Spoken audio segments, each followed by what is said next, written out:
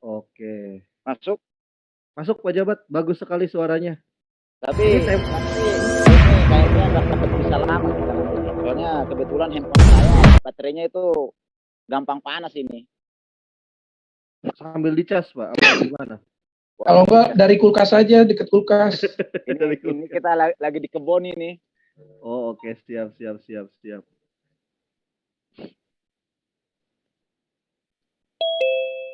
Oke, kita cek dulu koneksi. Judulnya apa ya kali ini yang udah disepakati sama Bang Juma Pak Jabat? Dulu sih nggak ada sebenarnya. Cuman saya mau ini aja, mau klarifikasi. Kan saya suka nonton kalau Bang Juma lagi live itu kan saya kadang-kadang tuh nonton itu di rumah. Dia setiap hari nggak pernah lewat kalau Bang Juma ini, Bang More. Dia selalu nonton terus ininya Bang Juma, channelnya. Jadi ada statementnya Bang Juma kah yang mau dibantah sama Pak Jabat hari ini? Jadi saya mau menjelaskan masalah pertanyaan-pertanyaan dari Bang Juma yang kepada Erben, ya kan? Masalah keturunan apa tuh? Yesus berasal dari mana? Dari Nathan atau dari Salomo? Oh iya kan? Iya. Nanti ada juga saya juga masalah itu juga perlu juga mau luruskan juga masalah penciptaan terang pertama yang di Kejadian.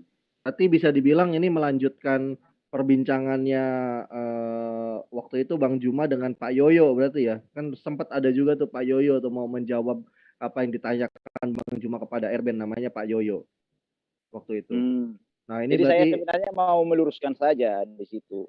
Nanti juga ada juga nanti pertanyaan saya buat Bang Juma juga nanti yang mengenai surah Maryam ayat 67 sampai ke 72. Oke, gimana? Semua menarasier siap? Monggo. Bang Juma gimana Bang? Udah ready Bang Juma? Iya, silakan Dek. Oke, saya buka ya langsung ya. Ronald siap. Oke. Yang live mohon centang hijau ya Bang Ronald ya. Biar bisa dibacain nanti. Siap More. Oke. Ya langsung aja saya buka. Assalamualaikum warahmatullahi wabarakatuh. Bismillahirrahmanirrahim. Alhamdulillahirabbil alamin. Wassalamu ala asrofil anbiya'i wal mursalin sayyidina Muhammadin wal alihi washabihi ajmain, amma ba'du. Jumpa lagi dengan dialog lintas agama yang disiarkan langsung dari Jum Jojahidin Cakrawala Cemerlang yang bekerja sama dengan LRI Lentera Rohani Institute dan juga MCI Makassar. Pada siang kali ini kita akan mengadakan diskusi yang tentunya sudah tidak asing ya. Lagi-lagi Bang Juma yang dibidik ya. Memang sudah biasa ini Bang Juma ini dijadikan bidikan. Udah biasa ya Bang Juma ya dijadikan sasaran tembak ya kalau Bang Juma ini. Ya, sekarang ini juga sudah hadir ya pembicara dari Kristen juga, yaitu Pak Jabat, Pak RC Jabat ya. Akan ngobrol-ngobrol, bincang-bincang santai tapi tetap mengedukasi ya dengan Bang Juma terkait yang akan dibicarakan itu. Pak Jabat ingin mengkonfirmasi atau mengklarifikasi dari statement Bang Juma terkait soal Kristen. Jadi ini judulnya nih, Bang Juma yang biasa debat ini mau diajarin Pak Jabat, sepertinya gitu Bang Juma. Boleh. Iya, nanti Bang Juma bisa langsung menanggapi gitu kan. Karena ini sifatnya mengkonfirmasi atau meluruskan, berarti nanti kita persilahkan dulu Pak Jabat gitu kan. Pak Jabat untuk memberikan penjelasan, nanti baru bisa ditanggapi oleh Bang Juma. Berarti kita nggak pakai timer ini ya Bang Juma ya, langsung mengalir begitu aja ya. Oke, siap. Pertama saya belum nanya kabar nih Bang Juma hari ini, gimana Bang Juma kabarnya hari ini, sehat Bang Juma? Sehat Dek, cuman rada batuk aja. Batuknya itu karena ikut ambil bagian aja. Nggak enak kalau tetangga semua pada batuk, saya enggak. Musim itu Bang, saya aja ketularan abang. Iya, Oh iya itu musim dia memang makanya. ini. Saya juga nih batuk nih nggak Oh, sembuh-sembuh ini. panas pakai itu, pakai madu. Iya. Iya, Nah, kita iya, iya. tanya dulu juga nih Pak Jabat nih. Pak Jabat, gimana kabarnya hari ini Pak Jabat, sehat? Baik, baik, baik. Baik, mantap. Puji Tuhan. Oke Pak Jabat, tidak berlama-lama, waktu saya persilahkan kepada Pak Jabat. Apa yang ingin diluruskan? Silakan Pak Jabat. Oke, terima kasih untuk kesempatan yang diberikan. Jadi kemarin saya mendengar itu pertanyaan dari Bang Juma yang mengatakan kalau Yesus itu kan berasal dari keturunan Daud ya kan, tapi dari anaknya Salomo. Terus juga waktu itu Juma mengatakan bahwa yang ditunggu-tunggu oleh orang Yahudi itu keturunan yang dari Nathan. Kan seperti itu. Jadi saya mau menjelaskan bahwa di dalam Alkitab itu tidak ada yang namanya bertentangan di situ. Karena di situ saling menggenapi. Sebab di Matius 1 ayat 1 itu untuk menjelaskan bahwa Yusuf suaminya Maria berasal dari keturunan Salomo, anaknya Daud. Ya kan? Sedangkan di dalam Lukas 23 sampai ayat 38 itu untuk menjelaskan bahwa Yusuf itu adalah menantu dari bapaknya Maria, yaitu ya kan, yang berasal dari keturunan Nathan, anaknya Daud. Jadi kenapa di dalam Lukas itu dituliskan Yusuf? Kenapa bukan Maria yang dituliskan di situ? Karena di dalam konteks kekristenan yang namanya sudah suami istri itu yang dia sudah menjadi satu tubuh, artinya sudah dipersatukan. Maka yang digunakan itu nama suami. Sama halnya seperti di dalam Roma 5 ayat 12. Di situ dikatakan apa? Sama seperti dosa telah masuk ke dalam dunia oleh satu orang. Pertanyaannya, kenapa dikatakan satu orang? Kenapa tidak dikatakan oleh dua orang? Padahal ada Adam dan Hawa di situ kan. Tetapi karena mereka sudah suami istri, maka dikatakanlah satu orang. Karena mereka sudah dipersatu menjadi satu tubuh, satu daging, satu kesatuan. Itulah sebabnya yang dikatakan di situ hanya satu orang, itu Adam, yang disebutkan di dalam Roma itu. Sama seperti halnya di dalam Lukas 3 ayat 23 itu. Yang menyatakan bahwa Yusuf itu adalah menantunya dari Daud, menantunya dari bapaknya Maria, Eli, ya kan? Dari Eli di situ, di situ. Jadi Lukas itu membuat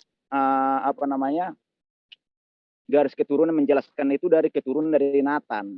Nathan itu berketurunan sampai ketemu kepada Eli.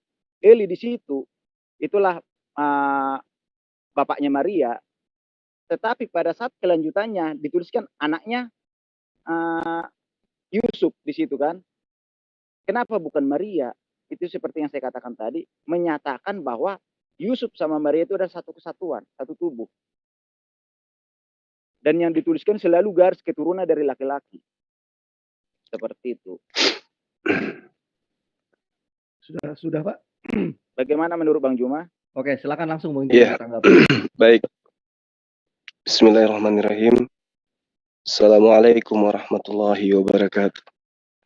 Jadi sangat menarik apa yang dipaparkan oleh saudara saya Bang Jabat terkait dengan pernyataan saya bahwa Yesus itu awalnya sebenarnya materi ini adalah tentang Mesias waktu itu ya Bang ya.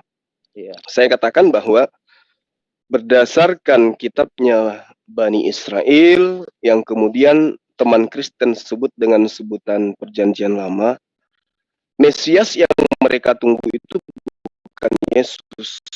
Ini mungkin perlu dipahami dulu. Kenapa? Karena Mesias yang mereka tunggu itu memang betul dari keturunan Daud. Itu betul itu. Tapi yang mereka tunggu adalah keturunan Daud melalui Salomo. Sementara Salomo ini itu adalah bukan Nathan. Kalau Nathan adalah kakak Salomo. yang mereka tunggu adalah keturunan dari Salomo. Artinya benih Salomo, anak daripada Salomo atau Sulaiman.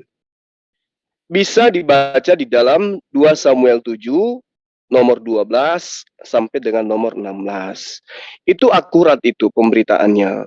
Oleh karena itulah kemudian saya mengatakan berdasarkan daripada apa yang tertera di dalam Lukas 3 nomor 31, Yesus itu berasal dari anak Nathan, anak Daud. Sementara yang ditunggu Sang Mesias oleh orang-orang Israel itu anak dari Salomo, keturunan dari Salomo. Sementara Nathan ya bukan satu garis dengan Nathan. Kalau dari silgi Daud satu garis. Tapi sayangnya Mesias yang ditunggu oleh Israel itu dari benih Salomo. Bukan benih Nathan.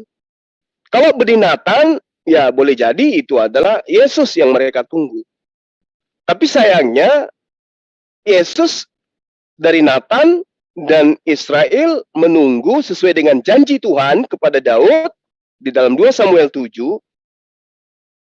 Mesias yang datang kepada Bani Israel sebagai pembebas layaknya Kores, Daud, Salomo, dan seterusnya, itu dari keturunan Salomo. Makanya saya katakan bahwa antara Mesias Kristen dan Mesiasnya orang Yahudi itu berbeda.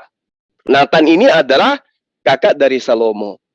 Ini perlu diluruskan dulu, Saudara Jabat, bahwa apa yang saya sampaikan pada kala itu berdasarkan terhadap kitabnya Bani Israel, 2 Samuel 7 nomor 12 sampai nomor 16, bahwa Bani Israel menunggu Mesias itu dari garis keturunan Salomo.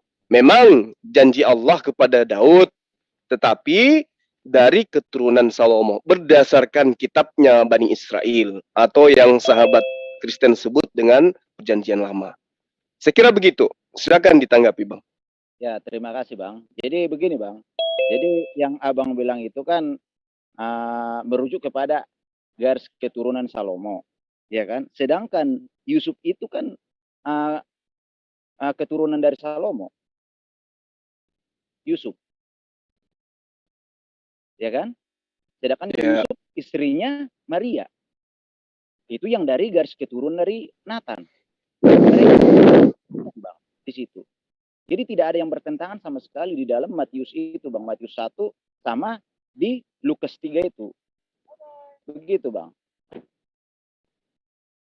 Jadi itu satu kesatuan. Jadi Yusuf itu anak keturunan dari Salomo dan Maria anak keturunan dari Nathan. Jadi satu kesatuan itu, Bang. Jadi yang namanya garis keturunan itu bulat di situ, Bang. Jadi tidak ada yang bertentangan di situ. Dan mereka adalah suami istri. Makanya dikatakan Yesus itu dikatakan sebagai anaknya Yusuf, kan? Walaupun tidak berasal dari benihnya Yusuf. Seperti itu, Bang. Jadi nggak ada yang bertentangan sama sekali. Sangat jelas. Oke. Makanya Udah, Bang. garis keturunannya kan sangat jelas banget di situ, Bang.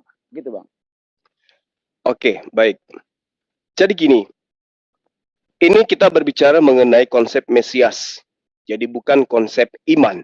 Antara konsep Mesias yang ada merupakan raja atau penyelamat yang ditunggu oleh orang-orang Yahudi, itu tidak sama dengan penyelamat atau raja atau Mesias yang ditunggu oleh orang Kristen. Itu enggak sama. Kalau kemudian sahabat saya mengatakan bahwa sama saja, tunggu dulu. Karena orang-orang Yahudi itu tidak berbicara mengenai raja rohani atau Mesias rohani, tidak. Yang mereka tunggu adalah benar-benar manusia. Mesias ini manusia menurut Yahudi. Makanya ketika kita berbicara mengenai konsep Mesias, ya, berdasarkan kitabnya Bani Israel, 1 Samuel 10 nomor 1, Saul itu Mesias. Imamat 8 nomor 12, Harun itu juga Mesias. 1 Raja-Raja 19 nomor 16, Elisa juga Mesias. 1 Raja-Raja 1 nomor 39, Salomo juga Mesias. Nah, kalau Mesias ini kemudian dialihkan ke dalam bahasa Yunani, maka dia akan menjadi Kristus bunyinya. Maka lebih cocoknya dikatakan Kores Kristus, Daud Kristus, Saul Kristus, Harun Kristus, Elisa Kristus, Salomo Kristus. Bukan hanya Yesus. Nah, kenapa kemudian orang Yahudi, sekali lagi saya katakan, kenapa orang Yahudi tidak menerima Yesus sebagai Mesias?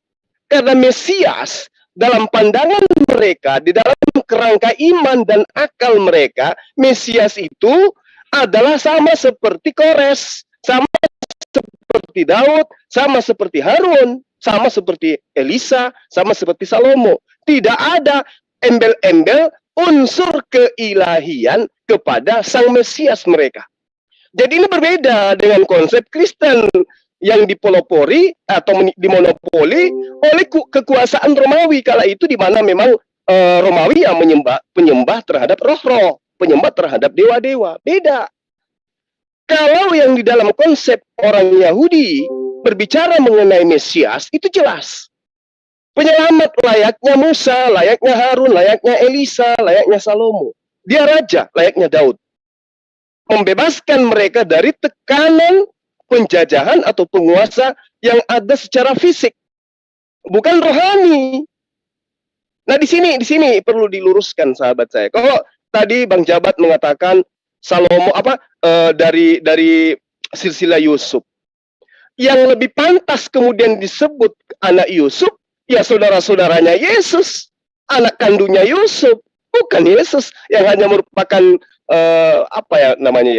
anak dari istrinya, tapi bukan darah dagingnya dia. Nah, siapa daripada anak kandung Yusuf sendiri? Ini yang perlu dipahami. Kalau memang dipaksakan kemudian harus dari keturunan Yusuf, maka yang terjadi kemudian harus anak darah dagingnya bersama dengan Maria. Tapi kalau berdasarkan iman, alias imani saja, Yesus bisa Anda imani sebagai anak Salomo, anak Yusuf, meskipun tidak. Nah, sekarang yang saya paparkan di sini adalah Mesias berdasarkan Yahudi. Kristen ini kan pendatang baru. Kristen ini pendatang baru. Berbicara mengenai Mesias, Kristen tidak punya Mesias. Dalam arti kata Mesias yang ada dalam kitabnya Bani Israel. Sementara konsep iman Kristen, kami hargai, kami hormati. Mereka mengimani Yesus sebagai Mesias oleh karena mereka selalu lari kepada kitabnya Bani Israel. Dinubuatkan. Tapi sangat disayangkan, ternyata orang yang diambil kitabnya untuk dijadikan sebagai penggenapan nubuatan, punya konsep Mesias sendiri.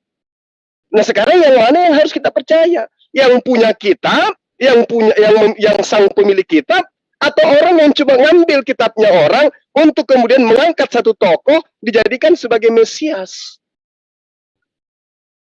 Ini saya berterima kasih banyak kepada Bang Jabat mau mengangkat tema ini. Ya, sebenarnya pada saat saya berdialog itu memang saya tidak puas. Di dalam 2 Samuel 7, 12, nomor 16 kita tidak bisa pungkiri bahwa yang ditunggu, Mesias yang ditunggu itu memang berasal dari anak keturunan Salomo. Kalau kemudian sahabat saya mengatakan Salomo itu kan keturunannya Yusuf. Yusuf itu kan suaminya Maria. Tapi Yesusnya gimana, Bang? Gimana pandangan orang-orang Yahudi yang nyata-nyata tahu bahwa Maria hamil tanpa ada sentuhan laki-laki? Maksudnya tanpa ada proses diawali dengan pernikahan. Mereka menganggapnya anak zina, anak haram. Itu pandangan mereka. Jadi bagaimana mungkin kemudian orang yang merusak citra kenabian Yesus menganggapnya sebagai anak haram, anak zina, dianggap sebagai Mesias oleh mereka. Oke lah kalau begitu. Ya, kita kesampingkan pandangan Yahudi yang menurut saya numpang pemahaman Yahudi salah dengan menganggap kemudian Yesus itu bukan Mesias. Berarti saya harus terlibat ini di dalam satu pemahaman yang keliru. Karena konsep Mesias itu awalnya dari Yahudi, bukan dari Kristen. Bukan dari Kristen. Kalau yang ada di dalam konsepnya orang-orang Roma pada masa itu adalah Theos, nuzul menjadi manusia. Ketika kemudian seorang wanita bertunangan dengan Apollo kemudian melahirkan seorang anak, anaknya bernama Plato. Kalau konsep itu yang dipinjam, cocok. Tapi kalau kemudian masuk ke dalam zona pengajaran Yahudi, dalam hal ini mereka yang memiliki kitab-kitab nabi-nabi mereka, itu nggak nyambung Bang di situ. Makanya sampai hari ini, ngotot apapun teman-teman Kristen terhadap imannya kepada sosok yang datang kepada Bani Israel, itu tidak akan pernah nyambung dengan praktis Yudaism. Karena mereka punya konsep sendiri, Kristen juga punya konsep sendiri. Diusung masuk ke dalam negara kita, itu disuarakan bahwa kami adalah Yahudi rohani. Tapi ketika kita selidiki dari konsep Mesias saja, itu sudah sangat-sangat naif, saya boleh katakan begitu. Saya kasihan dengan konsep itu. Kenapa? Karena yang punya kitab memiliki konsep sendiri, kemudian orang belakangan muncul juga meminjam konsep itu, tapi salah penempatan. Demikian Bang, sementara silakan. Oke, terima kasih Bang. Jadi begini Bang, saya terus terang, saya harus meluruskan Abang di sini. Karena Abang tadi mengatakan bahwa yang ditunggu oleh Mesias, yang ditunggu oleh orang Yahudi adalah manusia. Kan gitu kan? Karena Abang berbicara tadi, kemesiasannya Yesus itu berdasarkan iman. Saya perlu luruskan sama Abang.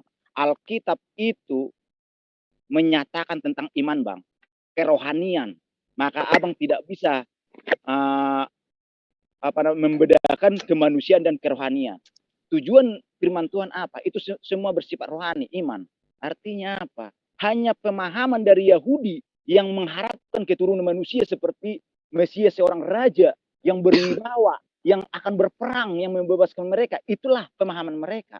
Sedangkan di dalam firman Tuhan, Mesias yang dikatakan itu adalah keselamatan. Keselamatan dari mana? Mengalahkan maut. Mengalahkan iblis. Kan itu. Tapi tadi Abang menyatakan apa? Bahwa Mesiasnya Yesus itu ya berdasarkan iman. Ya memang harus berdasarkan iman, harus rohani. Karena Alkitab itu berbicara tentang rohani. Bukan berbicara tentang dunia, tentang kemanusiaan. Bukan. Tujuan Alkitab itu adalah untuk iman. Rohani. Jadi itu nggak bisa dipisahkan Bang. Makanya kalau pada saat Abang mengatakan seperti itu, ya Bang, Abang salah total di situ. Kalau mengatakan seperti itu. Karena yang ditunggu ya keselamatan dari manusia, itu Mesias yang menyelamatkan manusia dari jeratan maut. Bukan yang namanya Mesias yang berwibawa seorang raja, dia lahir, dia menjadi raja, dia akan berperang mengalahkan semua bangsa-bangsa. Bukan itu. Di dalam konteks keimanan. Tetapi mengalahkan kuasa maut. Kuasa iblis. Begitu Bang. Oke. Terima kasih Bang Jabat. Jadi gini, ketika Bang saya mengatakan tentang keselamatan, lagi-lagi kita akan digiring ya kepada pemahaman praktis Yudaism.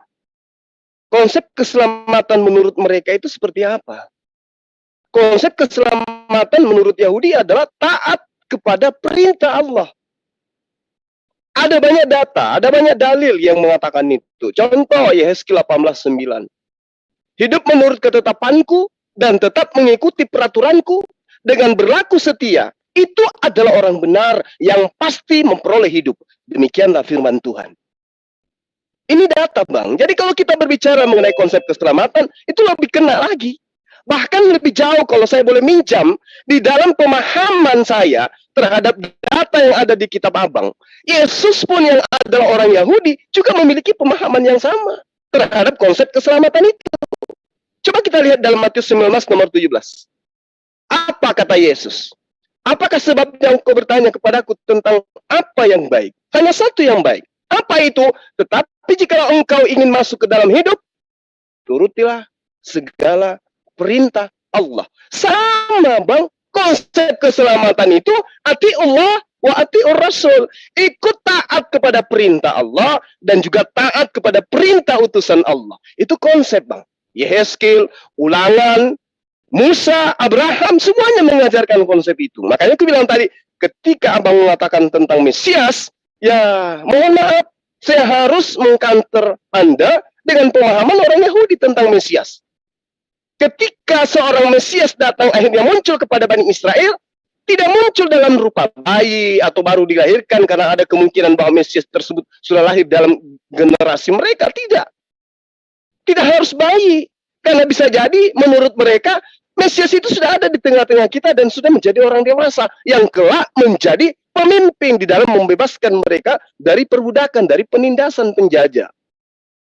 Ini perlu dipahami. Sementara konsep yang kemudian ditawarkan oleh Kristen pada awal mula, Mesias itu atau Kristus itu adalah penjelmaan Tuhan, penjelmaan Theos yang nusul menjadi manusia, kemudian mati di atas tiang salib. Itu sama sekali tidak dipahami oleh orang-orang Yahudi. Ini perlu saya luruskan. Mohon maaf, saya harus mengatakan demikian. Ketika abang mengatakan keselamatan harus berkait dengan jasmani rohani, memang betul. Maka karena itulah kemudian di dalam Ulangan 11 nomor 1, haruslah engkau mengasihi Tuhan Allahmu. Bagaimana caranya mengasihi Tuhan Allah? Dengan cara apa?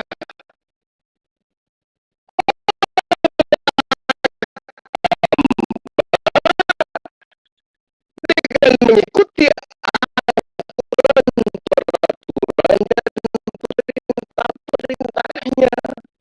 Itu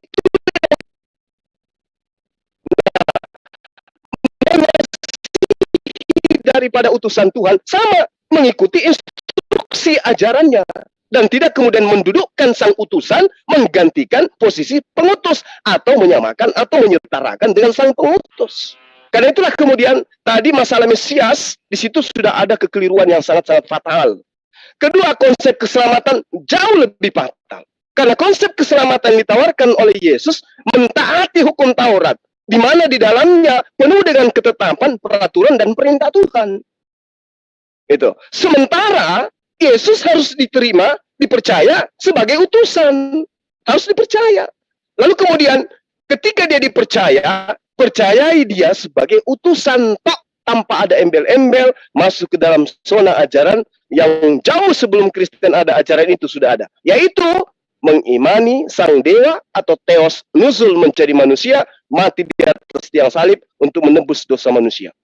Nah, sekali lagi Bang, oleh karena itulah kemudian kembali kepada tema Mesias sampai kapanpun, sampai dunia ini kiamat, Kristen Yahudi tidak akan pernah duduk dalam satu tempat ibadah menyembah kepada satu esensi sembahan, itu tidak akan pernah kita temukan.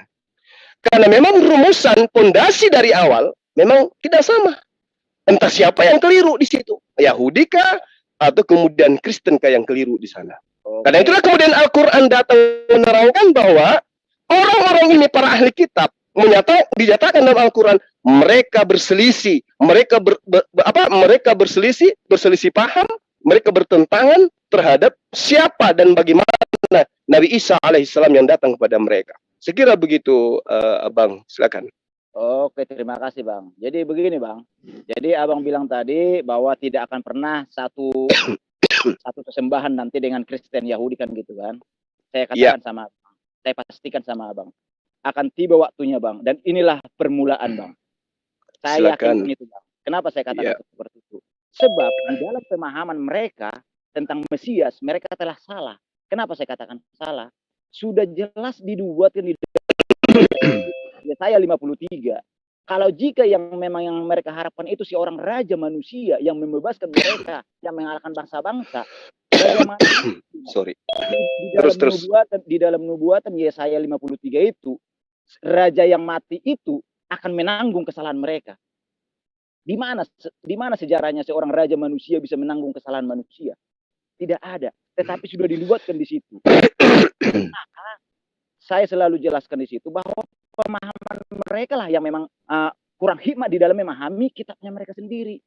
Di dalam kitab Yesaya itu sudah jelas di situ. Ada nubuatan sampai kematiannya, sampai dia menanggung kesalahan manusia. Tidak mungkin seorang raja yang di dunia ini yang punya wibawa tinggi bisa menanggung dosa kesalahan manusia. Tidak mungkin. Jikalau bukan hanya dari Tuhan sendiri, kan begitu. Tadi juga Abang mengatakan tadi bahwa masalah Yesus adalah utusan. Betul. Saya tidak menyangkal. Arti utusan di situ menyatakan apa? menyatakan tubuhnya yang diutus, tubuhnya inilah yang terlihat oleh mata manusia, dan Allah itu diam di dalamnya sebagai rohnya di situ. Makanya kalau tubuhnya Yesus itu, kalau tanpa roh, dia tidak bisa berkata apa-apa, dia itu tidak bisa berbuat apa-apa kalau bukan atas kehendak dari Bapa, dari dalam dirinya, dari rohnya sendiri. Saya tidak menyangka apa bilang kalau Yesus adalah utusan. Betul. Itulah sebabnya pada saat ditanya, kapankah akhir zaman itu?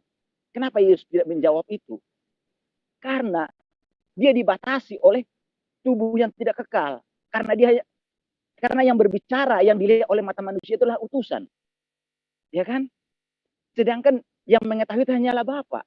Itu rohnya yang diam di dalam dirinya.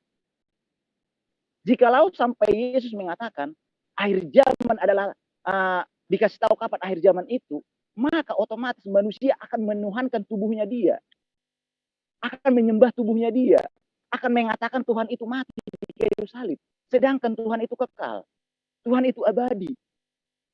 Roh yang diam di dalam dirinya, pada saat Yesus disalibkan, Tuhan tidak pernah mati. Roh tidak pernah mati, kekekalan.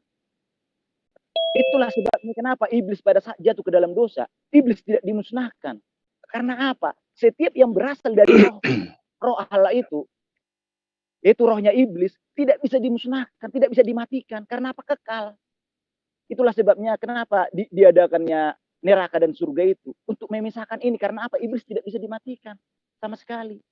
Karena berasal dari roh kekekalan. Kembali tadi ke masalah Mesias tadi yang Abang katakan tadi. Abang tadi mengatakan kalau Harun dikatakan Mesias. Samuel dikatakan Mesias. Daud dikatakan Mesias. Saya pengen tahu sama Abang, di mana dikatakan Harun pernah dikatakan seorang Mesias? Coba Abang tunjukkan ayatnya. Terima kasih, Bang. Baik. Jadi sebelum masuk ke dalam pertanyaan Abang saya ingin mengulas yang tadi ya, yang Abang katakan terkait dengan apa? Yang Abang katakan tentang apa tadi yang pertama? Kaitannya dengan orang-orang Yahudi ketika datang kepada mereka Mesias. Al-Quran menerangkan begini. A'udzubillahi minasyaitonirrajim. Bismillahirrahmanirrahim. Fakhtalafal ahzab min bainihim fawailul lilladzina zalamu min azabin yaumil alim. Jadi ketika datang sosok pada mereka yang kemudian dalam Al-Quran disebut dengan sebutan Isa alaihissalam, orang-orang pada masa itu berselisih. Mereka berselisih tentang orang ini. Tentang apa yang diberitakan tentang hari kiamat oleh Yesus atau Nabi Isa alaihissalam, mereka berselisih semuanya. Nah, kemudian ketika Abang mengatakan dia adalah Mesias, dia adalah utusan. Udah selesai sebenarnya di situ. Kenapa? Karena di dalam pengajaran Yesus misalnya, di dalam Yohanes 5 nomor 36, ini sudah sering saya sampaikan kepada teman-teman.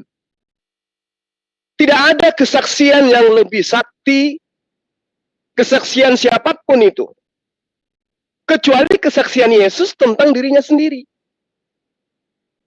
Ini yang perlu dipahami.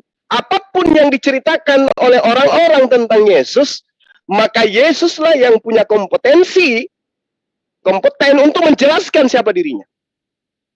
Maka karena itulah kemudian Yohanes 5 nomor 36 itu sudah sangat jelas di situ. Tetapi aku mempunyai suatu kesaksian yang lebih penting daripada kesaksian Yohanes. Yaitu segala pekerjaan diserahkan Bapa kepadaku, supaya aku melaksanakannya. Pekerjaan itu juga yang kukerjakan sekarang, dan itulah yang memberi kesaksian tentang aku, bahwa bahwa Bapa lah yang mengutus aku. Kenapa Yesus menekankan ini? Ada suara gresek. Kenapa Yesus menekankan ini? Kenapa? Karena Yesus ditolak sebagai Mesias. Yesus ingin menyadarkan orang-orang Yahudi pada masa itu bahwa aku ini adalah Mesias. Aku Mesias yang kalian tunggu. Tapi lagi-lagi, sekali lagi saya katakan kepada sahabat saya, bahwa Mesias yang ditunggu oleh mereka itu, berdasar terhadap kitabnya mereka, itu diterangkan lagi oleh Al-Quran. Lagi-lagi Al-Quran memiliki posisi di sana untuk menjelaskan tipikal orang-orang ini. Al-Quran menjelaskan kepada mereka, kepada kita, umat yang belakangan muncul ini, bahwa orang-orang Yahudi itu gemar sekali merubah, menyembunyikan firman Allah. Itu yang diterangkan oleh Al-Quran. Diterangkan, walamma ja'ahum rasulun min indillah musaddiqun lima ma'ahum nabatha fariqum minal ladina utul kitaba kitab Allah wara'a zuhurihim ka'annahum la ya'lamun. Mereka menyembunyikan. Setelah datang kepada mereka seorang rasul dari sisi Allah, membenarkan apa yang diajarkan oleh Allah kepada mereka, ya, sebagian dari orang-orang ahli kitab, orang-orang yang memahami Torah, orang yang ngerti Torah, melemparkan isi dari kitab Allah ke belakang punggung mereka. Jadi ketika mereka ngotot mengatakan Yesus bukan Mesias, di situ sudah ada penyelewengan. Karena kenapa? Yesus itulah Mesias itu. Jadi Islam mengakui Yesus itu adalah Mesias itu. Tapi ketika kita berbicara mengenai data yang masih ada di dalam kitabnya teman-teman Kristen, maka praktisi Yudaism dengan jelas mengimani yang mereka anggap Mesias adalah dia yang tertera di dalam 2 Samuel 7 nomor 12 sampai nomor 16, yang mana Mesias yang mereka tunggu itu dari Salomo. Tapi Al-Quran menerangkan orang-orang ini cenderung merubah-rubah firman Tuhan. Nah, kalau begitu, di sini Islam dan Kristen sepakat dong bahwa Mesias itu adalah Yesus. Ya, betul, sepakat. Lalu apa perbedaannya Islam dan Kristen? Nah, perbedaannya Islam dan Kristen kemudian adalah Kristen menuhankan Mesias. Islam mendudukkan Mesias sebagai utusan Allah yang diberi kepadanya mujizat kenabian. Itu posisi perbedaan kita di sana. Nah, kemudian kenapa orang Kristen ini menyembah Mesias? Ya, mohon maaf, mungkin karena menganggap bahwa satu-satunya Mesias itu adalah Yesus. Masuk ke dalam pertanyaan abang saya tadi, di mana diterangkan di dalam dalil yang ada di dalam kitab orang-orang Yahudi atau orang Kristen bahwa Harun itu juga Mesias. Saya ingin mengatakan begini, abangku. Yang dimaksud Mesias itu adalah orang yang diurapin. Orang yang diurapi dengan minyak yang kudus. Atau dalam pemahaman kami, seseorang yang ditahbiskan. Itu yang ada dalam pemahaman kami. Jadi Mesias itu adalah Mesia, ketika masuk ke dalam terjemahan Indonesia, maka harusnya diartikan secara menyeluruh, yaitu orang yang diminyaki atau orang yang diurapi. Celakanya kemudian adalah ketika ada kata Mesia terhadap Harun, terhadap Saul, terhadap Elisa, terhadap Salomo, masuk ke dalam terjemahan Bible Indonesia, Mesias ini diterjemahkan dengan orang yang diurapi. Tapi terkhusus kepada Yesus, tidak diganti, tetap ditempatkan dia sebagai Mesias di situ. Tetap dikasih gelar Kristus. Nah, sekarang mari kita buktikan. Apakah ada Harun disebut sebagai Mesias? Ada. Di mana dalilnya? Salah satunya Imamat 8 nomor 12. Kemudian dituangkannya sedikit dari minyak urapan itu ke atas kepala Harun, dan diurapinya Harun untuk menguduskannya. Harun diurapin, berarti Harun Mesias. Selesai. Orang yang diurapi Mesias. Data itu ada. Yesus juga diurapi oleh Maria. Diurapi itu artinya diminyaki. Jadi udah selesai di situ. Nah, naifnya ketika Harun ini diurapin, masuk di Indonesia tetap saja disebut diganti dengan diterjemahkan diurapi dengan minyak, diminyaki. Tapi ketika Yesus yang diceritakan tetap aja ditobatkan sebagai Kristus atau Mesias. Ini Bang harus saya katakan kepada Bang bahwa antara Kristen, Islam, Yahudi ada perbedaan yang pondasinya sangat kuat. Yahudi tidak memahami Yesus atau Isa itu sebagai Mesias, tidak mau terima dia. Islam membenarkan Isa itu atau Yesus itu adalah Mesias, demikian juga Kristen. Cuman di sini ada yang offside, ada yang kebablasan. Mesias yang orang diurapi ini kemudian dianggap satu pribadi bersama dengan pencipta langit dan bumi. Kekeliruannya di situ, saya katakan ini zona dialog dengan Abang, saya katakan itu adalah kekeliruan, karena Mesias yang adalah Yesus, dia menerangkan sekali lagi, di dalam Yohanes 5 nomor 36, dengan terang dia mengatakan, kesaksianku lebih penting dari kesaksian Yohanes, bahwa Bapa yang telah mengutus aku, bahwa aku adalah utusan Allah, maka di dalam Islam, dia adalah Rasulullah. Seorang Rasul tidak akan mungkin lebih tinggi kedudukannya atau sama kedudukannya dengan Sang Pencipta langit dan bumi. Demikian Bang, sementara silakan.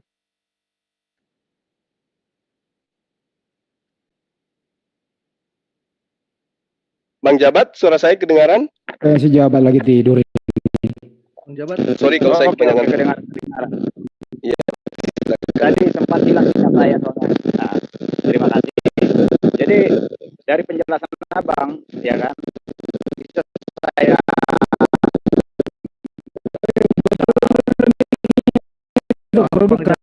cabut dulu. Apa namanya, bagus. headsetnya agak noise, mungkin bisa dilepas dulu headsetnya baru ditancap lagi. Kayaknya kelamaan nancep itu. Memang semua hal kalau kelamaan nancep itu efeknya nggak bagus.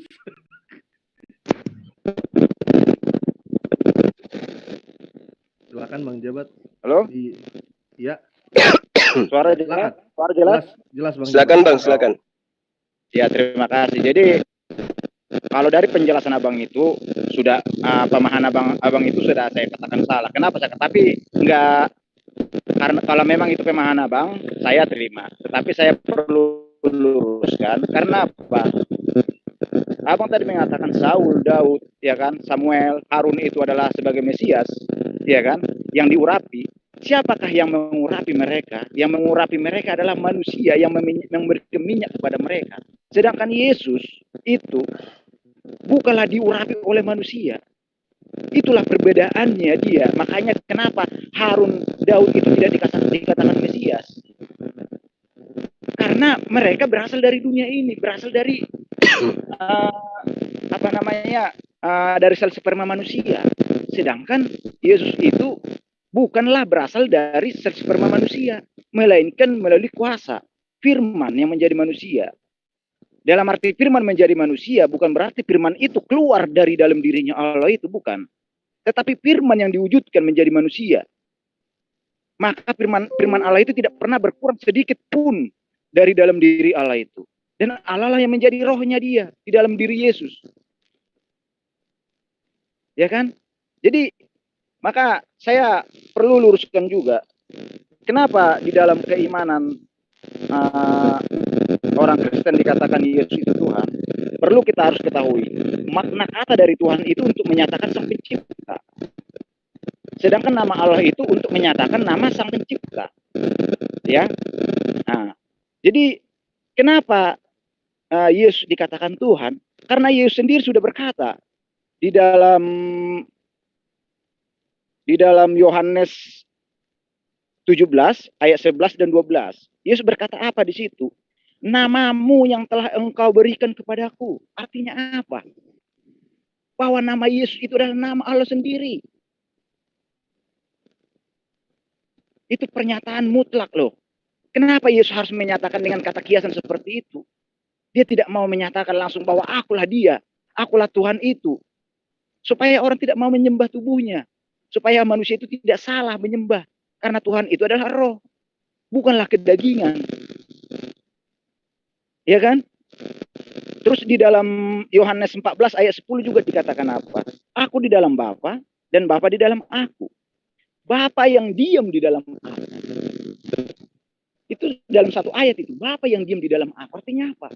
Allah itu, yang roh itu adalah rohnya Yesus sendiri. Itulah sebabnya di dalam Yohanes berapa itu, saya agak lupa lagi ayatnya itu, yang dikatakan akan tiba waktunya dia tidak lagi berkata-kata kiasan pada saat kedatangan yang kedua, tetapi terus terang menyatakan bahwa menyatakan Bapa itu kepada manusia. Artinya apa? Pada saat dia turun yang kedua kalinya nanti pada akhir zaman, dia tidak menggunakan tubuh manusia lagi, tetapi sudah menggunakan tubuh kekekalan, tubuh kemuliaannya. Itulah sebabnya anak itu yang diberikan kuasa untuk penghakiman.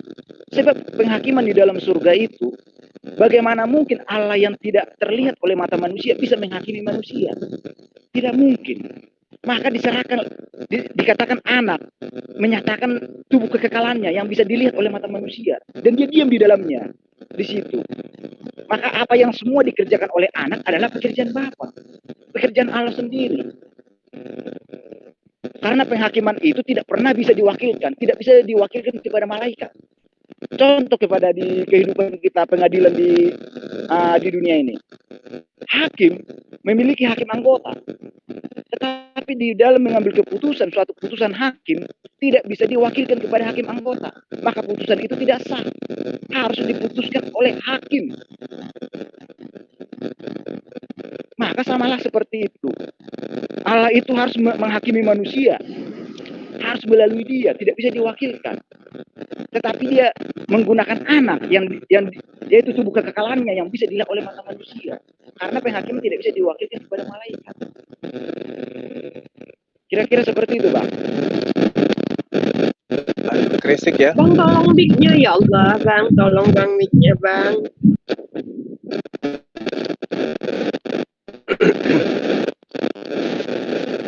Iya.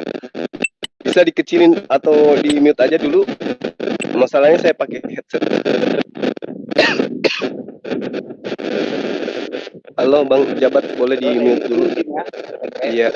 Mungkin di mute dulu Bang Jabat. Iya. Silakan Bang Juma, Fadel. Baik.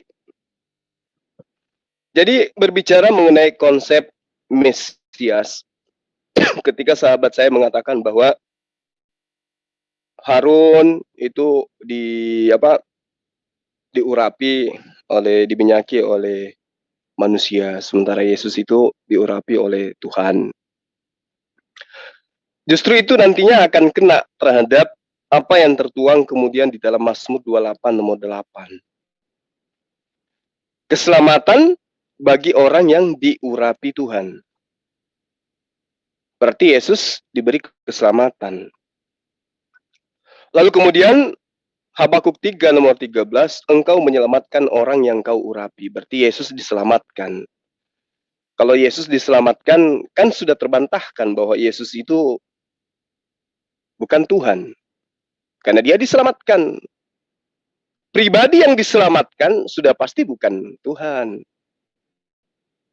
Nah, disitulah kemudian perlunya akal sehat di dalam memahami data-data yang tertulis di dalam sebuah kitab.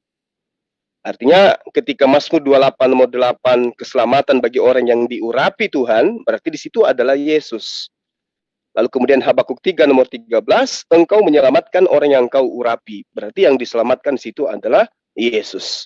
Mohon maaf Bang, saya potong sedikit Bang. Silakan, mohon maaf ya. Silakan. Mohon maaf. Jadi begini Bang. Kata diurapi di situ merujuk kepada tubuhnya, Bang. Iya, memang. Tubuhnya bukan kepada rohnya, Bang. Tubuhnya. Begitu, Bang. Iya. Karena tubuhnya Yesus adalah utusan, Bang. Oke. Nah, lagi-lagi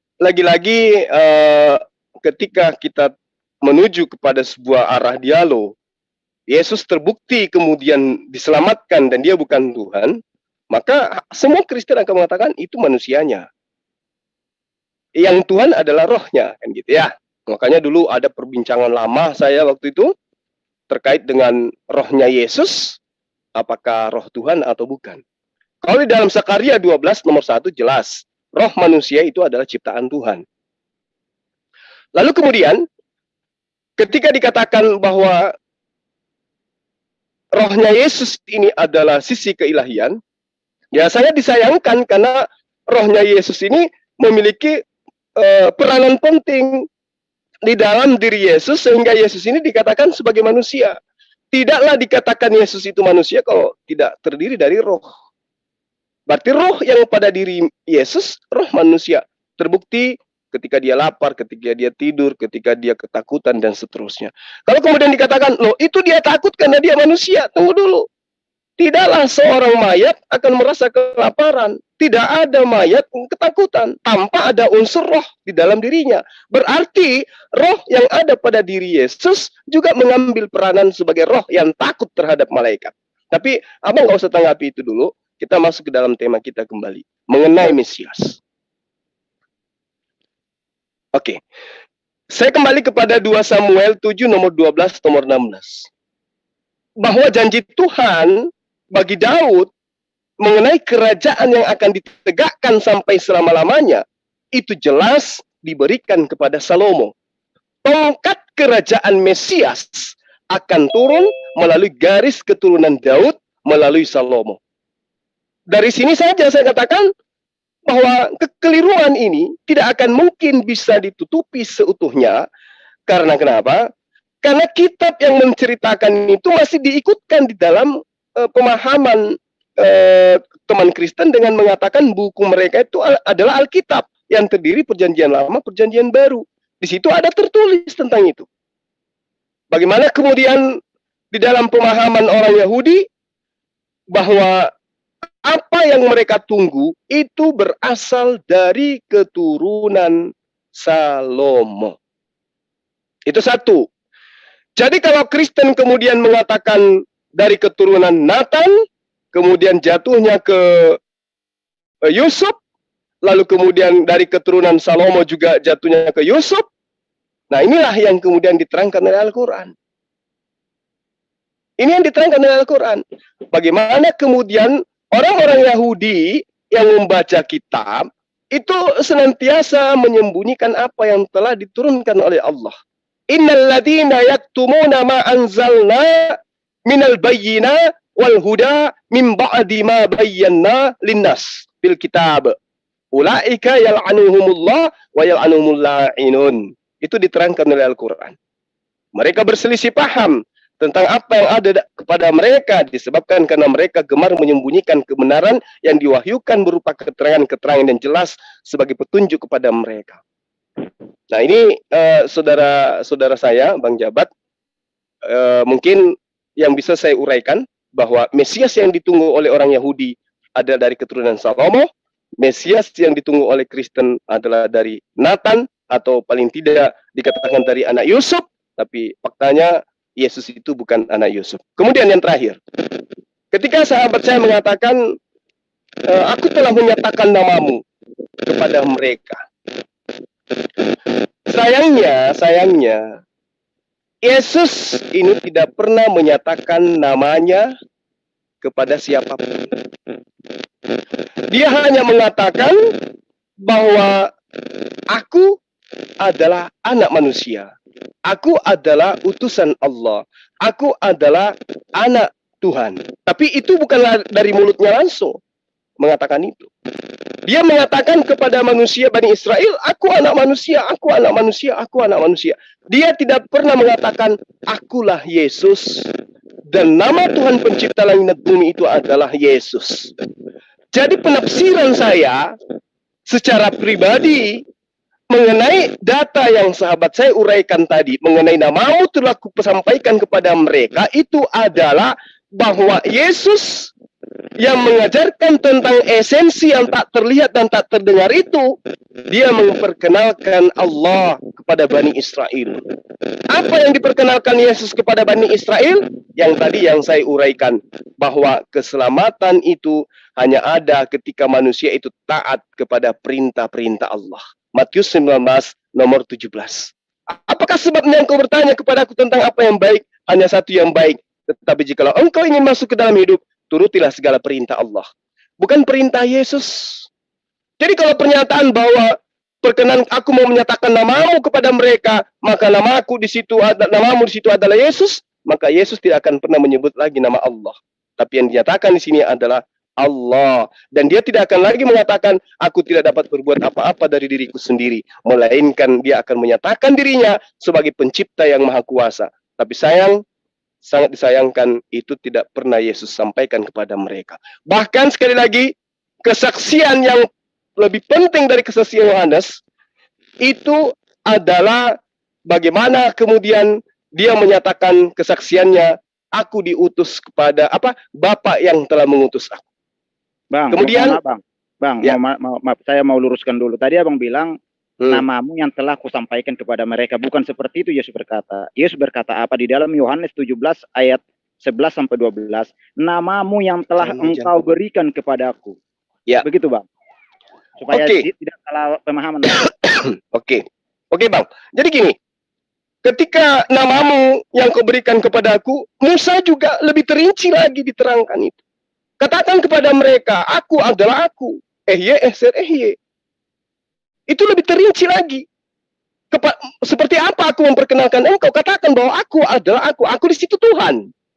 Makanya Yesus selalu berbicara mengenai Tuhan. Tuhan yang mengutus aku. Tuhan yang mengutus aku. Bapakku yang di surga. Itu yang dinyatakan oleh Yesus.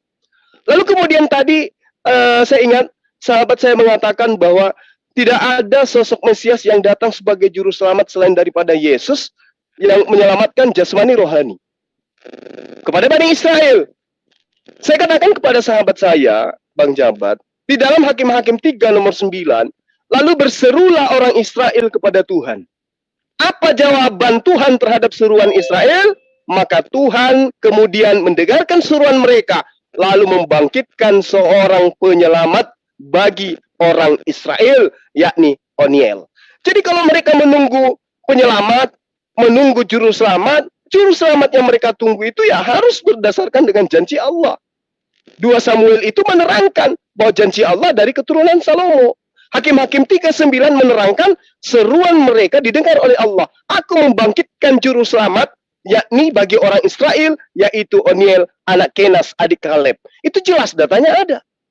Sementara data yang ada di dalam kitabnya orang Yahudi, tidak ada yang menerangkan, kami akan mengutus seorang juru selamat bernama Yesus. Nggak ada. Satupun nama Yesus di dalam kitabnya orang Yahudi itu nggak ada namanya. Terutama kepada kitabnya Nabi Musa, kemudian kitab para nabi, dan seterusnya. Nggak ada nama Yesus di dalamnya. Malah yang tertera di sini sebagai juru selamat adalah Oniel. Jadi kalau orang Yahudi kemudian mau juru selamat, mau menyembah juru selamat, maka pantasnya mereka menyembah Oniel, karena Oniel itu adalah juru selamat yang dibangkitkan Tuhan mereka kepada mereka, bukan Yesus. Makanya aku bilang, Bang, sampai kapanpun Kristen dan Yahudi tidak akan pernah beribadah dalam satu rumah ibadah yang sama, menyembah kepada esensi yang sama, karena sembahan mereka berbeda. Demikian. Bang, terima kasih. Jadi begini Bang, jadi yang dikatakan juru selamat ya benar, itu Allah sendiri, ya kan? Bang Jabat bisa mic-nya dilepas dulu ya, baru nanti dimasukin lagi. Soalnya agak keras gitu, didengarnya kurang baik suaranya Bang Jabat. Saya pakai headset jadi kuping agak-agak. Iya sama Bang. Kebetulan saya udah ini belum? Masih Bang, masih. Bang. Pakai inilah, nggak usah pakai. Masih ya? Masih. Ya. Mungkin headsetnya bisa dilepas. Dicas kali sambil ngecas. Saya kebetulan saya sendiri pakai headphone ini, pakai headphone ya. Jadi kalau suara ngeresek itu pening di kuping. Bisa diperbaiki dulu Bang Jabat.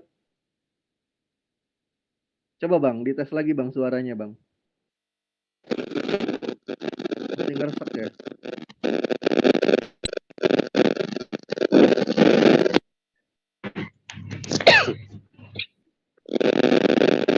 Bagaimana, udah bagus?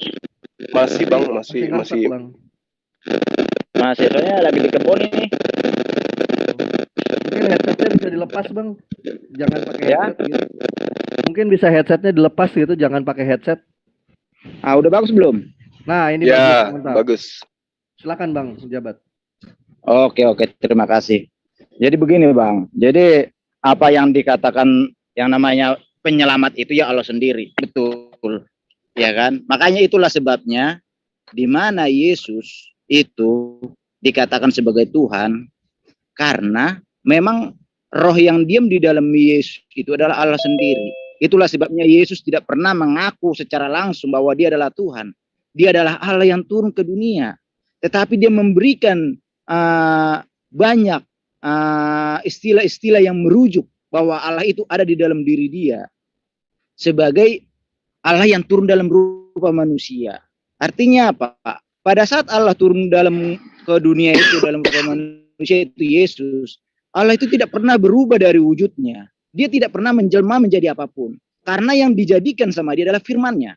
Firman-Nya yang diwujudkan menjadi manusia tanpa mengurangi sedikit pun firman itu daripadanya. Tetap utuh. Semua atas perintah dari Bapa. Apa yang dikerjakan oleh Yesus, semua pekerjaan dari Bapa. Apa yang dimiliki oleh Bapa adalah milik dari anak. Apa yang dimiliki anak adalah milik dari Bapa. Iya kan? Itulah sebabnya banyak perkataan-perkataan dalam Yohanes itu yang merujuk bahwa akulah dia. Aku banyaklah itu di situ. Ya kan? Jadi kalau di dalam konteks pemahaman Yahudi, seperti abang bilang tadi, waktu itu merujuk kepada siapa? Merujuk kepada Allah sendiri kan? Aku adalah aku. Sama lah seperti waktu Yesus berkata dalam Yohanes 17, namamu yang telah engkau berikan kepadaku. Artinya apa? Disinilah manusia harus memahami apa makna dari perkataan Yesus itu. Kok bisa nama Bapa, nama Allah itu diberikan kepada dia? Siapakah dia sebenarnya? Dari situ pun harusnya kita sudah mengetahui makna yang tersimpan di situ. Supaya apa? Supaya kita mengetahui siapa sebenarnya Yesus itu. Di dalam keimanan mengenal Allah itu, nggak bisa kita mengandalkan pikiran manusia sendiri, nggak bisa, nggak sanggup kita. Bahkan banyak orang berkata apa? Untuk memahami roh itu ilmu kita sedikit, ya kan? Sedangkan kalau kita memahami secara roh, ya kan? Kenapa roh itu hidup kekal? Karena roh itu tidak pernah diciptakan. Contoh, kenapa saya bilang roh itu tidak pernah diciptakan? Karena Allah tidak pernah berfirman. Pada saat tubuh manusia itu dibentuk, maka Allah berfirman, jadilah roh, maka jadilah roh manusia. Tidak pernah. Tetapi Allah berkata apa? Ditiupkan, diberikan dengan cara ditiupkan. Bagian dari dirinya sendiri. Karena dirinya adalah kekal. Allah itu adalah roh, bukan kedagingan. Itulah sebabnya di dalam kejadian itu dikatakan, Allah itu menciptakan manusia itu segambar dan serupa dengan Allah. Gambaran dari Allah itu sendiri. Tetapi dalam arti segambar dan serupa bukan berarti kita itu selevel dengan dia, bukan. Segambar dan serupa artinya kita memiliki roh yang sama. Roh manusia itu diberikan sedikit daripada roh Allah itu sendiri. Itulah sebabnya kita hidup kekal. Berbeda dengan hewan, binatang. Diciptakan dengan firman-Nya, kun fayakun, maka jadilah. Makanya roh binatang itu tidak pernah yang namanya untuk butuh keselamatan untuk naik ke surga. Karena roh yang diciptakan melalui firman itu bisa mati. Dia tidak bisa kekal. Tetapi roh yang diberikan itu tidak pernah bisa mati. Jadi maksud saya kita harus lebih memahami ke sana. Kalau kita contohnya berpikir roh itu diciptakan, ya saya mengatakan salah pemahaman. Apalagi kalau sampai yang namanya ada yang mengatakan yang manusia adalah malaikat. Bagaimana caranya malaikat bisa memberikan roh kepada manusia? Itu tidak akan pernah terjadi. Karena yang bisa meniupkan roh itu ya Allah sendiri. Yang memberikan rohnya dia sendiri, dia. Ya Allah itu sendiri. Malaikat tidak pernah sekalipun bisa memberikan roh kepada manusia. Itulah sebabnya malaikat iblis itu tidak bisa menciptakan apapun.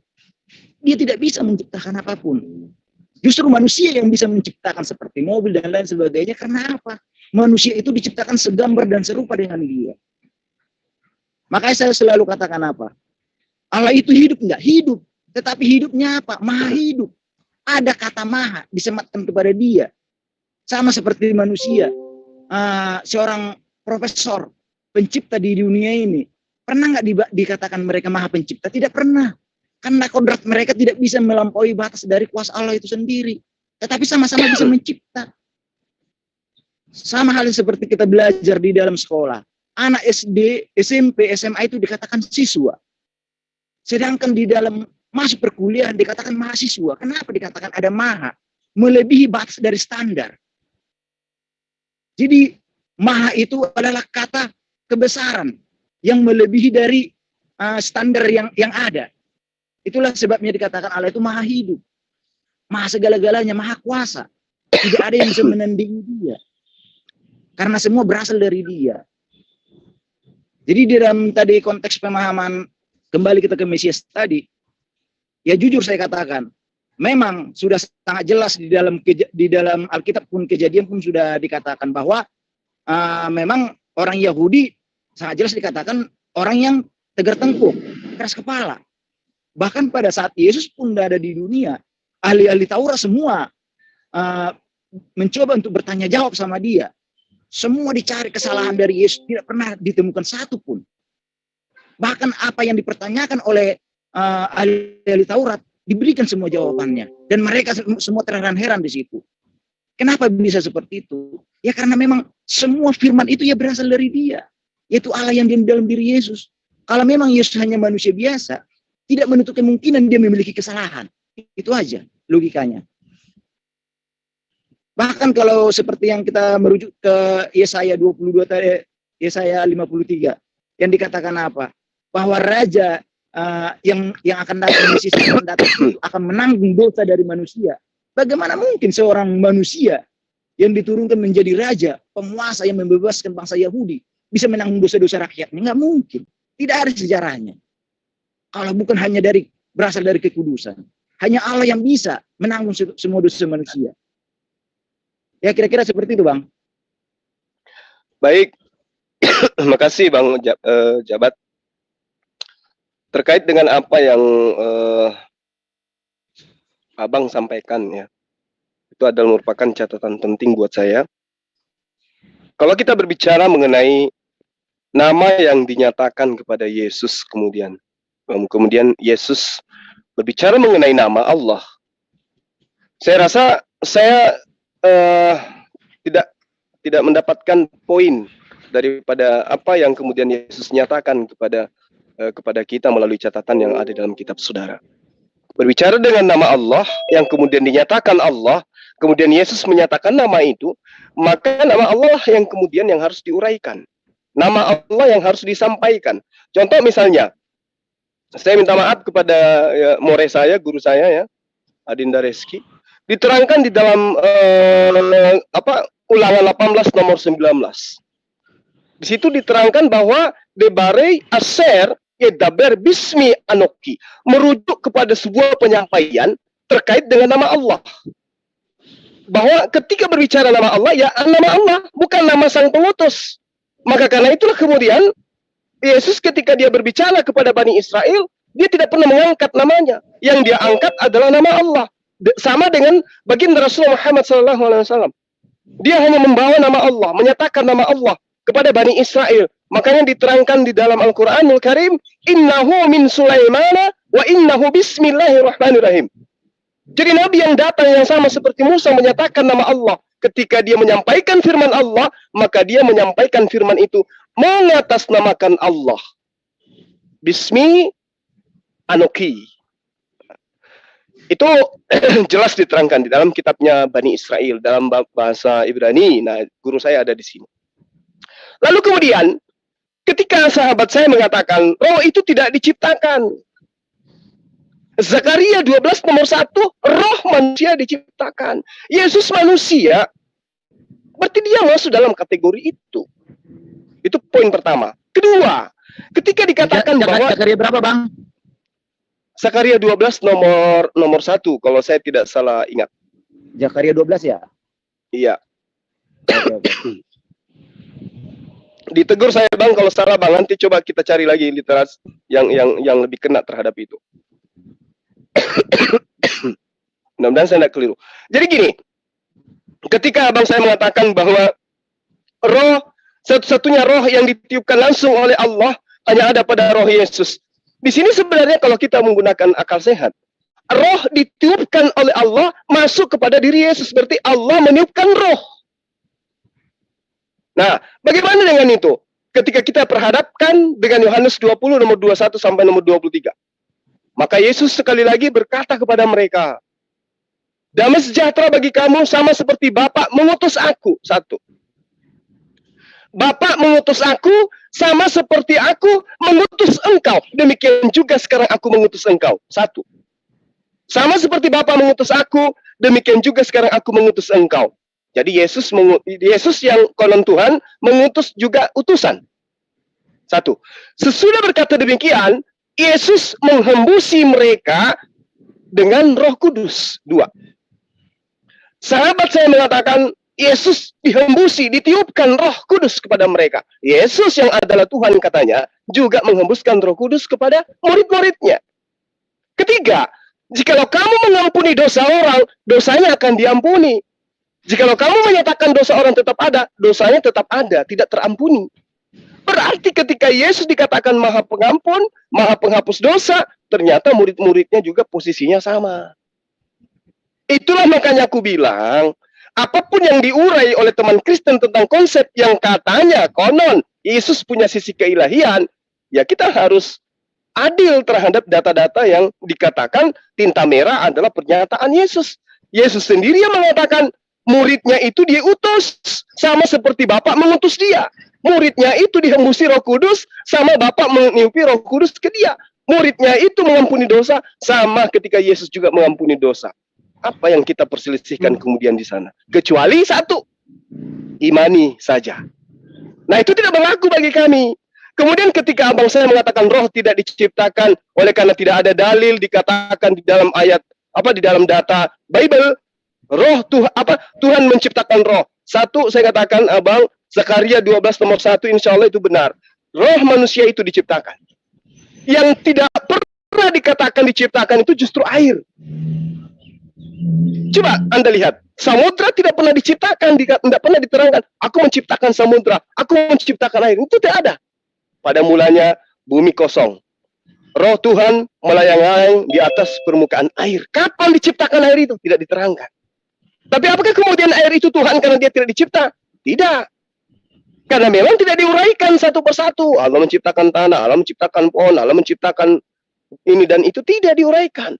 Tetapi di luar daripada esensi Allah pasti ciptaan. Meski tidak dikatakan aku ciptakan, aku ciptakan. Innama amruhu idza arada syai'an ayyaqula lahu kun fayakun. Seirama dengan Mazmur 33 nomor 9, ketika Allah menghendaki sesuatu tercipta, maka Allah cukup mengatakan kun, jadi, fayakun, maka jadilah ia. Jadi seperti itu Bang, karena di sini sudah asar ya. Mungkin masih ada yang ingin Abang uraikan, silakan saja. Saya masih ada waktu sedikit. Atau mau lanjut nanti malam, atau teman-teman kita yang muslim di sini, saya rasa guru-guru saya jauh lebih menguasai materi ini daripada saya sendiri. Saya kira begitu Bang. Zakaria 12 nomor 1, roh manusia itu diciptakan, dan Yesus itu mau tidak mau Anda harus akui bahwa dia adalah manusia. Oke, terima kasih Bang. Ya. Jadi begini Bang, saya sudah baca itu Zakaria 12. Di situ kata makna menciptakan bukan diciptakan dari firman Bang. Itulah dikata menciptakan itu artinya apa? Memberikan. Makanya selalu dikatakan ditiupkan. Tidak pernah diciptakan melalui firman. Kalau Abang contohnya tadi mengatakan seperti halnya bumi, air tidak pernah diciptakan. Kalau sudah dikatakan bumi Bang, bumi terdiri dari mana? Tanah dan air. Makanya tidak pernah disebutkan Allah menciptakan tanah, tidak pernah menciptakan air. Karena dikatakan Allah menciptakan langit dan bumi. Bumi sudah ada, bumi itu terdiri dari mana? Air dan tanah. Baru isinya lah yang diciptakan. Tumbuh-tumbuhan, hewan, manusia, dan lain sebagainya. Seperti itu Bang. Jadi di dalam konteks penciptaan di sini dikatakan roh manusia yang diciptakan roh dalam diri manusia. Artinya roh manusia itu bukan diciptakan dengan firman. Itulah sebabnya dijelaskan dengan cara diberikan, dengan cara ditiupkan. Tidak pernah Allah itu menciptakan, berfirmanlah Allah, maka jadilah roh manusia. Itu tidak pernah Bang. Tetapi Allah itu meniupkan ruh kepada manusia. Artinya apa? Memberikan sebagian ruhnya kepada manusia itu. Itulah sebabnya setiap ruh itu kekal. Sama seperti Allah itu kekal. Kalau yang diciptakan itu pasti, yang diciptakan dengan firman, itu pasti akan musnah Bang. Itulah sebabnya semua kayak model langit bumi aja bisa dimusnahkan nantinya pada akhir zaman. Karena apa? Itu semuanya itu diciptakan melalui firman. Binatang semua diciptakan melalui firman. tumbuh-tumbuhan diciptakan melalui firman. Tubuh manusia berasal dari firman yang diciptakan, yaitu dari tanah. Diambil dari unsur ciptaannya yang berasal dari firman itu. Tetapi roh manusia tidak pernah diciptakan dengan berfirman. Itu konteks utama yang perlu kita pelajari, Bang, di situ. Terima kasih, Bang. Oke, sedikit lagi Bang Andi, 5 menit dari saya, waktu saya. Saya tanggapi dulu yang tadi ya. Kalau Anda, sahabat saya, mengatakan bahwa tentang roh, ya mungkin di dalam konsep agama sahabat, saya hargai itu. Tetapi di kami di Islam, jelas sekali ya, bukan hanya Isa atau Yesus yang ditiupkan roh. Fa iza sawaituhu wa nafakhtu fihi waqa'u lahu sajidin. Kemudian apabila telah aku sempurnakan kejadiannya Adam, aku tiupkan roh kepadanya, maka tunduklah kamu dengan bersujud menghormat kepadanya. Al-Quran surah Sad ya, ayat 72. Jadi Adam itu juga dicipta dengan cara ditiupkan roh. Layaknya Nabi Isa alaihissalam di dalam surah Al-Anbiya nomor ayat 91 juga ditiupkan roh. Wallati ahsanat farjaha wa nafakhna fiha min ruhina wa ja'alnaha wa ibnaha ayatan lil alamin. Ditiupkan roh. Sama seperti Adam, ditiupkan roh. Karena itulah kemudian ya, mustahil bagi kami umat Islam itu mau menyembah esensi makhluk yang nyata dihidupkan dengan tiupan roh. Sama seperti kita. Kita juga ditiupkan roh. Mustahil kita tidak ditiupkan roh bisa hidup, nggak mungkin. Ini yang perlu saya luruskan kemudian. Lalu kemudian apa tadi yang terakhir itu ya? Mengenai ciptaan. Ketika sahabat saya sudah mengurai, sudah melihat ya ada data yang disajikan oleh guru-guru saya di sini, Zakaria 12 nomor 1. Itu firman Tuhan loh di situ diterangkan. Jadi tidak ada yang bisa membantah firman Tuhan ini. Firman Tuhan tentang Israel. Allah menciptakan roh dalam diri manusia. Jadi silakan Abang dengan pemahaman Abang, ya la ikraha fiddin, saya tidak memaksakan kehendak saya kepada Abang. Saya hanya menjawab apa yang menurut Abang saya keliru ya. Yang terakhir yang ingin saya uraikan kepada Abang saya ini yang saya hormati bahwa Mesias bagi Yahudi itu dari keturunan Salomo. Lalu kemudian kalau Abang tadi mengatakan harus berdasar terhadap keturunan siapa? Keturunan Ismail, keturunan Nathan, keturunan Yusuf, maka mohon maaf, saya harus mengatakan bahwa yang ada di keturunan Yusuf itu adalah anak-anak Yusuf, ya, di mana diterangkan di situ ada memiliki 4 anak, kalau nggak salah termasuk Yakobus, itu adalah anak-anak Yusuf yang harus diimani bahwa Yusuf memang memiliki keturunan. Ada Yakobus, ada bernama Yudas, dan seterusnya. Dan bahkan kalau kita lebih jeli melihat, justru dikatakan di dalam Matius 13 nomor 56, Yusuf itu juga Yesus juga memiliki adik-adik perempuan. Berarti Yusuf juga memiliki keturunan perempuan. Matius 13 nomor 55, Yakobus, Yusuf, Simon, Yudas itu adalah saudara Yesus, saudara dari Yusuf, anak dari Yusuf, suami Maria. Jadi Maria dan juga Yusuf punya anak kandung bernama Yakobus, Yusuf, Simon, dan Yudas. Kalau anak Yusuf yang harus menjadi Mesias, maka salah satu dari 4 orang ini yang harus menjadi Mesias. Yakobus, Yusuf, Simon, dan Yudas. Bukan Yesus. Itu menurut perspektif pemahaman Mesias Mesias dari orang-orang Yahudi. Saya kira begitu, saudara jabat. Saya harus pamit sholat dulu. Di sini masih akan dilanjut oleh abang saya, guru saya. Ada Bang Handi, mungkin bisa berdialog ringan. Saya pamit untuk ibadah. Ya, teman-teman netizen, terima kasih banyak atas waktunya. Ya, Bang, sebentar Bang, izin dulu Bang. Silakan. Boleh saya minta nggak nomor WA-nya Bang? Bisa, nanti saya kasih. Sama Bang Handi. Oke, thank you. Ya.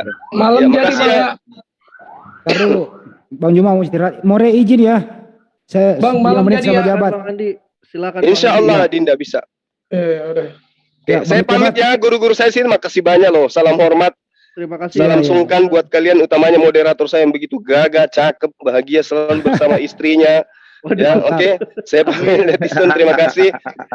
Amir saya, Bang Zul. Assalamualaikum warahmatullahi wabarakatuh. Waalaikumsalam warahmatullahi wabarakatuh. Bang Jamat, 10 menit dulu Bang Jamat. Kita harus luruskan ini Bang Jamat. Bang Jamat. Yang mana? Ya. Ya gini Bang Jamat. Ini enggak tadi berputar-putar di Yesus ya. Menurut kamu, menurut Anda itu Yesus itu firman atau Yesus adalah manusia menurut Anda? Yesus itu adalah manusia. Oke, manusia. Oke. Manusia firman yang menjadi manusia artinya gini, Bang, tunggu dulu. Ya udah Firman manusia yang menjadi manusia, tetapi bukan firman itu dengan sendirinya menjelma menjadi manusia mutlak keluar dari dalam diri Allah, bukan. Bukan. Jadi Yesus adalah manusia, kan gitu ya? Iya, tubuhnya ya. Iya, terserah Yesus adalah manusia. Sedangkan rohnya adalah pertanyaan apa lu jawab panjang. Kalau Yesus adalah, nggak boleh bertanya seperti itu, bahaya itu. Kalau Yesus adalah manusia, apakah Yesus ini pencipta atau dicipta? Sudah lagu-lagu cengeng. Di dulu itu si Joko itu. Tubuhnya Yesus itu dicipta. Oke, dicipta. Ya, siapa yang mencipta tubuhnya Yesus? Allah sendiri, yaitu roh yang diam di dalam dirinya. Oke, artinya Yesus menciptakan dirinya sendiri apa bagaimana? Ya? Apakah roh yang ada dalam diri Yesus itu yang menciptakan fisiknya Yesus? Betul. Supaya bagaimana caranya? Contoh, saya bilang, ya, saya manusia. Caranya roh yang jangan ambil contoh. Caranya biar paham. Ya. Caranya ya kan, saya seperti manusia, ya kan? Saya menciptakan baju berperobot. Contoh saya ini manusia tidak pernah. Nggak usah pakai contoh begitu. Langsung aja. Enggak, biar paham konteksnya. Contohlah saya ini manusia yang tidak bisa terlihat oleh mata manusia. Tetapi saya harus bertemu dengan manusia yang bisa terlihat oleh mata manusia, kan gitu kan? Oke, baik. Saya paham. Jadi roh yang menciptakan fisik ini, manusia Yesus ini masuk ke dalam diri yang diciptakan, betul? Betul. Artinya roh yang menciptakan fisik masuk ke dalam fisik, betul ya? Betul. Ada berapa roh? Ya? Ada berapa roh? Ya, Allah itu satu. Kalau udah satu berarti dia masuk dalam dirinya Yesus, betul? Betul. Di surga kosong. Betul. Makanya dikatakan di dalam Filipi. Bentar dulu. Diulang dulu. Mengosongkan dirinya. Oke. Jadi di waktu roh Allah masuk di dalam badannya Yesus di surga nggak ada lagi roh, nggak ada yang jaga surga. Kosong surga ya. Kosong. Bagus. Iya, pinter. Waktu roh Allah ini dalam diri Yesus, tentukan Yesus ini mengalami kelemahan dan kekurangan. Betul? Yesus tidak pernah memiliki kelemahan dan kekurangan. Kalau dia tidur, lemah apa tidak? Itu kebutuhan fisik, kedagingan manusia. Iya, fisiknya ini lemah, tapi roh Allah ada dalam dirinya, betul? Ya, fisiknya ya ada kelemahan fisik. Itu udah pasti. Ada kelemahan fisik. Itulah sebabnya fisiknya dia mati di kayu salib. Oke. Waktu fisiknya ini lemah, roh Allah dalam diri Yesus ngapain? Ya? Kenapa? Waktu fisiknya Yesus ini lemah, kan roh Allah cuma satu, ada dalam diri Yesus. Apakah roh Allah ikut lemah atau tidak? Oh tidak, nggak pernah lemah. Berarti dipisahin dulu. Oh tidak, dia tetap satu di situ. Waktu Yesus lagi makan, roh Allah ngapain? Ya ada di dalam dirinya, tetapi roh tidak pernah ikut makan. Iya, nggak mengatakan roh makan. Artinya kalau nggak ada roh, Yesus mati dong. Iya betul. Iya, artinya roh Allah pernah lemah? Enggak? Apa gimana? Oh, tidak pernah lemah sama sekali, tidak pernah. Oke. Kalau Yesus misalnya tertidur, ini orang ini siapa sih ini? Ini Joko kenapa? Sebentar. Kalau roh Allah lagi ada dalam diri Yesus yang sedang tidur, ya. Apa roh Allah berjaga-jaga menemani fisik tidur? Oh iya, dia tetap ada di dalam dirinya. Sama seperti manusia pada saat tertidur. Apakah roh kita tertidur? Tidak. Oke, roh kita baik. tidak pernah tertidur. Ingat ya, tadi Anda mengatakan selama Yesus hidup di dunia itu surga kosong ya. Betul, karena dimanapun Allah itu berada, Tuhan itu berada, mau surga, mau bumi, pun bisa dikontrol sama Tuhan itu. Oke, artinya waktu Yesus dikandung, roh Allah juga ikut dikandung, betul? Kalau saya mengatakan iya. Iya, artinya roh Allahmu pernah terbatas ruang dan waktu. Oh, nggak pernah terbatas. Tidak Dalam, pernah. dalam kandungan itu luas apa tidak? Oh ya? Dalam kandung ini siapa sih ini yang siapa kamu ini? Tar dulu. Dalam kandungan itu apakah luas atau terbatas ruang dan waktu? Di dalam kandungan, Bang. Di dalam kandungan yang sempit sekalipun Allah itu tetap bisa mengontrol semua langit, bumi, dan surga itu semua. Oke, baik. Jadi di dalam kandungan roh Allah yang ada di kandung Bunda Maria bisa mengontrol langit dan bumi, betul? Betul. Bagaimana caranya? Jadi punya kuasa. Orang dia di surga aja bisa mengontrol bumi, kok dia? Apa salahnya dia di bumi mengontrol surga? Berarti di dalam kandungan ada berbalik, ada siang ada malam. Berarti di dalam kandungan dia bisa menembus pandang, betul? Ya udah pasti orang dia punya kuasa semua. Dia mengetahui apa yang terjadi di surga dan di bumi. Ya, nggak apa-apa. Itu kan keyakinan kamu. Saya nggak maksa. Bukan, itu saya menyatakan kebenaran. Apakah semua Kristen setuju pendapatmu, bro? Inilah perjuangan saya. Makanya saya jujur aja. Iya. Mudah-mudahan dari ada pendeta-pendeta bahkan di dunia mendengar nanti menonton YouTube kita ini mau sharing dengan saya. Anda mau meluruskan semua ya, mereka ya. Dan bahkan saya pastikan Yahudi pun nanti akan menerima Yesus sebagai Tuhan, bahwa mereka akan mengakui bahwa roh yang diam di dalam diri Yesus itu adalah Allah sendiri. Saya pastikan itu. Bagaimana Yahudi mau mengakui kalau roh Allah dikandung? Nggak mungkin. Itulah nanti, makanya saya bilang sama Abang, inilah permulaan, tunggulah waktunya. Di mana itu permulaan dan waktunya kapan? Apa yang mau terjadi nih? Ya, permulaan. Kenapa saya katakan permulaan? Karena inilah baru terungkap kebenaran firman itu. Apa yang dipikirkan oleh orang-orang Yahudi yang selama ini tidak memahami, tidak bisa menjelaskan secara detail. Detik ini saya akan jelaskan kepada mereka secara detail semuanya. Oke, apa yang dikerjakan roh Allah dalam kandungan? Ya? Apa yang dikerjakan roh Allah dalam kandungan? Oh, kalau itu kuasa Allah, saya nggak bisa mengetahui apa yang dikerjakan. Waktu Yesus kecil kan ada roh Allah juga kan sama. Betul. Apa kegiatan roh Allah dalam diri Yesus waktu Yesus kecil? Ya saya kurang tahu. Orang dia punya kuasa kok saya nggak melihat kok. Oh, nggak melihat. Bukan Allah sendiri. Jadi nggak ada tertulis aktivitas roh Allah waktu dia kecil. Ya secara di Alkitab memang secara rinci nggak ada dijelaskan. Nggak dijelaskan gitu ya. Terus kemudian apakah ada orang yang menyembah roh Allah ini waktu masuk di dalam tubuh yang kecil, masih umur sehari 2 hari gitu? Tetap disembah oleh manusia, tetapi Abang harus tahu di dalam pemahaman manusia Allah itu tetap ada di surga. Itu pemahamannya. Kan ada di dalam diri Yesus. Ada di surga. Betul, tetapi pada saat betul yang Abang bilang, tetapi manusia pada saat itu belum mengetahui bahwa Allah yang diam di dalam diri Yesus itu adalah Allah sendiri. Nah, bagaimana orang menyembah kalau nggak tahu? Ya kan Allah itu di mana kan? Artinya apa? Pada saat Abang berdoa, di mana Allah itu? Saya tanya sama Abang. Ya kan ada di dalam diri Yesus. Enggak, contoh sama Abang nih, saya tanya sama Abang. Ya, pada saat Abang sholat. Enggak, pada saat Abang sholat. Abang sholat itu menyembah Allah itu di mana Allah itu? Ya berada posisi di ars. Ya, jangan ke sana dulu, ke ini dulu. Di ars, ya, ars itu ada di mana? Ya, sekarang ini tunggu dulu, ars itu ada di mana? Ini dengerin dulu, ini belum kelar. Biar Abang itu bersesuai gitu loh. Ya, enggak lah, orang Allah Subhanahu wa taala enggak pernah manusia kok. Kamu ini sama yang iya, Abang bilang di ars itu ada di mana? Waktu Yesus dalam kandungan. Tunggu dulu, Bang. Waktu dia kecil. Ars itu ada di mana? Jawab dulu. Sebentar dulu, habis ini baru saya jawab. Gampang, ini kan ini belum kelar. Ini topiknya apa? Dimana, Bang? Ini topiknya apa coba? Topiknya apa ini Ari? Topiknya ke ars enggak? Topiknya? Kan tadi kan masalah penyembahan tadi Abang bilang. Iya, topiknya ke ars enggak? Topiknya ke ars enggak ini Ari? Biar sesuai dengan pertanyaannya Abang. Di mana posisi Allah itu? Ini topiknya di ars itu ada di mana? Ini topiknya ke ars apa bukan? Mau pindah topik, habis ini kita tutup. Kita pindah kan menyatakan topik posisi gitu loh. Kan tadi pada saat Allah ada di dalam diri Yesus, mereka menyembah. Ya sekarang manusia tetap menyembah Allah. Menyembah Allah di dalam diri Yesus. Oh enggak, mereka tidak mengetahui bahwa Allah itu ada di situ pada saat itu. Berarti mereka tertipu. Oh, bukan tertipu, bukan. Berarti mereka salah sembah karena soalnya menurut Anda dari awal roh Allah ada dalam diri Yesus. Surga kosong. Sekarang saya tanya sama Abang, ars itu ada di mana?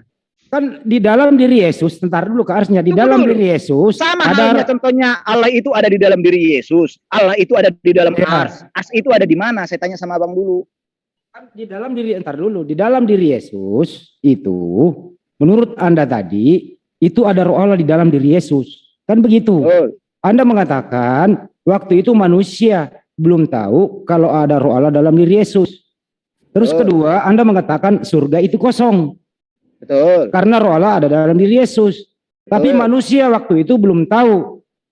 Artinya manusia waktu itu menyembah roh Allah yang ada di surga, padahal ada di dalam diri Yesus, kan begitu? Berarti ada yang tertipu, berarti ada yang tertipu di sini. Tidak tertipu, nggak ada tertipu. Nah, sekarang saya tanya kepada Anda, Bunda Maria menyembah kepada siapa waktu itu? Ya, kepada Allah. Allah yang ada di surga apa ada di dalam diri Yesus? Allah itu ada di mana saja. Loh kok ada di mana saja, katanya ada di dalam diri Yesus, cuma satu roh Allah. Pada saat itu memang ada di dalam diri Yesus, tetapi di dalam konteks penyembahan. Jadi Bunda Maria sama abang. Berarti Bunda Maria mana? Berarti Bunda Maria menyembah kemana ini, ke surga apa ke dalam diri Yesus? Bunda Maria tidak pernah menyembah di dalam surga. Allah, Bunda Maria menyembah kepada Allah. Ini jelas dulu nih bro, ini jangan muter-muter, ini cepat ini. Enggak, tunggu dulu. Anda dari awal mengatakan ya roh Allah itu ada dalam diri Yesus mulai dari kandungan. Pas dia lahir waktu kecil, roh Allah tetap ada dalam diri Yesus. Saya tanya kepada Anda, manusia waktu itu menyembah kepada kemana? Anda mengatakan tetap menyembah kepada Allah. Iya. Tapi manusia waktu itu nggak tahu kalau Allah itu, roh Allah itu ada dalam diri Yesus. Artinya tertipu.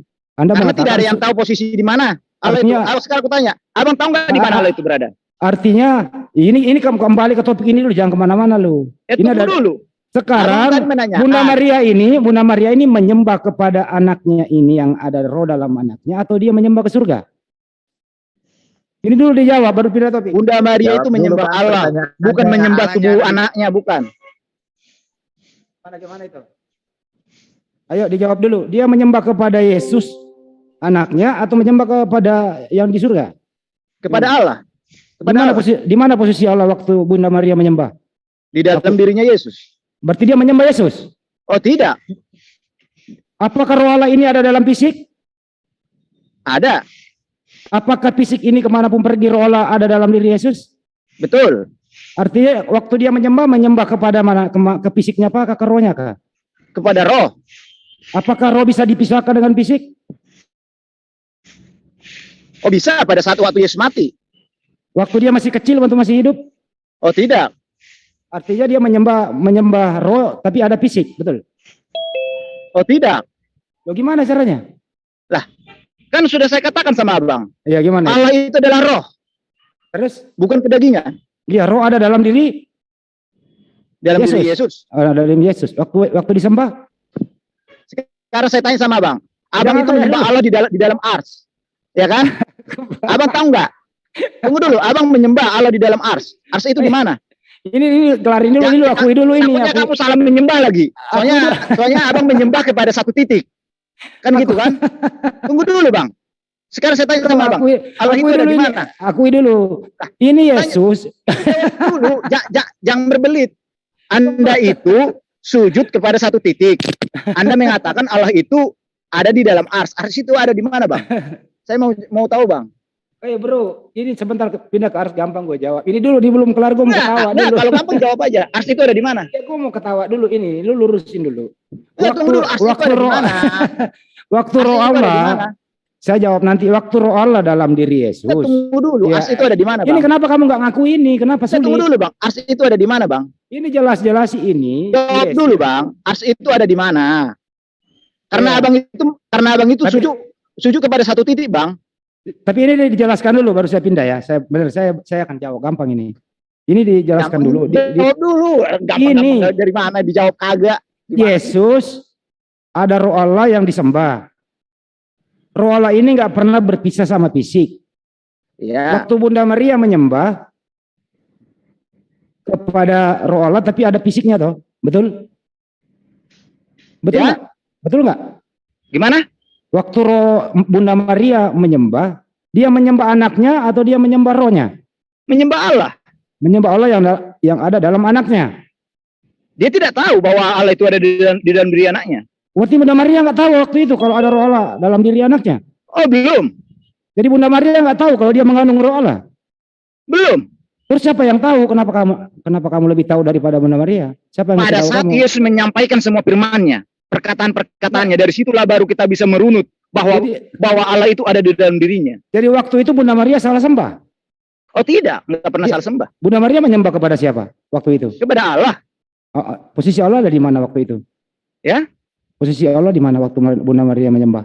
Di dalam diri Yesus. Tapi dia menyembah kemana? Kepada Allah. Allah di mana? Dalam diri Yesus pada saat itu. Berarti dia menyembah. Berarti dia menyembah anaknya. Oh tidak. Ya, sedangkan roh Allah ada dalam diri anaknya kok. Oh bukan anaknya yang disembah. Apanya yang disembah?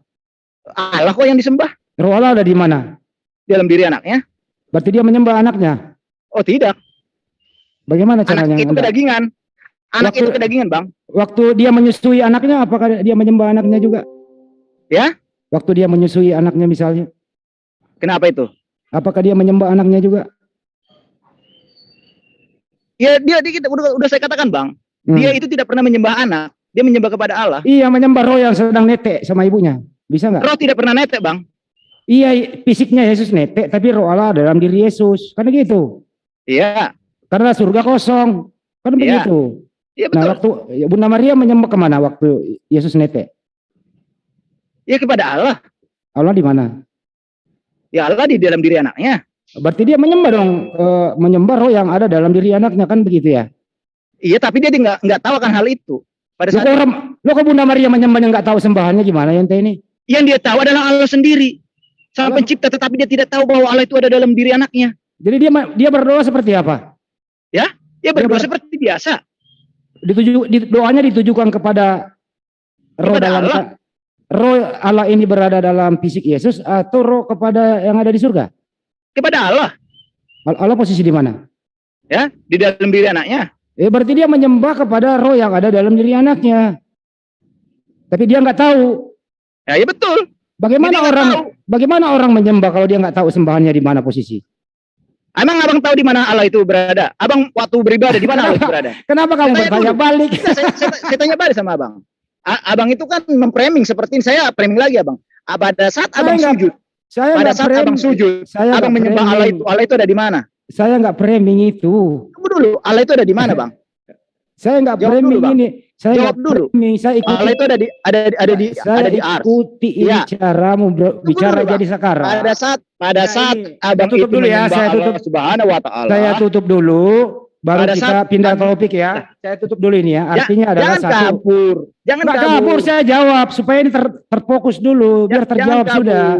Saya nggak bakal kabur. Jawab dulu. Artinya, ya saya simpulkan dulu caramu berbicara. Ya, satu. Jawab dulu. Dengerin dulu, saya jawab nanti. Saya jawab. Karena pada saat Anda sujud saya itu jawab, ya. mengarah kepada satu titik. Iya, saya jawab. Sedangkan Anda mengatakan Allah itu ada di ars. Ars itu ada di mana? Apakah di dalam satu titik itu? Oke, saya jawab ya. Anda diam ya. Anda diam. Oke. Saya simpulkan yang panjang-panjang, singkat. Ya, saya simpulkan dulu dari kamu pembicaraan kita. Nggak usah disimpulkan. Nggak bisa. Pertanyaan saya. Surga kosong waktu Yesus dikandung. Jawab dulu pertanyaan saya. Ya dengerin dulu ini saya. Jawab dulu biar gampang nanti. Kesimpulan belakangan. Mana ada yang namanya masih berdebat, masih udah dikatakan kesimpulan. Ini belum kelar ini belum kelar urusannya ini. Di sana nanti endingnya, baru nanti kita ada kesimpulan seperti ini. Itu baru diskusi. Saya jawab ya. Kamu dengerin baik-baik. Allah Subhanahu wa Ta'ala itu menetap tinggi di atas arsy-Nya, di atas langit. Makna. Di mana itu bang? Sini saya ngomong di atas langit. Langit itu di mana bang? Ini saya ngomong.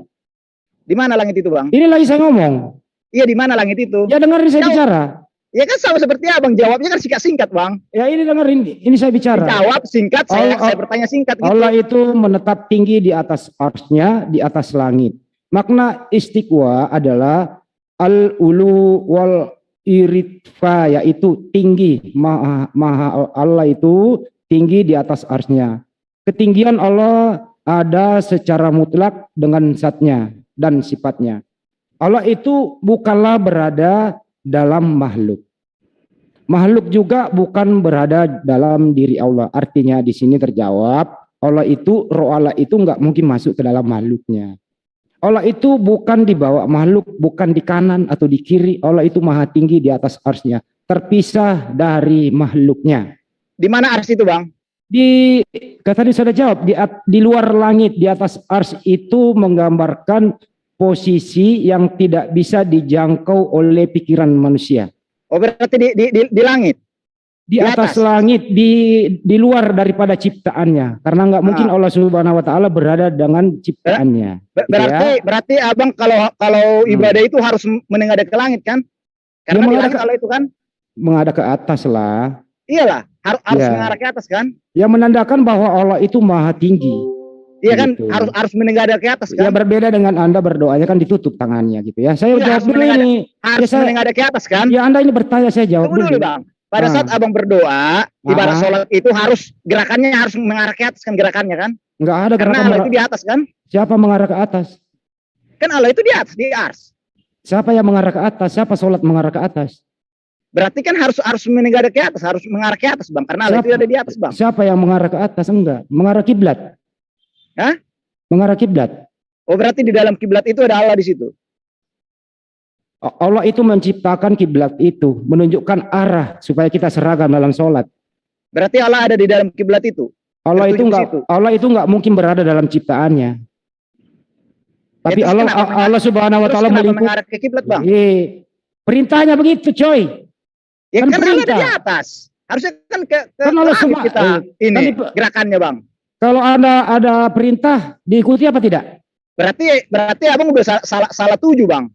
Salah tujunya kemana? Ya, salahnya harusnya dimana? Kan ke atas, Bang, gerakannya, Bang. Emang ada pernyataan abang tadi. Emang ada perintah suruh menghadap ke atas kalau sholat? Ya? Ada perintah. Kan Allah ada di atas. Tapi Allah memerintahkan menghadap kiblat. Ada perintah nggak menghadap ke atas? Kan ada di atas, Bang, Allah itu. Bagaimana itu, Bang? Enggak, kalau nggak ada perintah menghadap ke atas boleh nggak dilakukan? Bang Handi, Bang Handi. Iya. Mau masuk Bang Handi. Iya, silakan. Bang Jabat. Saya mau tanya, kalau Allah Yud Hei Vav Hei ada di mana, Bang Jabat? Ya?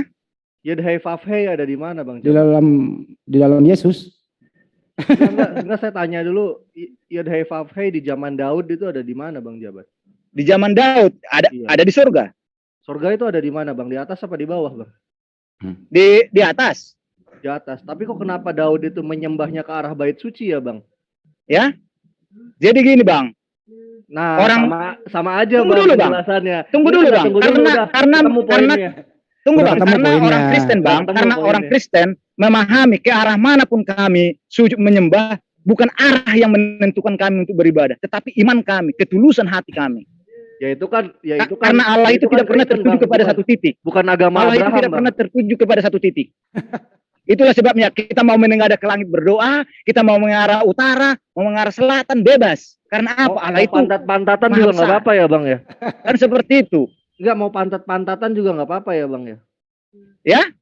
Iya, mau saling pantat-pantatan antar jemaat juga nggak apa-apa ya, Bang? Ya kalau ada yang mau melakukan itu ya mungkin kalau itu menurut dia baik. Nggak apa-apa aja, nggak apa-apa. Kalau menurut dia itu baik. Kalau menurut dia itu baik, karena manusia punya akal dan pikiran.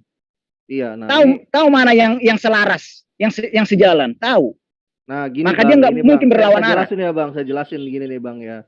Agama Abrahamik, Bang, itu selalu namanya ibadah itu punya titik, Bang, punya titik menghadap. Seperti contoh orang Yahudi sampai hari ini, Bang, kalau melakukan tefiloh itu ke arah bait suci, Bang.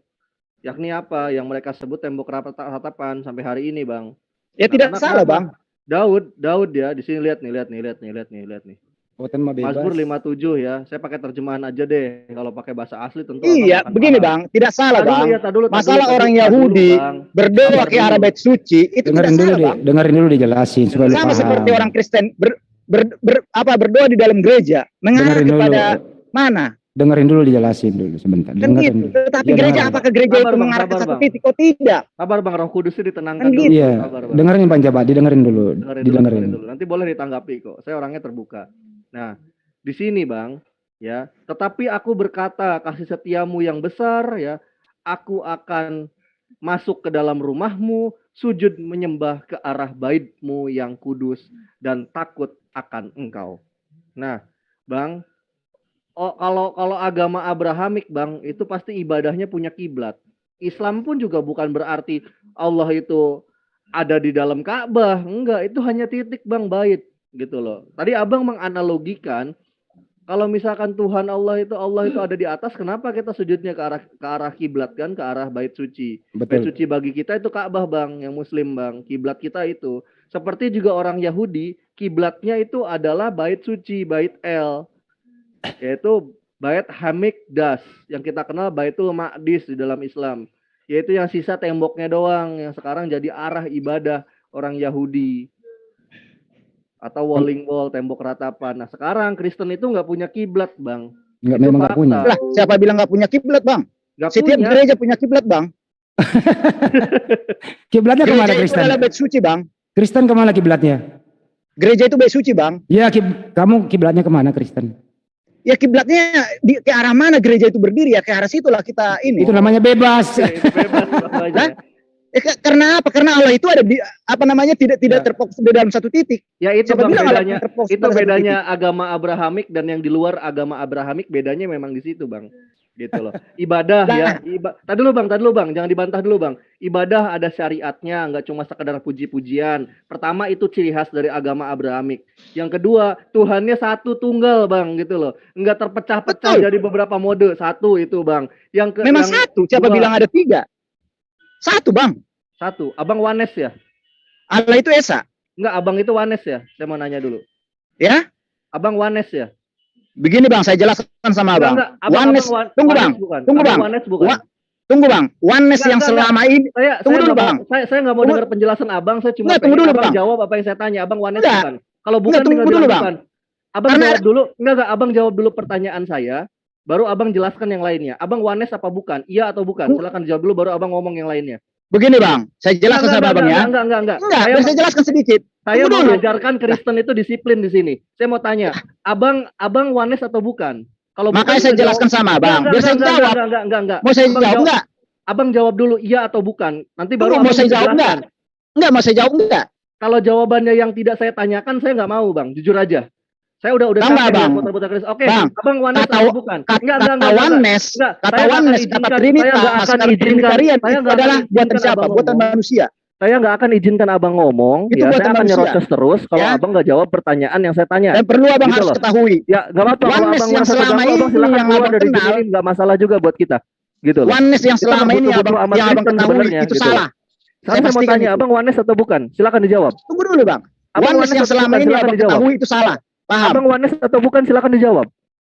Di dalam pengenalan firman Tuhan tidak dikenal kata Wanes, Bang. Tidak ada dikenal kata Wanes, Bang. Di dalam pengenalan firman Tuhan, Bang. Abang Wanes atau bukan? Silakan dijawab. Jawab aja bukan, kalau bukan gitu loh. Tidak ada pengenalan Wanes, Bang. Abang Wanes atau bukan? Itu sudah dijawab itu sudah dijawab. Dia nggak tahu, dia nggak kenal, berarti nggak ada. Berarti dia bukan Wanes berarti. Oke, silakan Bang. Bukan, Bang. Lagi. Silakan. Jadi begini, Bang ya. Kalau yang Wanes yang selama ini Abang ketahui, saya katakan itu salah, Bang. Dan saya siap berdiskusi dengan mereka semua Wanes. Selama mereka mengatakan Roh Kudus itu adalah Roh Allah sendiri yang diam di dalam dirinya, yang diutus ke bumi setelah Yesus naik, saya katakan salah, Bang. Saya siap berdiskusi dengan semua Wanes di dunia ini. Saya pastikan itu.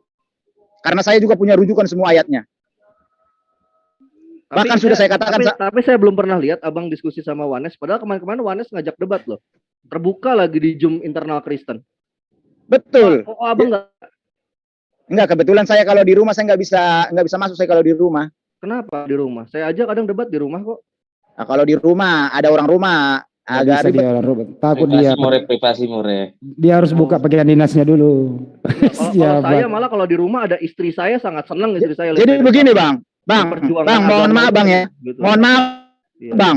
Jujur aja, Bang. Kalau saya mau terbuka di sini, saya juga kemarin diskusi sama Erben, sama timnya Ermen, ya kan? Iya. Pada saat saya diskusi, dia menerangkan Tritunggal kepada saya. Saya memberikan semua penjelasan dan membantah apa yang mereka katakan, menjawab pertanyaan saya semua. Mereka langsung melemparkan saya. Saya di-remove langsung dari mereka. Karena apa? Mereka tidak bisa menjelaskan kebenaran secara Tritunggal. Maka disinilah saya, Bang, semua paham kekristenan yang mengatakan oneness, Tritunggal, Trinitarian, apa sabelian dan lain sebagainya. Inilah yang perlu saya luruskan. Karena pemahaman hal seperti itu adalah buatan manusia. Padahal pengenalan di dalam firman Tuhan itu hanyalah mengenal Allah yang satu, Allah yang esa. Tidak ada yang namanya kata doktrin. Saya mau tanya dulu. Jadi senang saya kalau kayak gini. Saya mau tanya, Yesus itu Allah yang menjelma jadi manusia atau bukan? Saya mau tanya. Allah tidak pernah menjelma menjadi manusia. Berarti Allah itu tetap Bapak. Allah itu tetap roh. Dia tidak pernah menjelma. Ya, berarti hanya Bapak berarti. Bapak kan roh, Pak. Ya? Ya, dari Bapa, Putra dan Roh Kudus, yang Allah yang mana saya mau tanya dari 3 oknum itu? Dari 3 oknum itu. Mana? Bapa? Dengar dulu, dan Roh Kudus. Bapak diam dulu biar mendengar apa yang saya tanya itu akurat gitu loh. Dari Bapa, Putra dan Roh Kudus, itu mana yang Allah? Silakan. Allah di situ adalah Bapa sendiri. Ya. Berarti Roh Kudus sama Yesus bukan Allah ya? Roh Yesus, kata anak Yesus itu menyatakan firman yang menjadi manusia, yang diwujudkan menjadi manusia. Saya nggak tanya itu, Bapak. Bapak nggak usah kasih saya kuliah teologi biblikal. Saya ngerti. Enggak, saya harus jelaskan. Karena apa? Semua guru-guru teologi juga perlu harus saya luruskan mulai saat ini. Widih, mantep. Mantap. Betul, Bang. Tapi betul, Bang. Senang saya kayak gini nih. Mantap, iya, mantap. Betul, Bang. Dan saya juga berkeinginan jikalau sekolah teologi di Indonesia ini mau berdiskusi langsung dengan saya. Gini, Bang Jabat. Saya punya link ya di sekolah Alkitab Majalengka. Gimana mau saya referensikan saja Bang Jabat untuk jadi dosen teologi ya di sana? Iya, betul. Boleh nggak? Begini, Bang. Bang. Saya mau tanya itu. Abang katanya mau meluruskan. Nah, saya punya link. Saya hubungannya baik banget dengan kepala sekolah Alkitab Majalengka. Gimana kalau Bang Jabat saya referensinya untuk jadi dosen biblikal di sana? Gimana? Jikalau mereka mau meminta saya untuk memberikan pandangan saya dan mereka siap mengujinya, saya siap untuk hadir di situ. Bener nih, Bang. Betul. Iya. Betul. Nanti saya minta identitas Abang ya, sampein ke Bang Handi ya. Saya beneran loh, ini serius loh. Ada nomor telepon saya sama Bang Hendi kayaknya tuh. Nah, lagi yang kamu nggak pernah hubungi saya kok. Nanti saya minta CV-nya ini ya, CV-nya Abang ya, sampein ke Bang Handi ya. Riwayat pendidikan apa gitu kan, lalu riwayat rohaninya apa. Bang, saya hanyalah manusia biasa dan saya bukan lulusan teologi ya. Sama, Bang, saya juga manusia biasa, Bang, bukan manusia. Saya hanya lulusan anak STM saja, anak STM jurusan otomotif, memperbaiki yang rusak menjadi benar. Mantap. Tetapi yang baik itu tidak perlu kita perbaiki lagi, tetapi kita pertahankan yang baik itu. Aduh. Iya. Apanya yang rusak sih mereka? Ada yang rusak ini mau dibetulin. Yang saya mau luruskan adalah pemahaman tentang pengenalan Allah itu coba jelaskan dulu kepada saya coba Allah dalam konsep Abang ini gimana? Kan Abang berarti bukan Trinitas, bukan Oneness juga. Abang bukan Trinitas loh, karena kenapa? Abang mengatakan loh Allah itu hanya Bapa saja. Nah, kalau dalam Trinitas Abang udah salah. Silakan Bang, lanjut Bang. Begini Bang. Biar saya jelaskan sedikit ya. Silakan. Senang saya nih. Makna kata Tuhan untuk menyatakan Sang Pencipta. Sedangkan makna kata Allah untuk menyatakan nama dari Sang Pencipta itu. Iya. Ya kan? Iya. Baru di dalam Yesaya 9 ayat 6 dikatakan apa itu? Anak yang lahir itu akan disebut sebagai penasihat ajaib, Allah yang perkasa, Bapa yang kekal, dan Raja damai. Artinya kenapa? Kenapa anak yang lahir itu yaitu Yesus itu akan disebut sebagai Allah yang perkasa? Maksud abang Yesaya 95. Bapa yang kekal. Enggak, maksud abang Yesaya 95 maksudnya. Ya? Maksud abang Yesaya 95 maksudnya. Yesaya 9 ayat 6. Oh iya, Yesaya ayat 9, Yesaya 9 ayat 5 terjemahannya, ayat 6. Iya, terjemahannya 6, aslinya 5. Iya, kan? Ya, artinya kenapa? Kenapa dia harus dikatakan Allah yang perkasa? Kenapa dikatakan Bapa yang kekal? Kenapa bukan Yesus yang perkasa? Kalau enggak anak yang perkasa? Iya. Kenapa bukan anak yang kekal? Kan gitu pertanyaannya. Karena Allah itu ada sebagai rohnya. Ya kan? Nah, kalau kita merujuk lagi kepada Yohanes 17 ayat 11 dan 12. Yesus berkata apa di situ? Namamu yang telah engkau berikan kepadaku. Artinya apa? Nama Yesus itu adalah nama Allah sendiri. Tapi gini nih Bang, maaf nih Bang, ini Yesaya 96 ini bukan untuk Yesus Bang. Perlu kita harus ketahui Bang, contoh seperti kita manusia. Pada saat saya, nama Richard Sijabat, Sijabat, ya kan? Apakah nama saya ini merujuk kepada kedagingan saya? Secara manusia iya. Tetapi secara kekal menyatakan nama kepada roh saya yang ada di dalam diri saya. Iya Bang, tapi Yesaya 96 itu bukan untuk Yesus Bang, untuk Hizkia. Boleh nggak saya paparin dulu ke Abang? Ya, baru Bang, tunggu dulu Bang. Oke. Iya. Terus di dalam Yohanes 14 ayat 10. Yohanes 14 ayat 10. Yesus berkata apa di situ? Aku di dalam Bapa dan Bapa di dalam aku. Fokus dulu kayak Yesaya dulu ini. Ke Yesaya dulu Bang, Kita ngomongin sampai Yesaya Bang, jangan kemana-mana dulu Bang. Enggak, saya mau runut biar sesuai ayatnya. Biar nggak panjang ini dulu Yesaya. Biar nggak panjang Yesaya dulu. Baru apa dikatakan di situ? Bapa yang diam di dalam aku, Bapa yang diam di dalam diri Yesus.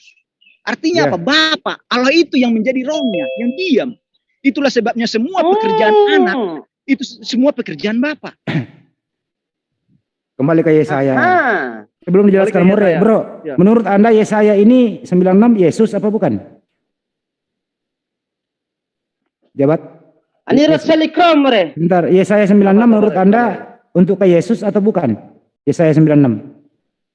Jabat. Silakan Bang Jabat.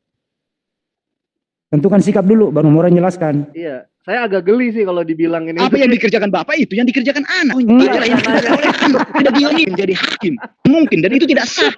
Jabat, menurut Anda. Itu sebabnya. Jabat, udah dulu panjangan. Menurut Anda, Yesaya 96 ini ditujukan ke Yesus atau bukan? Kepada Yesus. Kepada Yesus katanya More. Lanjut. Betul. Ya, Anda standby. Boleh Bang, saya bantu boleh nggak Bang? Boleh silakan. Oh boleh, mantap, senang saya kayak gini nih. Boleh Bang, boleh, senang saya Bang. Bentar sabar Eb. Silakan Eb, mungkin bisa bantu saya bacakan yang 96-nya Eb. Tafadhol Eb.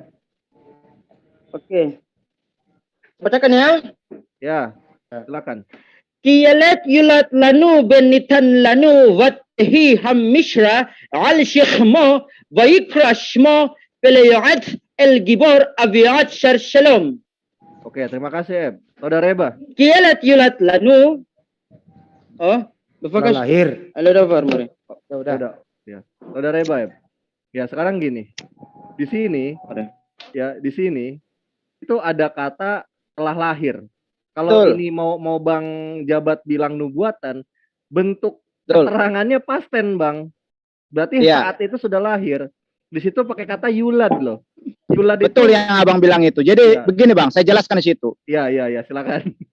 Jadi memaknai kata telah lahir itu menyatakan akan terjadi. Iya.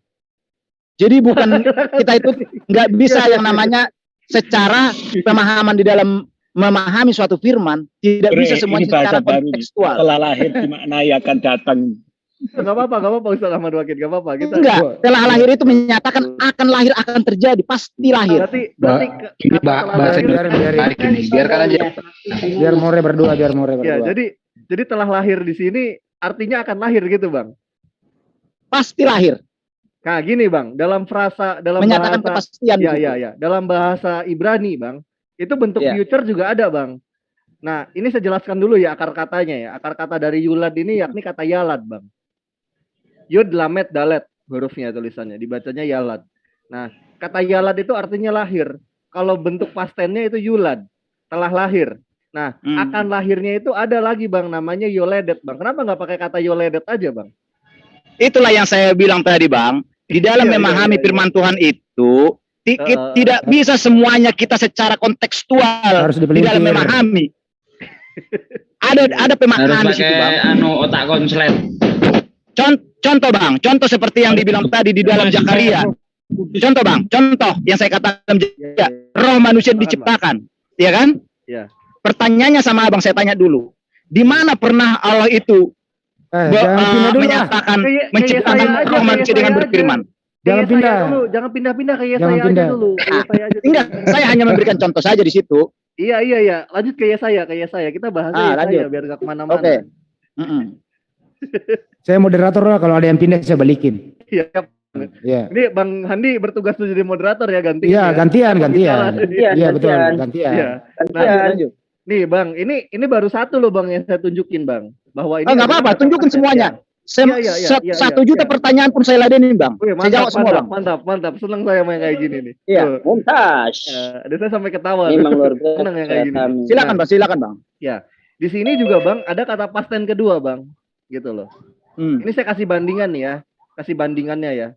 Ada di dalam kitab Kejadian 16:11. Kata akan lahir ya, itu pakai kata yuledet Bang. Yud lamed dalet taf ya, yuledet dibacanya, ini saya hitamkan. Nah, jadi yulad itu sepakat sama saya ya, yulad itu telah lahir ya Bang ya. Saya sih nggak masalah, punya pengertian sendiri nggak masalah, tapi yulad itu telah lahir artinya ya. Iya, secara kontekstual ya seperti itu ya. Ya, kalau akan lahir itu bahasa Ibraninya yuledet ya Bang ya. Sepakat ya sampai sini ya. Ya. Oke, terima kasih Bang. Bang Jabat baik sekali. Ya. Nah, di sini kita tinjau lagi Bang, Yesaya 96 Bang. Ternyata ada kata past tense lagi kedua Bang. Nggak hanya kata yulad, kata kara. Ya. Kata kara itu adalah akar katanya. Nah, lalu bentuk kara pakai bentuk past tense yang termaktub di dalam Yesaya 9 ayat ke-6. Yaitu apa? Weyikro. Ya, weyikro. Kata dasarnya adalah, atau akar katanya adalah kara. Bentuk past tense-nya weyikro, yang artinya namanya disebut. Disebut itu dalam bahasa Ibrani weyikro. Telah disebut saat itu. Kalau akan disebut bukan pakai kata weyikro, bukan, tapi pakai apa? Pakai kata yikro tanpa vav di sana. Jadi ini bentuk future-nya. Nah, bagaimana Abang mau menjelaskan ini kalau ini sebuah nubuatan? Pada faktanya ada 2 kata past tense di sana, Bang, dalam diksi ayat tersebut. Berarti ini bukan nubuatan, Bang. Saat itu siapa bilang bukan nubuatan, Bang? Saya yang bilang barusan, Abang masih nanya lagi siapa yang bilang. Itu jelas nubuatan, Bang. Tampilkan Yesaya lagi. Tampilkan nomor Yesaya. Oke, ya. Nih, saya tampilkan lagi Yesaya nih, Bang, ya di sini ya. Di dalam Yesaya itu ada 2 kata past tense, Bang, dalam Yesaya 96 ini. Yang pertama itu adalah kata yulad. Nah, ini yang saya blok nih ya. Kata yulad. Satu ini, kedua yang saya hitamkan, weyikra. Berarti, Bang, diksi ayat ini, Bang, bukan sebuah nubuatan karena tidak bersifat masa depan. Tapi saat itu sudah terjadi. Jadi bisa dikatakan ini sebuah fakta sejarah yang didokumentasikan di dalam kitab yang ditulis oleh Nabi Yesaya. Bukan nubuatan. Kalau nubuatan akan aneh, Bang. Nah, itu yang pertama ya, dari sisi linguistik. Lalu saya akan lagi berbicara kontekstual, Bang. Karena tekstual dengan kontekstual itu tidak bisa dipisahkan, ya kan. Nah, sebelum ke kontekstual kita akan tinjau gelar dulu, Bang. Di sini, Bang. Tadi kan karena Abang sebut gelar-gelarnya juga ya. Namanya disebut orang, iya kan tadi kan Abang bilang gelar-gelarnya juga kan. Namanya disebut orang penasehat ajaib, Allah yang perkasa, Bapa yang kekal, Pangeran damai, titik. Ya, dipisah-pisah dalam terjemahan Kristen ya. Ya, betul. Ya, ini menandakan bahwa tidak mengerti bahasa Ibrani penerjemah itu. Atau penerjemah itu mengerti bahasa Ibrani tapi niatnya membodohi umat. Karena saya mau tanya sama Bang Jabat. Kata ibu kota dengan kata ibu definisinya beda nggak, Bang? Ya. Dengar baik-baik lagi kata-kata saya. Kata ibu kota dengan ibu berbeda. Beda. Jadi kalau dipisah dan tidak dipisah sebuah kata itu artinya akan beda. Setuju ya sampai sini ya? Oh, bisa jadi. Ya, bisa jadi. Lanjut. Oh iya. Siap Bang. Nyantai Bang, kita kalem ya Bang ya. Karena kebetulan saya nggak memahami bahasa Ibrani nih. Oke. Ya. Nah, dia itu akan disebut ya di sana Peleioes El Gibor. Nih yang saya bacakan lah buat Abang lah. Biasanya saya nyuruh Sueb, untuk kali ini Abang sebuah kehormatan. Saya biasanya nggak mau Bang bacain buat Kristen Bang. Baik, pasti Sueb yang saya suruh baca. Kali ini saya bacain sendiri loh. Nah, ini yang saya blok ini dibacanya Peleioes El Gibor, ya. Jadi kata Peleioes itu artinya penasehat yang ajaib. El Gibornya jangan dipisah, Bang. Jadi penasehat ajaib, Allah yang perkasa, Bapa yang kekal. Peleioes El Gibor itu nggak bisa dipisah. Artinya apa? Artinya penasehat dari Allah yang ditunjuk oleh Allah, yaitu Allah yang perkasa, Bapa yang kekal. Jadi maksudnya apa? Penasehat ajaibnya, Peleioesnya merujuk kepada yang lagi dibicarakan di ayat tersebut. Lalu El Gibor, ya, El Gibornya itu merujuk kepada Hashem itu sendiri. Lalu Abiat, ya, kata Abiat ini yang di bawah ini, yang di bawahnya warna hitam nih yang saya blok juga, sorry sebentar. Nah ini, ya, kata Abiat itu juga merujuk kepada Hashem, Bang. Jadi maksudnya apa? Orang yang lagi dibicarakan ini adalah penasehat ajaib yang ditunjuk oleh Allah. Allahnya Allah yang mana? Allah yang perkasa, Bapa yang kekal. Atau Peleioes El Gibor Abiat. Nah, lalu dia juga disebut pangeran damai, Shar Shalom. Sebenarnya ini tulisannya di sini saya ganti ya, pangeran damai, karena kalau kita lihat di versi TB sih Raja Damai, karena penerjemah LAI mungkin kurang ngopi waktu itu. Menerjemahkan kata Syar jadi raja, padahal pangeran Syar itu. Melek itu baru artinya raja. Kalau Syar itu pangeran, gitu loh. Nah, jadi begini, Bang. Jadi apa yang Abang ya, silakan. Jadi apa yang Abang sampaikan itu, ya kan, itu kan menurut versinya Abang, pemahamannya Abang tentang bahasa Ibrani. Ini bukan pemahaman saya, bukan pemahaman saya, sedangkan Bang, sedangkan di dalam tunggu dulu Bang. Sedangkan di dalam penerjemahan Alkitab ini, Bang, jangan di framing. LAI, Bang. Orang LAI bekerja sama dengan orang Yahudi, Bang. Tidak bisa mereka yang namanya. Sejak kapan orang Yahudi sama dengan LAI? Siapa bilang? Enggak pernah, Bro. Asal-asal ngomong aja si jabat ini. Itulah Anda salah memahami, Bang. Itulah Anda salah memahami. LAI itu menerjemahkan, aduh, enggak pakai Yahudi. Kerja sama Yahudi. Ada komunikasinya, Bang, sama orang di sana, Bang. Tahun 54 yang mengerti bahasa, Bang. Mana buktinya? Mana buktinya? Tahun 54 enggak ada Yahudi di Indonesia. emang harus lah. Bang. Aduh. Tahu nggak, Bang? Yahudi itu ada di mana-mana, Bang. Di seluruh dunia ada, Bang. Bang. Saya open cam nih, Bang, ya, biar Abang tahu ngobrol sama siapa gitu. Saya open cam ya. Biar Abang tahu ngobrol sama siapa. Abang tahu kitab, Bang. Abang tahu kitab ini. Lihat di cam saya. Abang tahu kitab ini. Tahu belum pernah ini? Saya baca. Belum pernah dia yang belum tahu. Belum tahu ya? Ini kitabnya orang Yahudi, Bang. Ini kitabnya orang Yahudi. Jadi kalau Abang mau ngomong sama saya bahwa LAI kerja sama Yahudi untuk menerjemahkan, saya akan ketawa terbahak-bahak, Bang. Karena begini, Bang, itu kitab orang Yahudi, mereka kan apa namanya tuh kalau di lihat dulu. Abang tahu ini? Abang tahu ini? Lihat yang di cam saya, tahu ini? Nggak tahu dia, nggak tahu. Ini kitabnya orang Yahudi, Bang.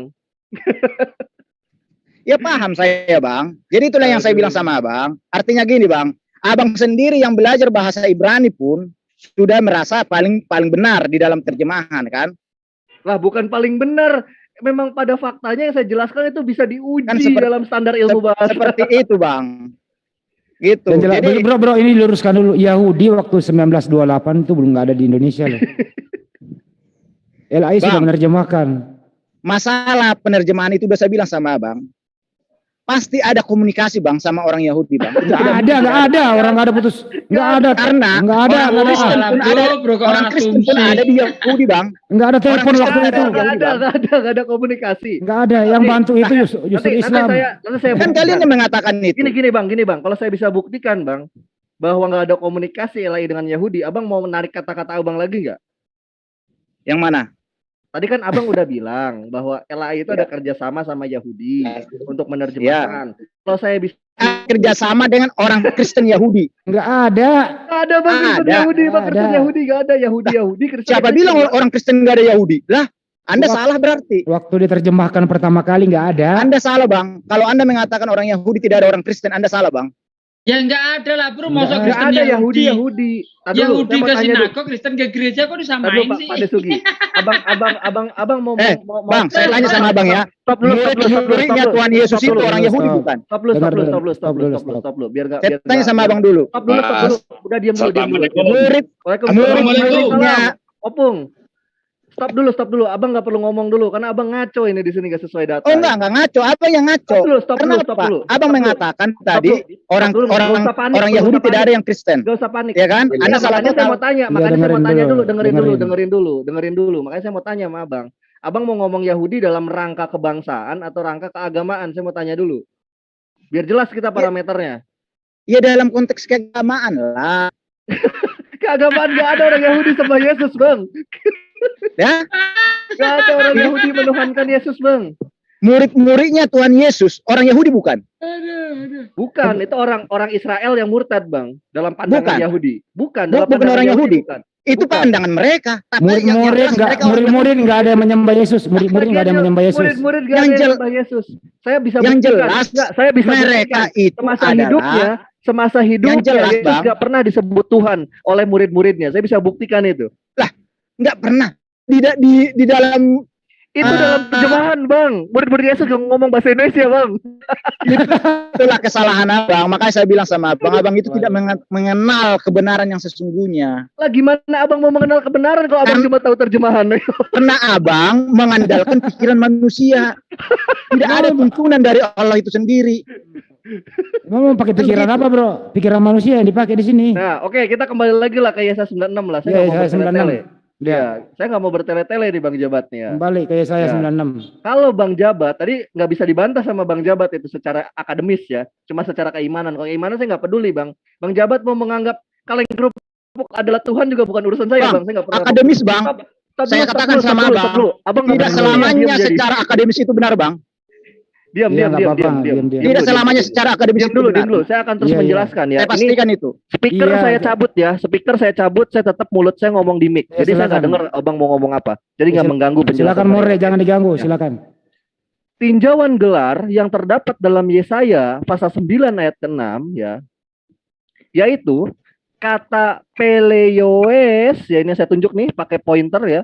Peleioes El Gibor Abiad. Nah, kata Peleioesnya ya, ini merujuk kepada yang sedang dibicarakan.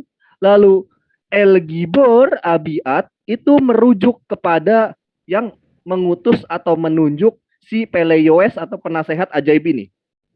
Jadi, Peleioes itu merujuk kepada oknumnya, El Gibor Abiad merujuk kepada Hashem Elohim.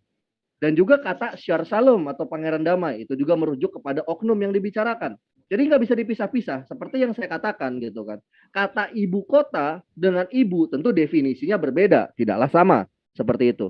Ya, itu dari tinjauan gelar. Sekarang saya akan mengatakan lagi, akan berbicara lagi secara kontekstual. Nah, kalau bukan Yesus, lalu siapa yang dibicarakan di dalam Yesaya pasal 9 ayat ke-6 ini? Kan gitu kan pertanyaannya. Nah, mari kita jawab. Ada perlunya juga kita meninjau Yesaya pasal 9 ayat 4 untuk mengetahui siapa yang dibicarakan dalam ayat ke-6. Karena ketika kita berbicara ayat, maka antara tekstual dan kontekstual tidak bisa dipisahkan. Lepaskan dulu keimanan, karena tidak akan objektif ketika kita mengkajinya menggunakan dogma. Nah, di sini saya tunjukkan. Di dalam Yesaya 9 ayat ke-4 itu menuliskan bahwa sebab kuk yang menekan dan gandar yang di atas bahunya serta tongkat si penindas telah kupatahkan seperti pada hari kekalahan Median. Jadi yang dibicarakan dalam Yesaya pasal 9 ayat ke-6 itu adalah orang yang hidup di masa akan terjadi momentum seperti Median dikalahkan. Nah, apa itu Median dikalahkan dan momentum apa? Kita bisa buka slide selanjutnya. Peristiwa kekalahan Median Midian dikalahkan oleh Gideon dengan bantuan Hashem yang menjadikan pasukan Midian saling bunuh sesamanya dan tewaslah 120.000 orang. Itu tercatat dalam Hakim-Hakim pasal 8 ayat 4 sampai dengan ayat 10. Lalu, dan kejadian yang terjadi di zaman Raja Hizkia seperti yang terjadi di ketika di saat Midian dikalahkan, yaitu pasukan Raja Asyur dikalahkan atas bantuan Hashem dan membuat mereka saling bunuh sesamanya. Itu terjadi di zaman Hizkia, yaitu ada tercatat di 2 Raja-Raja pasal 18, satu pasal itu menceritakan kisah tersebut. Nah, sekarang kalau ini mau disebut untuk Yesus, banyak hal yang janggal. Satu, bentuk diksi di Yesaya pasal 9 ayat ke-6 itu adalah past tense, bukan future. Dan bentuk nubuatan semuanya itu bentuk katanya adalah future karena akan terjadi di masa depan. Semua nubuatan. Ya kalau misalkan mau dipaksakan diperkosa ini tetap nubuat, berarti hanya satu-satunya Yesaya pasal 9 ayat ke-6 yang konteksnya nubuatan tapi sifatnya past tense, kan jadi bodoran, jadi lucu gitu loh, jadi lawakan. Itu yang pertama. Yang kedua, ya, dari gelar-gelar yang disematkan kepada orang atau oknum yang dibicarakan dalam Yesaya 96 ini berusaha dipatah-patah sehingga mengakibatkan menjadi miskonsepsi, menyebabkan jadi hancurnya logika dalam memahami siapa yang dibicarakan di dalam ayat tersebut. Itu faktor kedua. Faktor ketiga, jika masih kekeh juga ini nubuatan, mari kita baca Yesaya pasal 9, satu pasal. Itu semua berbicara tentang perang saudara yang terjadi dari Raja Asyur dengan kerajaan Israel. Masa tiba-tiba lagi ngomongin soal perang, tiba-tiba ada nubuatan, itu lucu loh diksi yang itu kan pemahamannya Bang, cocomologi. Kalau kita lihat di dalam Yesaya 9, dalam Yesaya 9 hanya satu saja di dalam kekristenan yang merupakan sebuah nubuatan, yaitu apa? Hanya yaitu dengan Yesaya pasal 9 ayat ke-6. Coba kita baca dari ayat ke-1-nya, semua itu berbicara tentang perang. Gitu loh. Oke, baik. Itu membicarakan tentang perang satu pasal tersebut, perang saudara yang terjadi di kalangan bangsa Israel. Seperti itu. Begitu, Bang. Baik, saya sebagai moderator, saya ambil sebentar, saya mau bertanya kedua narasumber. Pertanyaan, telah lahir itu apakah sudah lahir atau belum lahir? Mau Reski dulu. Gimana Bang? Bisa diulang Bang? Kata telah lahir di situ apakah sudah lahir atau belum lahir? Ya saat itu sudah terjadi kelahiran itu Bang. Oke, baik. Sejabat telah lahir itu begini, Bang. Dengerin dulu pertanyaannya, telah lahir itu sudah lahir atau belum lahir? Secara kontekstual, kata telah lahir itu menyatakan sudah lahir. Jangan ngomong di dalam pemaknaan, menyatakan bahwa itu akan terjadi, akan lahir. Sudah lahir. Di situ Yesus sudah lahir apa belum lahir? Saya tanya sejabat. Karena digenapinya itu di dalam Yohanes 1 ayat 1. Tapi di situ ada kata telah lahir. Sudah lahir atau belum? Itu secara kontekstual memang seperti itu. Tetapi secara pemahaman di dalam firman, itu merujuk kepada akan terjadi kelahiran itu. Secara Astagfirullahaladzim. Kamu kok bantah-bantah katakan sama Abang. Bahasa jelas lu bengkokkan lo bro. Nah sekarang saya tanya sama Abang. Kalau Abang mau merujuk ke situ, mari coba dulu abang baca dulu surah Maryam ayat 70 sampai 72. Kenapa pindah ke sana? Ke Al-Qur'an ini ya saya dulu tong. Ya, biar Anda paham. Kenapa lari ke sana? Sama di situ. Kenapa lari ke sana? Saya aja belum kelar gitu, udah lari-lari kemana-mana. Coba dulu. Jabat, jadi Anda masih ngotot. Ya saya 96 ini nubuat buat Yesus. Silakan Bang Handi dilanjut. Itu sudah pasti jelas 100%. Bisa kita cek? Bisa kita cek endingnya seperti apa? 100%. Baik. Apakah Yesus adalah Raja Perkasa? Betul. Di mana kerajaannya? Kerajaannya pada saat dia mengalahkan kuasa maut, kuasa iblis. Di mana kerajaannya Yesus? Kerajaannya itu adalah kerajaan menuju kehidupan yang kekal di surga. Di mana istananya? Ya? Di mana istananya? Di bumi yang baru, di dalam surga yang baru. Kan nubuatan, jadi belum terjadi. Ya? Belum terjadi. Dia sudah mengalahkan maut itu. Permaisurinya siapa pangeran ini? Kok permaisuri lagi? Ya kan kerajaan, Yesus pangeran. Permaisurinya ada Itulah Anda itu memahami semua yang menggunakan akal manusia, maka Anda tidak akan pernah menemukan. Harus pakai akal kebenaran apa, More? Aduh, capek gue, More. Lanjut, More. Pusing saya. Jadi gini ya, jadi gini. Andi. Kasih opung nih, opung. Kasih opung. Siapa, Opung? Horas, sejak Horas. open cam kalau mau lihat. Nah, jadi saya mau tanya, pengen tahu Pak Sijabat ini gerejanya di HKBP atau di tempat lain? Saya gerejanya di HKBP. Ya pantas. Pantas mereh, Bang Handi, ya kapanpun tidak akan pernah nyambung, apalagi karena HKBP itu terjemahan dari no mention. Jadi sehingga pemahaman nanti semakin menjauh. Itu mungkin yang dapat saya beritahukan kepada Moreh. Ya, terima kasih Opung, Opungku. Nah, itu kalau tadi begini, jadi Opung. Ya. Jadi ya. Kalau Opung berkata seperti itu, bagaikan Alkitab itu berbeda-beda. Ya memang. Padahal Alkitab itu sama. Satu. Di mana sama? Sebentar dulu, sebentar. Apa yang dipakai oleh karismatik, HKBP dan lain sebagainya sama. Kalau HKBP Allah atau debata. Bahasa Bataknya debata. Nah, ya itulah maka beda kan. Itu kan terjemahan ke bahasa daerah itu, Bung. Iya, semua terjemahan, namanya pun kitab terjemahan, kan begitu. No mention juga kalau dulu tidak bisa dia menerjemahkan dari Ibrani ya, bukan Yunani. Saya ulang sekali lagi, no mention menerjemahkan bukan dari Yunani, tapi dari Ibrani. Mungkin dia pulang nama juga seperti pendahulu-pendahulunya yang masuk ke daerah Tanah Batak. Mungkin Pak Sijabat juga tahu sejarahnya itu. Tapi itulah kehebatan no mention. Dia buatkan terjemahannya tidak memakai kitab Ibrani, kebalikannya. Bukan memakai kitab Yunani, tapi memakai kitab Ibrani. Dan begitu halus dalam bahasa Batak. Makanya di Alkitabnya Pak Sijabat itu mana ada Allah di situ. Yang ada di situ debata. Nah, kan begitu. Nah, makanya saya katakan kitab terjemahan seperti itu. Kalau Pak pengertian pemahaman Pak Sijabat itu semua kitab Alkitab itu sama, ya nggak sama lah terjemahan. Karena bahasa motor di sini adalah sepeda motor, artinya ya motor itu Honda. Coba kalau di kampung kita sepeda motor ataupun nggak ngerti orang itu yang di sana, di kampung kita sana itu kereta.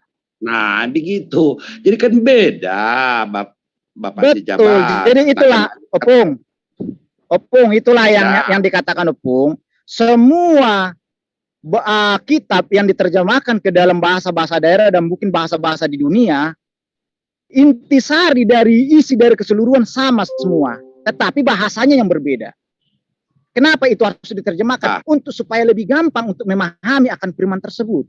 Enggak juga jumlah ayat juga beda loh. Sebentar. Jumlah ayatnya? Sebentar dulu. 7 Sebentar, Mari. Nanti mungkin terlalu dalam itu. Yang dengarkan aja. Bible Ibrani dengan Bible Yunani beda. Sama apa beda? Coba jawab dulu Pak Sijabat. Ya.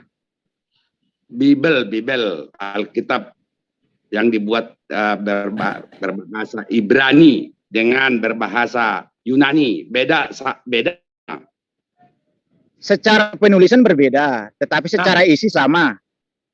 Bukan demikian, angkur aja belum Sijabat. Kita ini kan konteks berbicara, kontekstual, tekstual, kan begitu. Jadi kalau dikatakan sama, bagaimana mau sama? Pengertian dalam bahasa Batak aja ke bahasa Indonesia. Contoh bagas. Kalau Pak Sijabat bilang bagas, berarti bagas. Ya. Bagasnya apa ini? Bagas berarti rumah. Ya. Bagas. Artinya apa itu? Bagas dalam konteks bahasa Indonesia ya dalam. Beda kan? Makanya saya katakan dalam konteks di penerjemahan itu merujuk tujuan yang sama. Tetapi di dalam konteks, kalau kita samakan dengan bahasa yang satu dengan bahasa yang lain ya pasti ada perbedaan. Nah, tetapi secara konteks isi dia selaras sejalan. Tidak ada yang salah di situ. Oke. Kalau dulu saya ulang sekali lagi, no mention mengatakan Tuhan itu Yahweh, tidak bisa diterjemahkan kepada debata, nggak pulang dia itu, hilang nama di kampung kita sana itu. Betul. Karena Ibrani. Begitu. Jadi pengertian tadi, makanya kalau debat Moreh dengan Pak Sejabat, semakin lama semakin jauh. Nanti habis. Moreh ini Ibrani oke, Yunani oke, sama dengan saya juga. Tapi kita ringan-ringan aja untuk menyamakan persepsi seperti tadi. Kan langsung dapat kata kuncinya kan bahasa Batak. Tulisan yang sama, hanya ucapan yang berbeda, pengertian langsung lain. Pengertian sama. Sebentar dulu Bapak. Bagas artinya rumah. Bagas dalam. Bedakan Pak. Begini aja Pak, begini Pak, begini Pung. Ya, silakan. Opung begini. Ya. Pada saat kita menyatakan, ya Allah yang Maha Kuasa, berbeda nggak? Itu masih dalam satu konteks loh itu, konteks bahasa Indonesia itu. Di mana ada bedanya? Tapi kalau berbeda dong. Di mana bedanya? Yang Maha Kuasa. Yang Maha Kuasa itu apa? Yang Maha Kuasa bisa merujuk kepada raja, bisa merujuk kepada presiden. Nah, kan aku jawab. Bisa merujuk kepada Allah. Kalau persepsinya Opung seperti itu, maka saya berikan yang selaras dengan pernyataan Opung tadi. Itu baru bahasa Indonesia loh. Belum bahasa saya gabung dengan bahasa daerah belum. Iya. Ya Allah yang Maha Kuasa. Berarti dia sudah ada kata kerja dan kata imbuh. Nah kan begitu. Lebih dalam ucapannya. Artinya pengertian memaknai lebih luas. Bukan begitu, Pung. Maksud aku ini, Pung. Contohlah, saya ini berdoa. Ya yang Maha Kuasa. Ya kan? Terus besok saya mengatakan lagi, ya Allah. Itu dalam dua konteks yang berbeda, bahasa yang berbeda. Kalau kita ibarat contohnya tadi Opung bilang bisa makna yang berbeda, ya itu bisa makna yang berbeda, Pung. Ya, bagaimana kita memaknainya dalam bahasa yang tidak berbeda tujuan. Tapi kalau sebentar. Nah itu dia nih, Opung. Makanya tadi dalam konteks apa Bagas itu dipakai di situ? Konteks bahasa daerah. Ya kan? Iya, konteks bahasa Indonesia. Makanya saya katakan tidak pernah salah.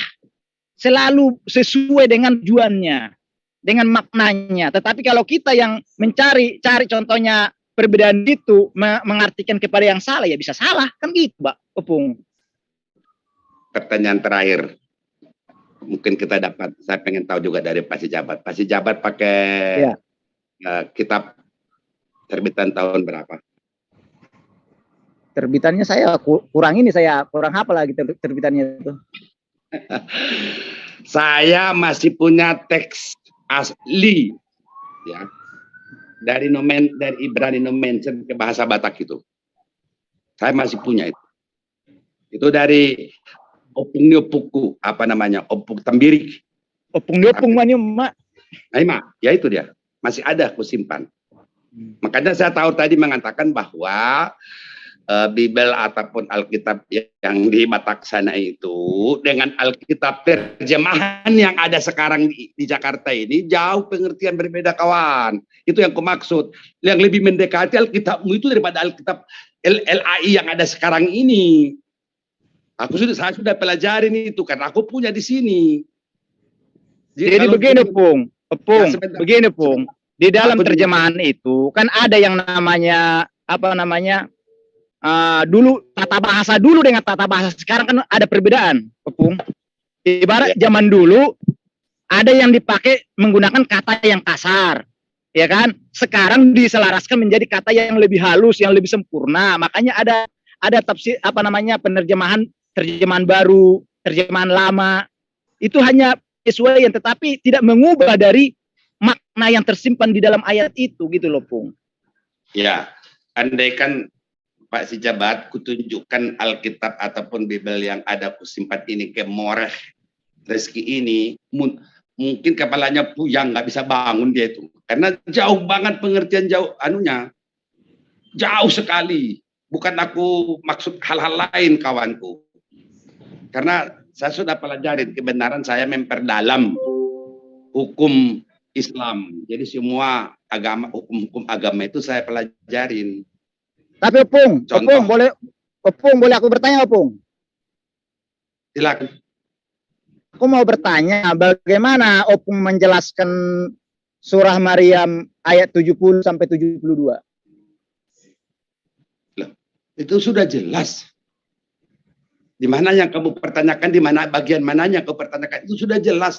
Karena kalau kau berbicara Al-Quranul Karim, jangankan untuk seperti yang katakan si Taiput ini tuh, satu baris aja tidak bisa dirubah.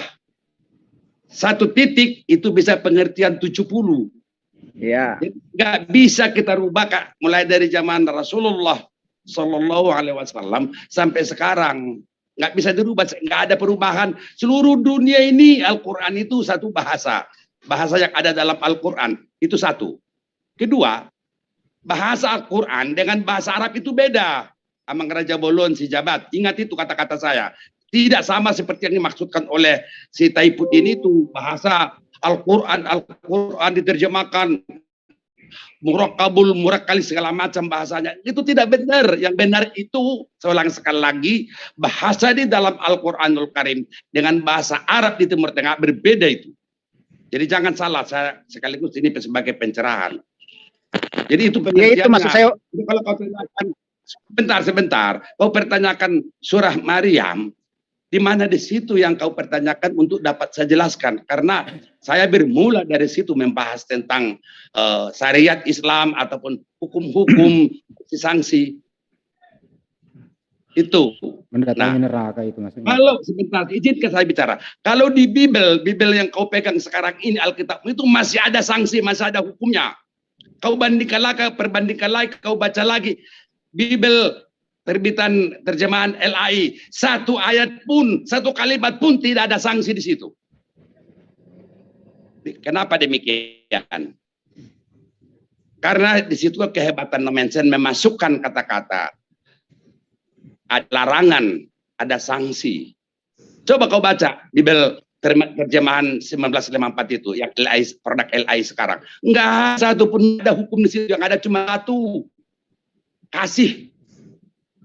Hanya memberikan kasih. Berikan kasih, mau tempeleng, pipi kanan, pipi kiri, dan segala macam.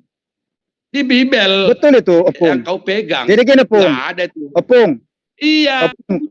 Tunggu. Izinkan aku dulu. Izinkan dulu aku. Sebelum aku sholat asar, aku mau sholat asar dulu ini. Nanti disambung sama Moreh Rezeki. Iya, maksud saya tadi itu masih dulu, ada. Sebentar.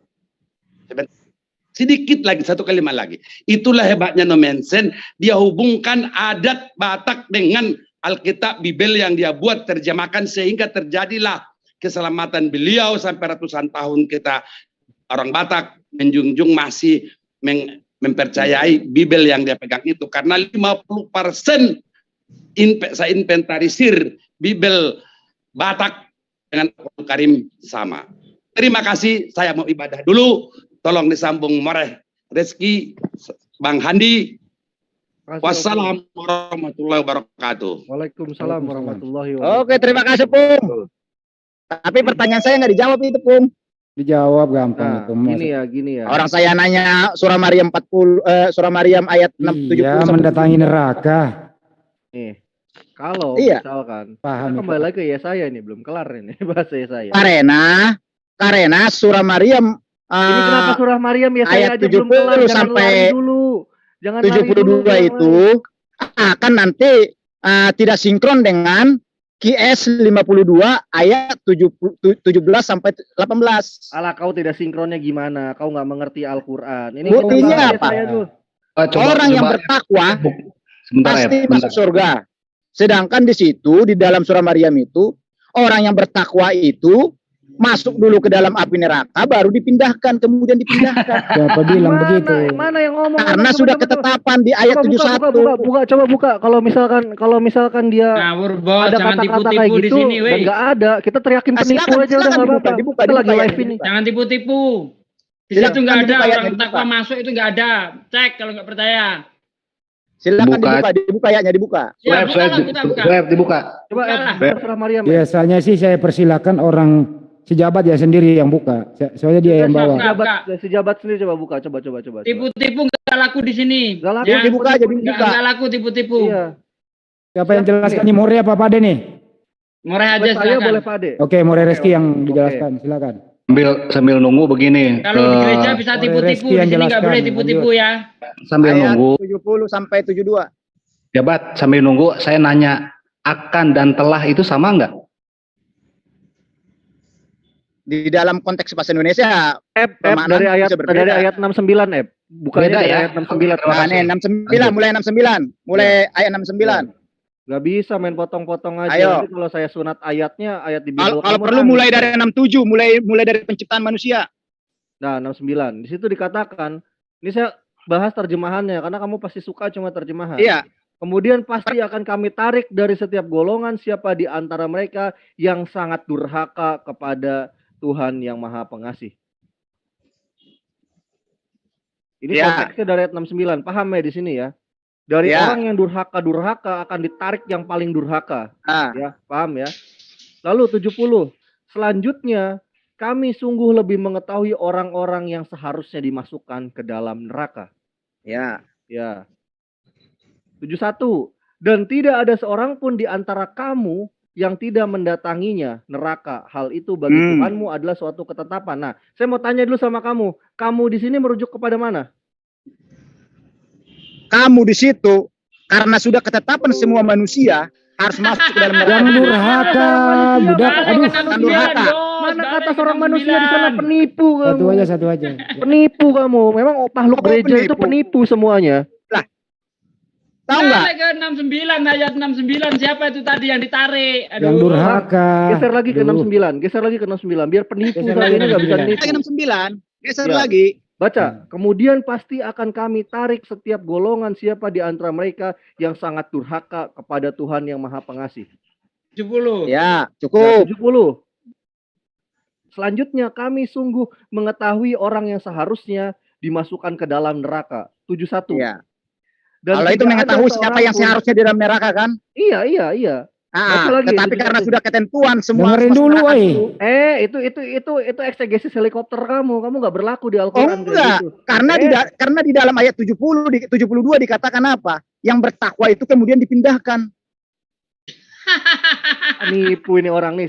Saya daripada permalukan kamu di sini, mending kamu tarik lagi terus saya teriakin nipu. Mari kita diskusi. Stop dulu di sini. Kamu diam dulu. Lihat lagi, baca 71-nya.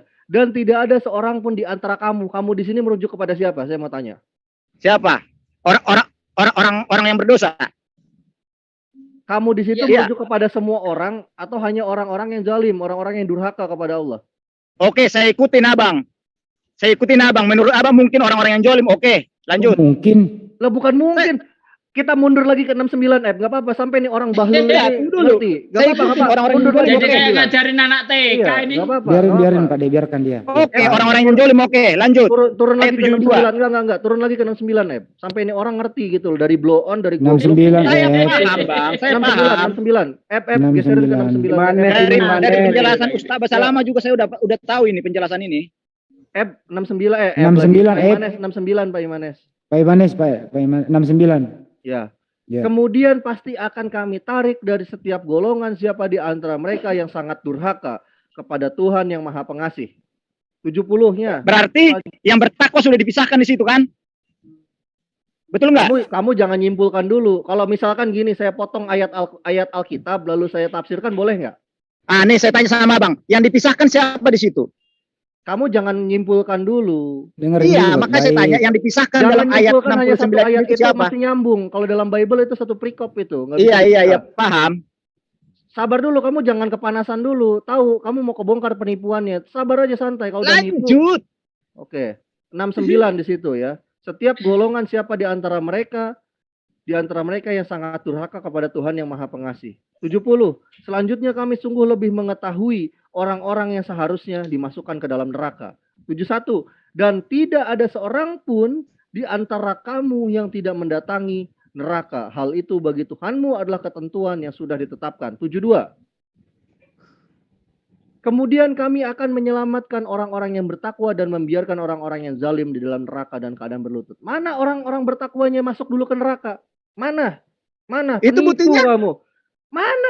Kemudian kami akan menyelamatkan orang-orang yang bertakwa. Menyelamatkan dan membiarkan orang-orang yang zalim di dalam neraka. Artinya apa? Abang harus tahu ada dalam neraka itu. Ada. Kamu suka menipu kamu. Di dalam neraka. Dalam penipu kamu udah sembah manusia, sudah jadi orang kafir, nyembah manusia, penipu juga gitu loh. Bos, jelas di situ, Bos. Nomor 49, Bang. Diselamatkan. Menyelamatkan orang-orang yang bertakwa. Nih. Dan membiarkan orang-orang yang zalim. Dan tidak ada seorang pun di antara kamu yang tidak mendatangi neraka. Hal itu bagi Tuhanmu adalah ketentuan yang sudah ditetapkan. Ini aja, Jabat, ada nggak di situ tertulis orang bertakwa dimasukkan ke neraka? Ada atau enggak? Membiarkan orang-orang yang zalim di dalam neraka. Orang-orang yang bertakwa diselamatkan dari dalam neraka? Diselamatkan di sana, artinya nggak dimasukkan ke dalam neraka. Bang, yang namanya dan membiarkan orang-orang yang gini aja, panjang ini biar nggak Bang Juma nih. Dengerin baik-baik sebentar. Ada nggak di situ tertulis orang bertakwa dimasukkan ke neraka? Ada atau tidak? Jadinya lebih pintar kamu ketimbang saya. Iya. Lah, saya secara kontekstual kalau menurut Abang. Ini tekstual dan kontekstual nggak terpisah gitu loh. Coba tunjukin kepada saya mana ayatnya dikatakan semua orang masuk neraka sampai yang bertakwa pun masuk neraka. Di ayat mana? Jangan nipu kamu di sini. Saya mulai sekarang panggil kamu penipu. Silakan penipu. Dibuktikan yang mana penipu? Antara kamu tidak ada yang mendatangi. Yang mana penipu? Di mana penipu ada kata-kata masuk ke neraka? Silakan penipu. Betul. Di ayat 71 apa itu dikatakan? Dan tidak ada seorang pun di antara kamu. Nah, makanya saya katakan ke kamu penipu. Kamu di sana merujuk kepada siapa penipu? Artinya sudah ditetapkan dan itu harus digenapi. Jawab dulu. Kamu di sana merujuk kepada siapa penipu? Silakan jawab penipu.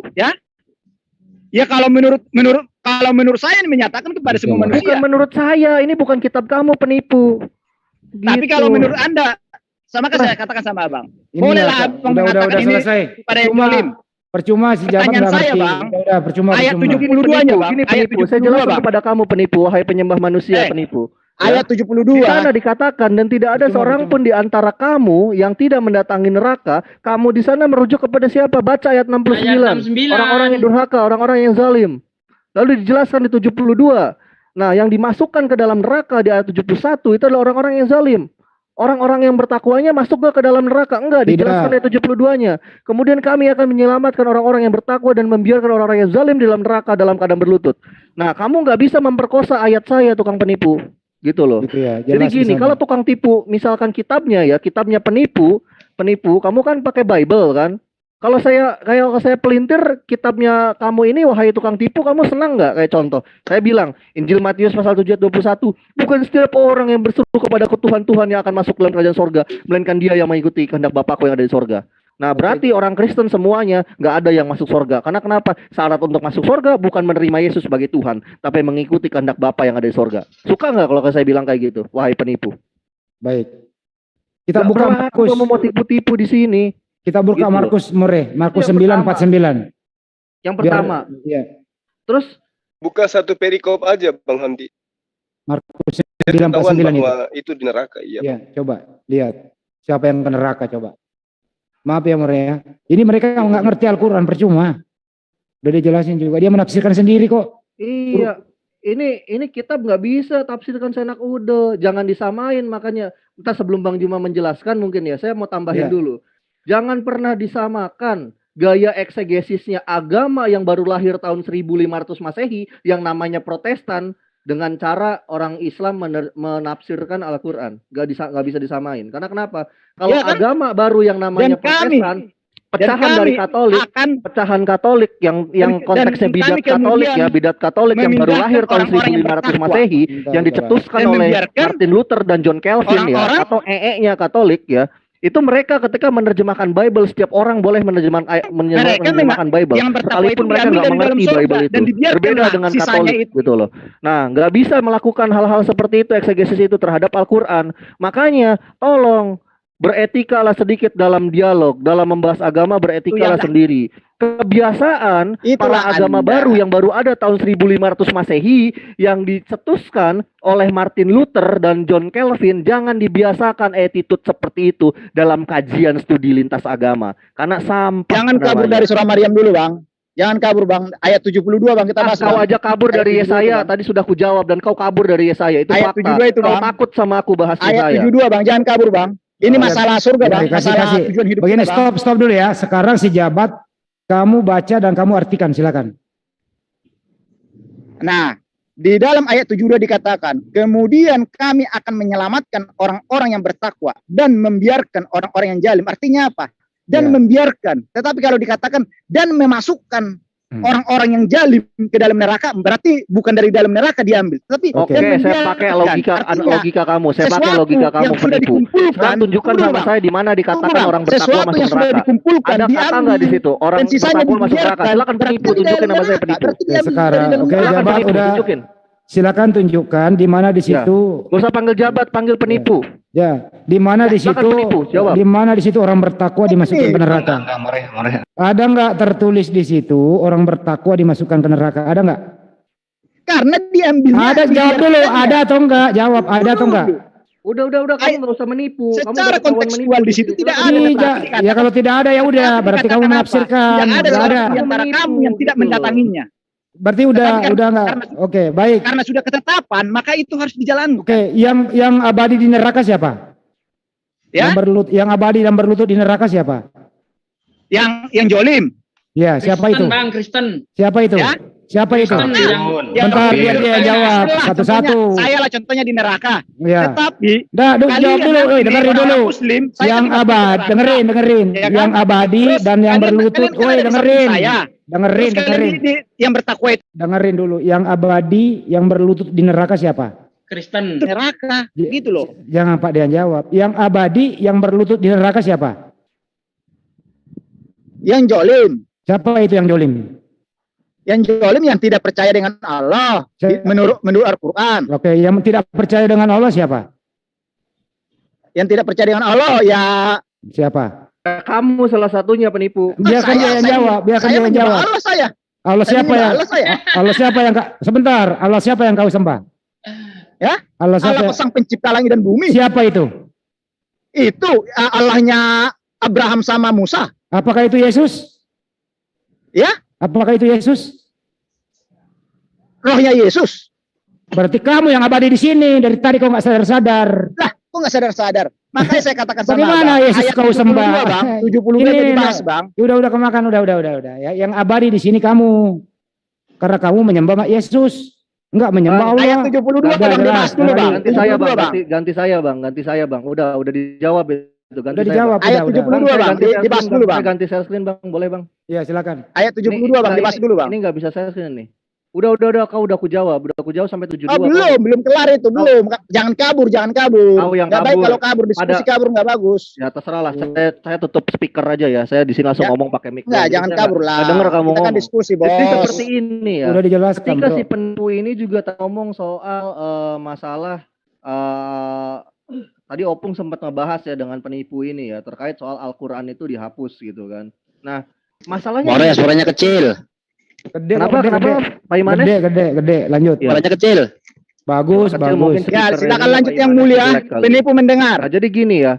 Tadi si penipu ini juga kan sempat ngobrol sama Opung ya, penipu yang satu. Oh iya, yang mulia. Ya. Yang paling benar yang mulia. Penipu ini lalu Opung itu menjelaskan juga gitu, nggak bisa yang namanya Al-Quran itu dihapus-hapus kayak Saifuddin Ibrahim, karena ada bahasan itu.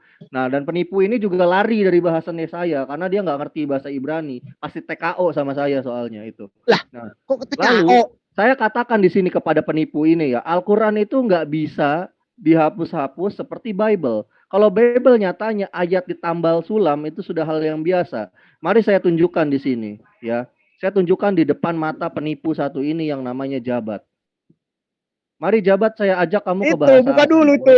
Maryam 72. Saya bantu Iya, lu sama gua nanti juga menjawab diam dulu, diam. kamu nanti di sini. Lu diam dulu. Pada faktanya di dalam Kodeks Sinaiticus yang ditulis tahun 360 Masehi, Gospel Markus pasal 16 itu cuma berhenti sampai ayat ke-8.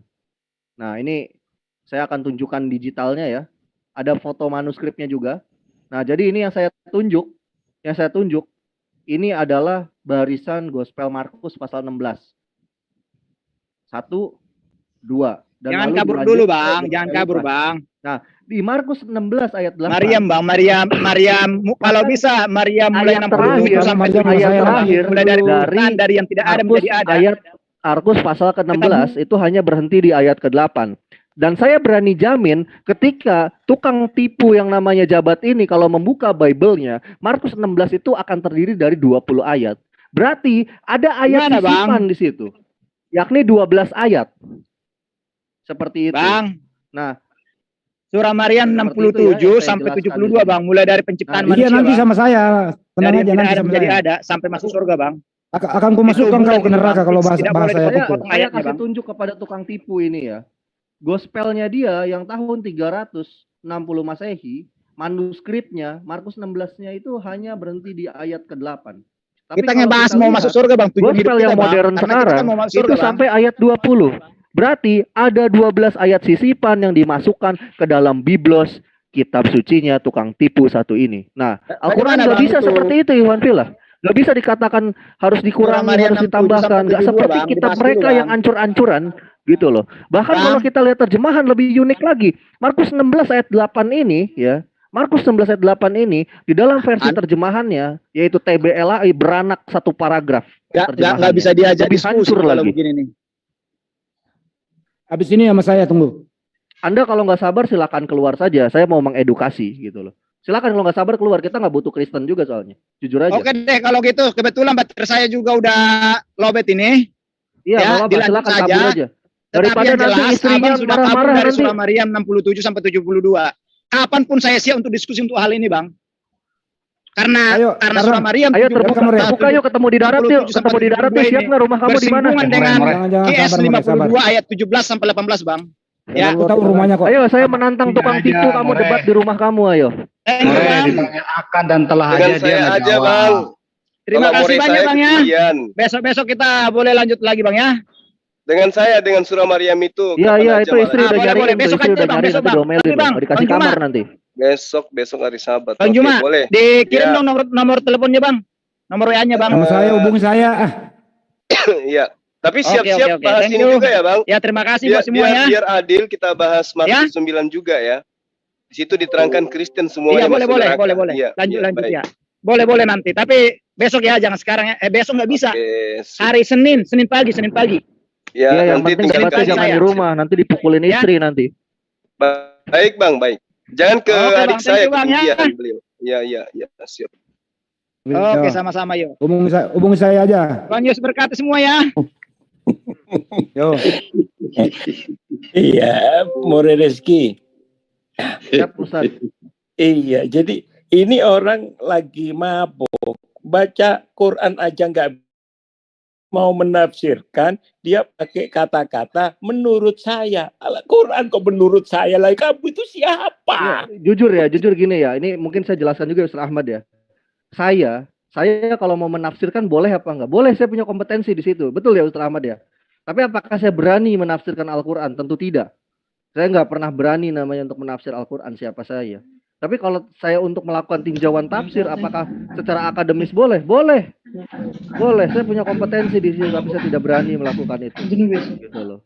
Nah ini, dia memperlakukan kitab dia sendiri aja, bisa ditafsir seenak udel dia, gitu loh. Apalagi kitab orang kan gitu, opung aja sampai pusing itu Ustaz Ahmad. Lanjut Ustaz Ahmad, itu aja komentar saya. Orang mumet ini, pusing dia. Disimpulkan dari bahwa pertama tadi saya dengarkan dia dihajar sama Ustaz Zuma, tidak bisa jawab. Pusing dia, jadi akhirnya dia pindah topik sudah 2 kali nih. Jadi disimpulkan bahwa kalau dia pakai ayat itu tadi sebenarnya udah kemakan sendiri. Yang abadi di situ, yang berlutut di neraka abadi selamanya, dia ini orangnya tadi. Karena dia tidak menyembah Allah yang ada di dalam Al-Quran, dia menyembah Yesus. Kayak sebenarnya ayat buat nabok dia.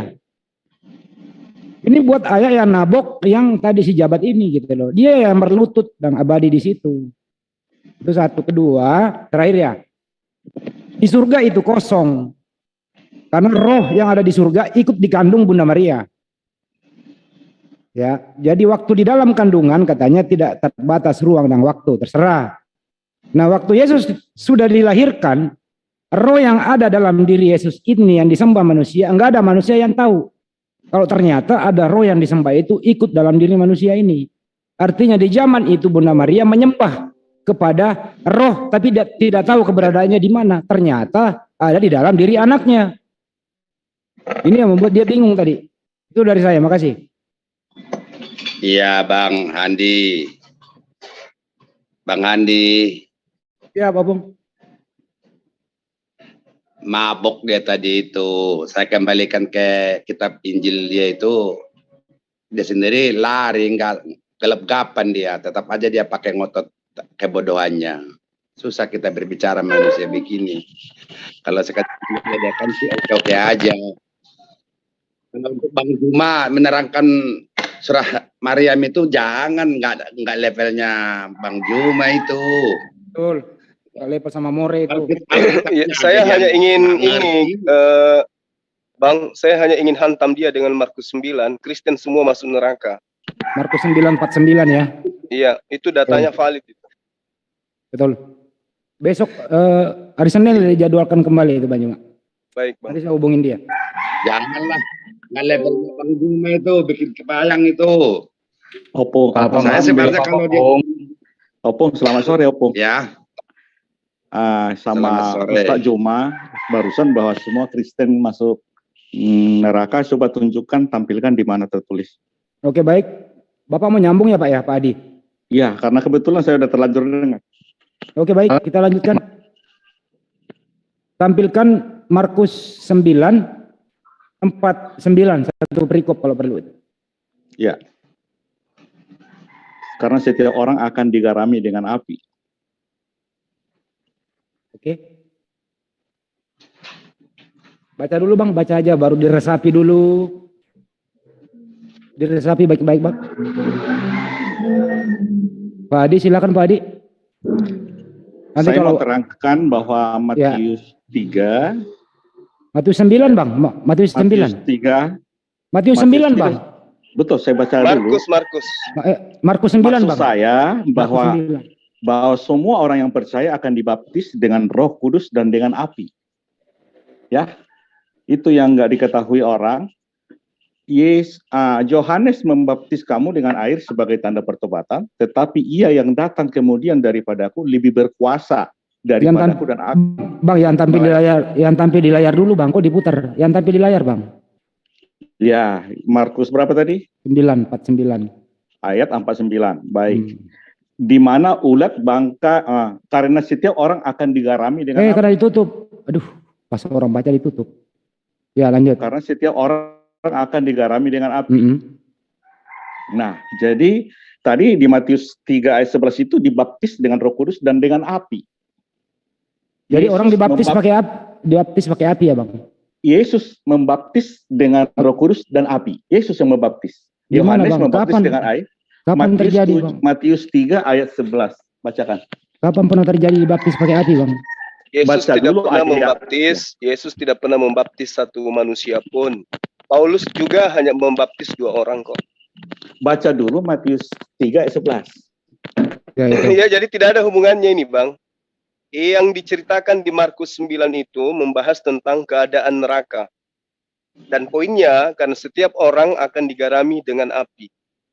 Coba kita lihat di dalam 46. 46 itu dalam kurung artinya sisipan. Di situ diterangkan, di tempat itu ulatnya tidak akan mati dan apinya tidak akan padam. Ini berbicara mengenai neraka. Dan diterangkan, setiap orang akan digarami dengan api. Perlu keruduk Pak Adi, kenapa begitu mic-nya? Terganggu. Ya lanjut Bang Juma. Gak ada hubungannya ini dengan pembaptisan ini. Memang gak ada hubungannya itu. Kok ditafsir pakai ayat pembaptisan gimana sih Bapak ini? Dilihat konteks lah Pak. Yesus akan membaptis dengan Roh Kudus dan api. Iya, konteksnya beda dengan ini. Apakah orang dibaptis itu artinya di neraka? Ini kan berbicara tentang neraka, Pak. Jangan disamakan lah. Yesus akan membaptis dengan api, maksudnya apa? Dan setiap orang akan itu juga tidak terjadi, Bang. Yesus tidak pernah membaptis satu manusia pun. Baik, saya bacakan dulu ya, Pak Juma. Iya, nanti Bapak bisa tunjukkan ke kami siapa manusia yang pernah dibaptis oleh Yesus. Aku membaptis kamu dengan air sebagai tanda pertobatan. Ini kata Yohanes ya. Tetapi ia yang datang kemudian daripadaku lebih berkuasa daripadaku, dan aku tidak layak melepaskan kasutnya. Ia akan membaptis kamu dengan Roh Kudus dan dengan api. Dengan Roh Kudus ya udah, tetapi dengan api belum. Itulah nanti di neraka. Oh, berarti nanti dibaptis dengan api kalian di neraka gitu, Bang? Semua orang yang tidak tertulis namanya di kitab kehidupan akan dilemparkan ke lautan api. Di Wahyu ya, jadi 20 berdasarkan jadi berdasarkan Markus 9:49, semua orang akan masuk ke dalam neraka, betul? Bukan. Yang akan dilemparkan, yang masuk neraka. Oke, kita baca dulu Markus 9 itu mulai dari awal ya, dari awal. Markus 9 saya bacakan. Ayat mulai 1 mulai. Katanya lagi kepada mereka, aku berkata kepadamu, sesungguhnya di antara orang yang hadir di sini ada yang tidak akan mati sebelum mereka melihat kerajaan Allah telah datang dengan kuasa. 6 ini juga hari kemudian tidak terbukti nih ya. Aku belum siap, Bos. Ini ya. Nomor 1 6 hari kemudian Yesus membawa Petrus, Yakobus dan Yohanes, dan bersama-sama dengan mereka ia naik ke sebuah gunung yang tinggi. Di situ mereka sendirian saja. Lalu Yesus berubah rupa di mata mereka, dan pakaiannya sangat putih kilat-kilat. Tidak ada seorang pun di dunia yang dapat mengelantangkan pakaian seperti itu. Maka nampaklah kepada mereka Elia bersama dengan Musa. Keduanya sedang berbicara dengan Yesus. Kata Petrus kepada Yesus, Rabi, betapa bahagianya kami berada di tempat ini. Baiklah, kami dirikan 3 kemah, 1 untuk engkau, 1 untuk Musa, dan 1 untuk Elia. Ia berkata demikian, sebab tidak tahu apa yang harus dikatakannya, karena mereka sangat ketakutan. Maka datanglah awan menaungi mereka, dan dari dalam awan itu terdengar suara, inilah anakku yang kukasihi, dengarkanlah dia. Dan sekonyong-konyong waktu mereka memandang sekeliling mereka, mereka tidak melihat seorang pun lagi bersama mereka, kecuali Yesus seorang diri. Pada waktu mereka turun dari gunung itu, Yesus berpesan kepada mereka, supaya mereka jangan menceritakan kepada seorang pun apa yang telah mereka lihat itu sebelum anak manusia bangkit dari antara orang mati. Mereka memegang pesan tadi sambil mempersoalkan di antara mereka apa yang dimaksud dengan bangkit dari antara orang mati. Lalu mereka bertanya kepadanya, mengapa ahli-ahli Taurat berkata bahwa Elia harus datang dahulu? Jawab Yesus, memang Elia kepanjangan ini kalau baca semua ini kepanjangan, Pak. Waktu, Pak. Jadi dari mana saya mau terangkan? Gini aja pertanyaannya. Ini posisinya terjadi di dunia apa di neraka, Pak? Di neraka. Di neraka ya? Ya. Oke, langsung 49. Benar, setiap orang masuk neraka. Langsung, sebentar Pak. Langsung ke 49, Pak. Apa maksudnya? Coba baca. Jadi sebentar. Daripada panjang. Ini kan posisinya di neraka nih. Ya sekarang Bapak baca ini. Ya. Diapain orang di neraka gitu? Oke. Jadi Bang Handi sedikit Bang Handi. Mungkin saya mau bantu Pak Adi. Pak Adi bisa dibuka mungkin di Alkitab, kalau enggak di Sabda. Buka aja tafsiran Matthew Henry komentari, Pak. Biar lebih gampang. Saya nggak mau tafsir. Saya mau terangkan di Wahyu 20 ayat 11. Jangan ke Wahyu, Pak. Ya kesini aja, Pak. Baca dulu nih, Pak. Beda konteksnya, Pak. Itu udah ada loh, Pak. Matthew Henry saya mau terangkan lautan api. Lautan api. Beda jadi konteks, Pak. Bukan beda konteks. Bukan, saya nggak bicara konteks. Alkitab itu satu kesatuan. Ya baca dulu, Pak. Ini, Pak. Ini Mbak Juma bawa. Baca dulu ini, Pak. Yang ada di layar. Apa yang kau baca? Yang ada di layar. Iya. Ini kan di neraka nih posisinya nih. Ya, silakan. Ya. Apa yang mau saya baca? Apakah semua orang Kristen dimasukkan ke neraka, Pak? Sesuai ayat ini? Tidak. Yang tidak ada namanya di kitab kehidupan, itulah yang dilemparkan ke neraka. Ada ayatnya. Coba baca dulu, Pak. Itu baca, Pak. Baca dulu, Pak. Baca dulu, Pak. Baru menjawab. Apa yang saya baca? Karena setiap orang akan diganti dengan api. Setiap orang, Pak. Akan digarami. Setiap orang, Pak. Setiap orang. Oh ya, terus. Kecuali babi, Pak. Kalau babi nggak masuk. Setiap orang, Pak. Babi enggak. Garam memang baik, tetapi jika garam menjadi hambar, dengan apakah kamu mengasinkannya? Hendaklah kamu selalu mempunyai garam dalam dirimu dan selalu hidup berdamai dengan seorang dengan yang lain. Apa maksudnya itu, Pak? Digarami dengan api. Maksudnya apa, Pak? Saya udah terangkan tadi bahwa Yesus akan membaptis dengan api. Jadi setiap orang Kristen digarami dengan api. Orang akan diuji. Makanya saya bilang ada orang yang tertulis di kitab kehidupan namanya akan diuji. Enggak, begini aja Pak, jangan diputar. Apakah setiap orang Kristen itu nanti digarami dengan api? Ya. Ya, jelas Pak Juma. Ya, yang lanjut Pak Juma. Itulah yang dapat masuk setiap surga. orang tanpa kecuali Pak Juma. Lanjut. Yang percaya akan dibaptis dengan api. Ya, udah jelas Bang Juma. Lanjut. Ya. Kalau yang terjadi di dunia ini kan dibaptis dengan air, Pak. Dengan artinya air dia itu dicelup Yohanes di membaptis. air. Itu Nah, Yohanes sekarang kalau membaptis. dia dibaptis dengan api itu diapain? Yang membaptis dengan api Yesus, bukan Yohanes. Iya, bukan iya, pendeta. saya tahu. Nah, sekarang kalau dibaptis dengan api itu diapain, Pak? Ya dibakar. Oh, jadi setiap Kristen dibakar. Terbakar bagi orang yang tidak tertulis namanya di kitab kehidupan, dilempar ke lautan. Orang ini, ya setiap orang, sama-sama seperti tadi surat Maryam tadi, setiap orang yang bagaimana? Iya. Kan saya percaya itu. Artinya terbukti sudah bahwa setiap orang Kristen dibakar atau digarami dengan api di neraka sama Yesus. Tidak tertulis di situ. Makanya Loh, saya mau tadi udah ngaku gimana sih? Ini kan nyata ini Pak, bahwa Yesus itu akan membaptis dengan api katanya. Kalau Anda mau cocok-cocokkan dengan data itu. Betul. Nah, setiap orang itu akan dibaptis dengan api. Nah, dibaptis dengan api itu artinya kan dibakar, Pak. Dibakar dengan api. Ya. Ya kan gitu. Nah, setiap orang ini kan artinya semua manusia, Pak. Jadi kalau di situ kan cuma satu ayat aja penjelasannya. Iya, nah sekarang begini. Sekarang begini, Bapak. Maukah Bapak itu dibaptis sama Yesus? Mau enggak? Ya harus, mau tak mau, suka nggak suka, semua wajib. Yang percaya atau dengan tidak apa percaya, kalau Yesus yang membaptis, Pak? Dengan Roh Kudus udah, dengan api belum. Nah, berarti Bapak nanti akan dibaptis dengan api. Seluruhnya, tanpa kecuali. Berarti Bapak mengiyakan bahwa orang Kristen nanti akan dibakar dengan api. Nah, jadi saya terangkan dulu. Dengar baik, kita kan mau diskusi ini. Jadi kalau surat Maryam tadi saya udah pahami, saya setuju pemahaman yang diterangkan tim Muslim, dan saya kurang setuju dengan yang dilayani oleh Pak Sijabat. Oke, jadi yang mau saya katakan, kalau cuma di Markus 9:29 itu kan belum ada keterangan siapa. Ya kan? Tidak ada siapa secara spesifik.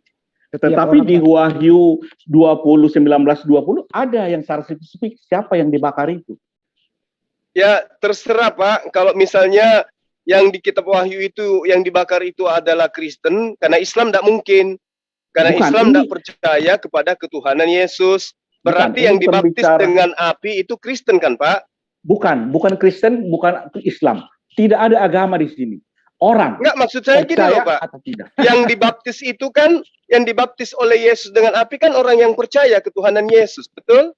Tidak. Jadi makanya saya bilang Yesus jadi tidak yang membawa dibaptis agama. Yesus ini siapa Pak yang dibaptis Yesus? Nah, makanya izinkan saya membacakan ayatnya, boleh? Silakan.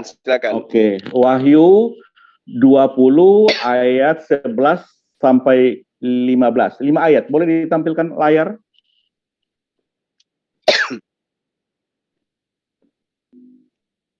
Saya bacakan. Ya. Wahyu 20 ayat 11 sampai 15. Lalu aku melihat suatu tahta putih yang besar, dan dia yang duduk di atasnya, dari hadapannya lenyaplah bumi dan langit, dan tidak ditemukan lagi tempatnya. Dan aku melihat orang-orang mati, besar dan kecil, berdiri di depan tahta itu. Lalu dibuka semua kitab, dan dibuka juga sebuah kitab lain, yaitu kitab kehidupan. Dan orang-orang mati dihakimi menurut perbuatan mereka, berdasarkan apa yang ada tertulis di dalam kitab-kitab itu. Maka laut menyerahkan orang-orang mati yang ada di dalamnya, dan maut dan kerajaan maut menyerahkan orang-orang mati yang ada di dalamnya. Dan mereka dihakimi masing-masing menurut perbuatannya. Lalu maut dan kerajaan maut itu dilemparkan ke dalam lautan api. Itulah kematian yang kedua, lautan api. Dan setiap orang yang tidak ditemukan namanya tertulis di dalam kitab kehidupan itu dilemparkan ke dalam lautan api. Di sini tidak ada persoalan agama. Mau agama Kristen, mau agama Buddha, Hindu, atau Muslim. Tidak. Di sini yang percaya atau tidak percaya kepada Yesus.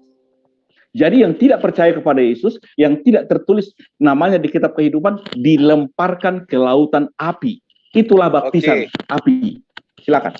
Nah, sekarang siapa yang dibaptis oleh Yesus, Pak? semua orang yang tertulis maupun tidak tertulis namanya dibakar. Jadi enggak. yang Ini kan Bapak mengimani tentang pembaptisan. Yesus katanya membaptis dengan roh dan api. Betul. Nah, sekarang teman Kristen mengaku sudah dibaptis dengan roh. Nah, kapan Yesus membaptis kalian dengan api gitu loh? Nanti itulah pada pas penghakiman.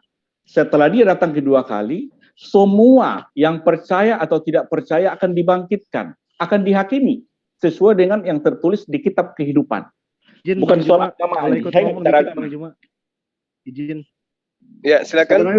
Saya mau ngomong sama Pak Rambe, karena Pak Rambe saya lihat sudah agak lebih berumur. Ya, jadi latar belakangnya dari nomensen, saya mau bicara kalau boleh Pak Rambe. Bentar dulu Pak Adi. Berarti di saat yang tadi Bapak bilang Yesus membaptis dengan api, saat itu Yesus sudah punya tato ya Pak? Sudah punya apa? Tato. Apa tato? Iya. Karena Yesus kan punya tato Pak setelah datang kedua kali itu. Tatonya ada di paha Pak. Mungkin bisa buka Bang Moto Wahyu 19:16. Iya, Bapak nggak tahu Tuhan Bapak muncul kedua kali dalam Bible itu punya tato Pak di paha Pak. Sebentar, tato. Wahyu berapa? Wahyu 19:16. Ada tatonya Pak di paha Pak. Tatonya itu bertuliskan raja di atas raja, tuan di atas tuan Pak. Nah, mungkin bisa dibuka. Wahyu 11. Wahyu 19:16 Pak. 19:16. Iya. Ya, dan pada jubahnya dan pahanya tertulis suatu nama ya, bukan tato, tertulis nama raja. Ya, betul. Apa tato mau dipertanyakan? Ya tato lah, beda. Lah. Itu persepsi Bapak itu kan, ini tertulis. Oke, saya mau tanya sama Pak Adi. Ketika ada tulisan nempel di tubuh, itu namanya apa kalau bukan tato, Pak? Itu persepsi manusia kan. Jadi ini pada jubahnya dan pahanya, Pak. Dan pahanya, Pak, jangan ditinggal, betul. Pak. Ya. Warna dan jubah, Jadi itu pengertiannya bahwa memang itu sebenarnya ini nubuatan, penglihatan kepada Yohanes Ulama. Kan? Ya, satu saat itu akan terjadi, betul. Iya, berarti Yesus punya tato kan? Ada nanti tertulis. Itu katanya saya yakini harus terjadi. Terjadi. Iya, tato kan? Kalau tato menurut Bapak, ya nggak apa-apa, saya nggak sangkal. Iya, ya karena kalau di sini nggak tertulis di apa namanya di celananya Pak, yang ada di pahanya. Sekarang saya nggak ngerti kalau Bapak bilang bukan tato, misalkan nggak setuju sama saya ya gitu. Betul. Oke, kalau Bapak menurut itu tato, saya nggak menyangkal. Betapa bahwa dia ada raja segala raja. Ya, berarti Bapak garis bawahi bahwa Yesus raja segala raja kan? Iya, berarti Yesus punya tato. Tuhan dia Terus apa yang mau Bapak sampaikan? Enggak, saya cuma pengen kasih tahu Bapak, Yesus punya tato di akhir zaman. Ya, kalau memang tato menurut Bapak, saya nggak menyangkal. Bapak setuju nggak dengan saya? Enggak, saya nggak menurut saya. Bapak setuju nggak? Saya tidak setuju, tapi kalau Bapak itu Bapak, saya pun nggak menolak. Berarti nggak, berikan saya istilah lain ketika ada tertulis di badan, ya, namanya bukan tato, lalu namanya apa, Pak? Coba jelaskan nama saya. Tidak dijelaskan di situ, saya tidak akan menambahi, tidak mengurangi. Ya, dan itu bukan intinya kitab itu. Ya kalau memang tato menurut Bapak, saya pun nggak menyangkal. Tapi Bapak nggak setuju sama saya, Bapak nggak menyangkal, gimana ceritanya, Pak? Tidak harus setuju toh, ya kan? Ya kalau nggak setuju berarti Bapak menyangkal kalau gitu secara nggak harus, Pak. Nggak harus. Jadi menurut Yesus, orang-orang yang bukan murid Yesus bisa ngusir setan, tetapi bukan murid Yesus. Ya, begini mungkin pertanyaannya, Mure, sorry. Apa yang tertulis di pahanya Yesus, Pak? Raja segala raja dan Tuhan di atas segala Tuhan. Berarti tertulis di paha Yesus ya, Pak ya? Bukan di celananya ya? Katanya kan. Dan di bukan katanya yang tertulis, Pak, ini. Ya tertulis, betul. Ya menurut Bapak siapa yang nato, Pak? Ya siapa yang nulis? Ya saya nggak tahu siapa yang nulis, tapi ada tulisan di situ. Oh iya, baik. Ya, saya nggak tahu kan. Intinya ya kalau dibilang berarti gitu, orang kan? Kalau saya ikuti saudara tadi, itu tato berarti harus ada yang tukang tato. Ya kan menurut persepsi dia. Ya, sebenarnya kalau diberkenan saya mau ngomong sama Opung Rambe, bisa Kak? Opung Rambe bisa. Opung lagi nggak mood Pak, itu Bang Andi ditutup aja dulu Bang. Intinya kesimpulannya bahwa berdasarkan Markus 9:49 Kristen akan dibaptis dengan roh, dibaptis dengan api gitu. Betul. Iya. Jadi setuju ya Pak Adia bahwa semua orang Kristen nanti itu akan dibakar dengan api di neraka ya Pak oleh Yesus? Semua orang pasti dibaptis oleh Yesus, ya. Ya, jadi semua orang Kristen nanti dibaptis dengan api oleh Yesus di neraka. Betul ya Pak? Sebenarnya bukan di neraka itu. Jadi artinya terus di mana Pak kalau bukan di neraka? Kan sudah dibilang tadi, yang dilemparkan ke lautan api itu adalah orang yang tidak tertulis. Dibantah lagi Bang Juma, bukan di neraka katanya Bang Juma, dibantah lagi dia. Bagaimana Iya, nih Bang Juma, mungkin dibantah karena lagi? saya baru tahu kalau ada data itu di kitabnya. Enggak, Biarin saya aja, tahu nggak data itu. yang pasti Markus 9 itu membahas tentang neraka. Bisa ya. Dan lagi-lagi kalau kita melihat data, Pak, kalau kita melihat data Matius 3 nomor 11, Matius 3 nomor 11, kemudian Lukas 3 nomor 16, nyata di situ bahwa Yesus menerangkan kepada orang-orang yang ada pada sekeliling Yesus itu, dia katakan mereka semua akan dibaptis dengan api, artinya mereka akan dibakar dengan api. Bukan. Jadi yang menerangkan itu perkataan Paulus, perkataan Yohanes sih kan? Itu kata Yohanes, aku membaptis kamu dengan air sebagai tanda pertobatan. Tetapi ia yang datang dari belakang dia kemudian akan membaptis kamu dengan Roh Kudus dan dengan api. Jangan pindah dulu Ya deh, itu ini, dia. keluarin dulu. Artinya Yesus akan datang dengan cara membakar. Gitulah, Pak. Istilah membaptis, kalau Bapak bisa membakar, saya pun nggak menolak ya. Karena nanti Bapak pengertiannya di situ supaya nyambung kan gitu. Memang harus disambung Pak, biar cepet kelar Ya, gitu loh. kalau dengan air kan pasti basah, Pak. Kalau api pasti dibakar. Betul. Atau diasapi atau dipanggang gitu. Baik, saya baca dulu di Markus 9 ayat 42 mulai ya. Supaya nyambung kalau cuma satu ayat. Barang siapa tampilkan ayatnya, Pak Imanes, biar dia tampilkan. Markus 9 apa Matius 9? Markus 9. Ayat 42 sampai 49. Supaya nyambung ke 49-nya. Oh, Markus berarti. Markus 9 ayat 42 sampai 49. Supaya nyambung tadi, supaya nyambung. Saya bacakan. Barang siapa menyesatkan salah satu dari anak-anak kecil yang percaya ini, lebih baik baginya jika sebuah batu kilangan dikaitkan pada lehernya, lalu ia dibuang ke dalam laut. Dan jika tangannya menyesatkan engkau, penggallah, karena lebih baik engkau masuk ke dalam hidup dengan tangan kudung daripada dengan utuh. Kedua tanganmu dibuang ke dalam neraka, ke dalam api yang tak terpadamkan. Di tempat itu ulatnya tidak akan mati dan apinya tidak akan padam. Dan jika kakimu menyesatkan engkau, penggallah, karena lebih baik engkau masuk ke dalam hidup dengan timpang daripada dengan utuh kedua kakimu dicampakkan ke dalam neraka. Tempat itu ulatnya tidak akan mati dan apinya tidak akan padam. Dan jika matamu menyesatkan engkau, cungkillah, karena lebih baik engkau masuk ke dalam kerajaan Allah dengan bermata satu daripada dengan bermata dua dicampakkan ke dalam neraka, di mana ulat-ulat bangkai tidak mati dan api tidak padam. Karena setiap orang akan digarami dengan api. Jadi yang saya pahami dan saya imani nyambung dengan Wahyu tadi, Wahyu 20 ayat 15. Apa itu? Ayat 15, setiap orang yang tidak tertulis namanya, setiap orang yang tidak ditemukan namanya tertulis di dalam kitab kehidupan itu dilemparkan ke dalam lautan api. Ya, sama-sama lautan api. Demikian, itu anda nyambung-nyambung, Pak. Tanya Bang Yuma. Lautan api tadi, di Markus itu kan lautan api juga. Markus yang kita bahas tadi, Markus 9 ayat 9. Jadi menurut Anda siapa? Menurut Anda siapa orang yang dibaptis dengan api? Siapa, Pak? Yang tidak tertulis namanya di kitab kehidupan tadi. Itulah yang dibahas. Siapa orang itu yang tidak tertulis, Pak? Ya, setiap orang. Setiap orang yang tidak percaya kepada Yesus. Kalau percaya tidak akan dibakar, kan? Percaya Yesus sebagai apa, Pak? Sebagai Tuhan dan Juru Selamat pribadi. Sebagai berarti ibunya juga masuk, Pak, karena ibunya nggak percaya anaknya sebagai Tuhan. Siapa bilang nggak percaya? Saya yang bilang. Siapa bilang? Saya yang bilang. Saya yang bilang barusan, Pak. Elizabeth, istri Zakaria bilang, waduh, ibu Tuhanku datang. Kata Elizabeth. Kata Elizabeth, bukan kata ibunya. Kata ibunya. Ibunya nggak pernah mengatakan anakku adalah Tuhan, nggak pernah mengatakan gitu. Tidak pernah. Yesus pun tidak pernah mengatakan dia Tuhan. Iya. Karena walaupun dia Tuhan telah menjadi manusia. Jadi nabi-nabi sebelumnya semua digarami dengan api. Nabi-nabi sebelumnya. Seluruh yang tidak tertulis di kitab kehidupan dibakar. Berarti Nabi Adam sampai Nabi Musa juga termasuk. Kalau mereka kan tertulis namanya. Tertulis di mana? Nama mereka. Di mana? Semua yang tertulis di Alkitab itu yang percaya kepada Yesus yang akan datang juru selamat. Di Perjanjian Lama Semua orang yang percaya kepada juru selamat yang akan datang, itu tertulis namanya di kitab kehidupan.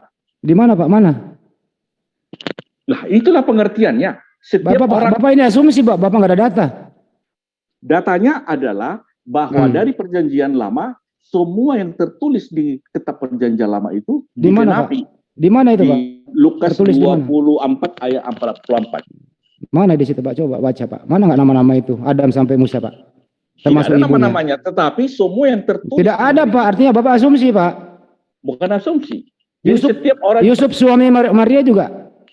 Semua orang yang tidak tertulis, sebenarnya tertulis urusan saya. Siapa yang menulis adalah Tuhan sendiri. Jadi saya tidak akan bisa hakimi. Saya bilang bahwa si A, Bapak ini memilah-milah, tapi Bapak nggak bisa buktikan. Bukan, saya buktikan bahwa yang digami itu, yang di Markus 9 ayat 49 itu nyambung dengan Matius 3 ayat 11 sama Wahyu 11, Wahyu 20 ayat 15. Iya saja itu orang tadi kan Bapak udah jelaskan. Nabi Musa masuk. Memang Nabi Musa menyembah Yesus sebagai Tuhan, Pak? Sebenarnya Yesus di perjanjian lama belum Tuhan, kan Tuhan satu. Di perjanjian lama Yesus belum Tuhan. Yesus atau Tuhan, Yesus adalah satu-satunya Allah yang benar. Tuhan belum memperkenalkan. Lanjut Pak Juma, pusing saya Pak Juma. Jangan pusing Pak. Ya, jadi gini Bang. Kalau Abang kaitkan dengan Wahyu 20 tentang orang dihakimi terhadap perbuatannya, ya maka ya menanglah kami umat Islam, Bang. Karena di Pengkhotbah 12 nomor 14, Matius 16 nomor 27, Yohanes 5 nomor 9, Yohanes 5 nomor 2, manusia dihukum berdasarkan atas perbuatan baik dan perbuatan jahat. Nah, perbuatan baik dan perbuatan jahat itu semua terkumpul, tersimpul, tersirat di dalam aturan-aturan Tuhan yang ada kepada para nabi. Sementara di Kristen kan tinggal satu, aja kasih aja. Itu tidak masuk ke dalam perbuatan baik dan buruk itu, Pak. Kalau perbuatan baik buruk itu terkait dengan ketetapan, aturan, dan hukum-hukum Tuhan. Nah, sementara di Kristen kan tidak kenal lagi aturan Tuhan, tidak ada lagi perjanjian lama, yang ada perjanjian baru. Jadi kalau saudara saya ini mau lari kemanapun perginya, untuk menghindari Markus 9:49 tidak akan pernah lari, selamat. Karena setiap orang akan digarami dengan api, dan ternyata yang digarami dengan api itu adalah orang-orang yang tidak melakukan amalan soleh, perbuatan baik. Kalau di Al-Quran itu jelas perbuatan soleh itu akan diselamatkan, seperti yang diterangkan oleh saudara Jabat tadi, ya di ayat 72 di surah Maryam itu. Tsumma nunajjil ladzina taqaw wa nazaruz zalimina fiha jiziyah. Jadi orang-orang yang bertakwa, orang yang beramal soleh, berbuat kebaikan, itu akan diselamatkan oleh Allah. Nah, orang yang soleh itu adalah orang yang taat terhadap perintah Allah. Sementara di agama Anda kan tidak ada ketaatan kepada perintah. Karena perintah-perintah sudah ditebus, sudah dilepaskan dengan matinya Yesus di atas tiang salib, Pak. Jadi nggak kena dia, jatuhnya seperti apa yang diterangkan oleh abang saya, Bang Handi, bahwa orang yang zalim itulah kelak nanti akan tetap di dalam neraka, gitu loh. Mereka akan mendatangi neraka, dibiarkan di dalam neraka itu. Wa nazaru zalimin. Jadi orang-orang yang zalim itu akan tetap kekal di neraka. Kenapa mereka dikatakan zalim? Karena mereka sudah tahu Yesus ini bukan Tuhan di perjanjian lama, tapi nanti di perjanjian baru Tuhan tetap saja dituhankan. Itu orang zalim. Sudah tahu Yesus itu menyembah, tetap aja disembah. Itu orang zalim. Mereka menzalimi diri mereka sendiri. Sudah disampaikan melalui Al-Quran, melalui kitabnya sendiri. Yesus itu hamba Tuhan, Yesus itu dibangkitkan dari kematian, Yesus itu utusan Tuhan, masih tetap disembah. Itulah yang dimaksud menzalimi diri sendiri. Maka Allah menerangkan, wa nazzaru zalimina fiha jiziyah. Mereka dibiarkan orang-orang zalim ini untuk tetap di dalam neraka dalam keadaan berlutut. Sementara umat Islam yang sesuai dengan amalan solehnya, diterangkan wa iza tutla alaihim ayatuna bayyina qala alladziina kafaru lil ladziina amanu ayul fariqa. Ya, itu jelas kembali khairum maqama wa ahsanu nadira. Kembali kepada perbuatan yang mereka lakukan. Nah, kemudian diterangkan tsumma nunajjil ladzina. Jadi orang-orang yang melakukan amal bajikan itu kemudian diselamatkan oleh Allah. Sama seperti ketika Rasulullah Muhammad SAW mengatakan, jika engkau mencintai Allah, maka ikutilah aku. Maka dosa-dosamu akan diampuni, dan juga kemudian semua amal perbuatanmu yang baik itu akan dijadikan sebagai dasar untuk menobatkan dirimu sebagai orang-orang yang soleh, orang yang berbuat kebajikan. Nah, sementara dalam Al-Quran, Pak, itu diterangkan kalau di dalam kitab Anda semua orang akan digarami dengan api. Kalau di Islam tidak semua orang akan digarami dengan api. Kenapa? Tsumma nunajjil ladzina taqau. Orang-orang yang bertakwa itu diselamatkan. Tapi di bar ke-9 semua akan dibakar. Nah, ketika abang saya lari ke Wahyu 20, ya tetap saja ternyata yang diperhitungkan di Wahyu 20 itu adalah amal kebajikan, amal soleh, dan perbuatan jahat. Sayang sekali di dalam konsep agama abang tidak mengenal amal baik, amal buruk. Yang abang kenal cuma ajaran kasih. Sekira begitu Bang Handi, ini kita sudah lama Bang, mungkin ditutup dulu. Nanti dilanjut lagi sesi berikutnya. Iya, boleh, silakan. Yang jelas, Pak Adi ada mau ditanggapi Pak Adi? Dibuka mute-nya Pak. Yang saya sayangkan Pak Adi ini loh, kasihan banget gitu loh. Orang-orang yang tidak menyembah Yesus sebagai Tuhan digarami dengan api menurut dia pilih-pilih gitu. Persoalannya adalah semua para nabi sebelumnya itu tidak ada yang menyembah Yesus sebagai Tuhan. Artinya Yesus nanti menggarami mereka dengan api. Ini kan penghakiman yang keterlaluan Pak. Anda kalau pergi ke Yahudi berkhutbah kayak gini, Bapak pulang tinggal nama Pak. Serius. Berhentilah Pak mengatakan nabi-nabi sebelumnya itu. Karena mereka itu nggak ada yang menyembah Yesus sebagai Tuhan Pak. Tuh, kalau Anda mengatakan Nabi Musa menyembah Yesus sebagai Tuhan, artinya lolos dari garaman api. Ya, dari mana nyambungnya Pak? Anda tadi mengatakan waktu itu Yesus belum jadi Tuhan. Itu emang ada Tuhan periodik Pak gitu. Ngeri loh ini Pak. Mending Bapak renungkan dulu Pak sebelum berdiskusi, sebelum membuat statement. Ini ngeri kali Bapak ini ngomong ini kayak gini gitu loh. Mengadili para nabi sebelumnya gitu loh, menyembah Yesus sebagai Tuhan.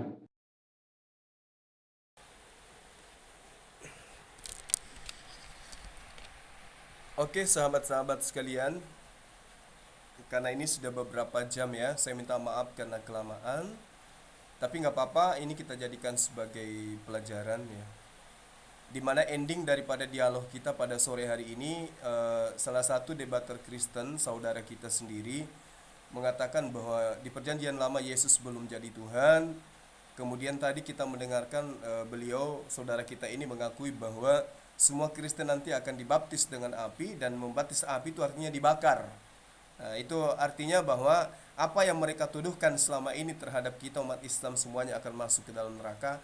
Itu kita sudah berikan terapi obat kepada mereka. Mudah-mudahan mereka itu sembuh. Kemudian di awal tadi saudara Jabat juga berbicara mengenai Yesus, tentang Mesias. Alhamdulillah kita sudah luruskan. Semoga nutrisi berupa vitamin yang kita suguhkan itu bisa membuat jalan menuju kepada hidayah. Sekira begitu para sahabat-sahabat sekalian. Saya Zulkifli Abbas, mohon maaf yang sebesar-besarnya. Menjelang bulan suci Ramadan, mari kita tingkatkan ibadah kita, bacaan-bacaan kita. Kemudian daripada kita melakukan hal-hal yang bisa mendatangkan kemaksiatan, adalah lebih baik jika kita itu konsentrasi untuk membaca ayat suci Al-Quran dan menyimak semua dialog-dialog lintas agama yang kita akan persembahkan dalam bulan suci Ramadan. Saya pribadi memohon maaf lahir dan batin menjelang bulan suci Ramadan. Kiranya kita semua disehatkan oleh Allah, dipanjangkan umur kita, dibahagiakan kita bersama keluarga, dan kita juga termasuk orang-orang yang dimudahkan urusannya oleh Allah Subhanahu wa taala. Terakhir, saya mohon kepada para sahabat-sahabat sekalian, yuk mari kita meringankan tangan kita untuk membantu pembangunan masjid kita, apalagi di bulan suci Ramadan ini, pahala dilipat gandakan. Tidak perlu nominal yang besar ya, cukup 50.000 satu netizen aja itu sudah bisa menyelesaikan semua yang kita butuhkan terkait dengan pembangunan masjid kita. Yang penting intinya adalah kita niat aja dulu, insya Allah dengan niatan itu, dengan niatan yang tulus ingin membantu pembangunan masjid kita, Allah akan memberikan jalan sehingga kita mendapatkan rezeki. Niatkan dulu mau membantu masjid, Insya Allah setelah ada muncul niatan dalam hati ini, kaki ini dan tangan ini akan dituntun oleh Allah untuk meraih rezeki dari Allah, sehingga niatan itu bisa terijabah, terkabulkan, dan para sahabat memiliki nama di dalam pembangunan masjid kita sebagai amal jariah. Insya Allah para sahabat, sekali lagi masjid kita ini diusahakan bisa kita gunakan untuk ibadah bulan suci Ramadan. Minimal adalah tarwih sebelum lebaran yang bisa kita tunaikan di sana. Sekira begitu, terima kasih atas perhatiannya, mohon maaf atas segala kekurangan. Saya dan tim ya mengucapkan banyak terima kasih atas kebaikan para sahabat sekalian dimanapun antum berada. Wabillahi taufiq wal hidayah. Assalamualaikum warahmatullahi wabarakatuh.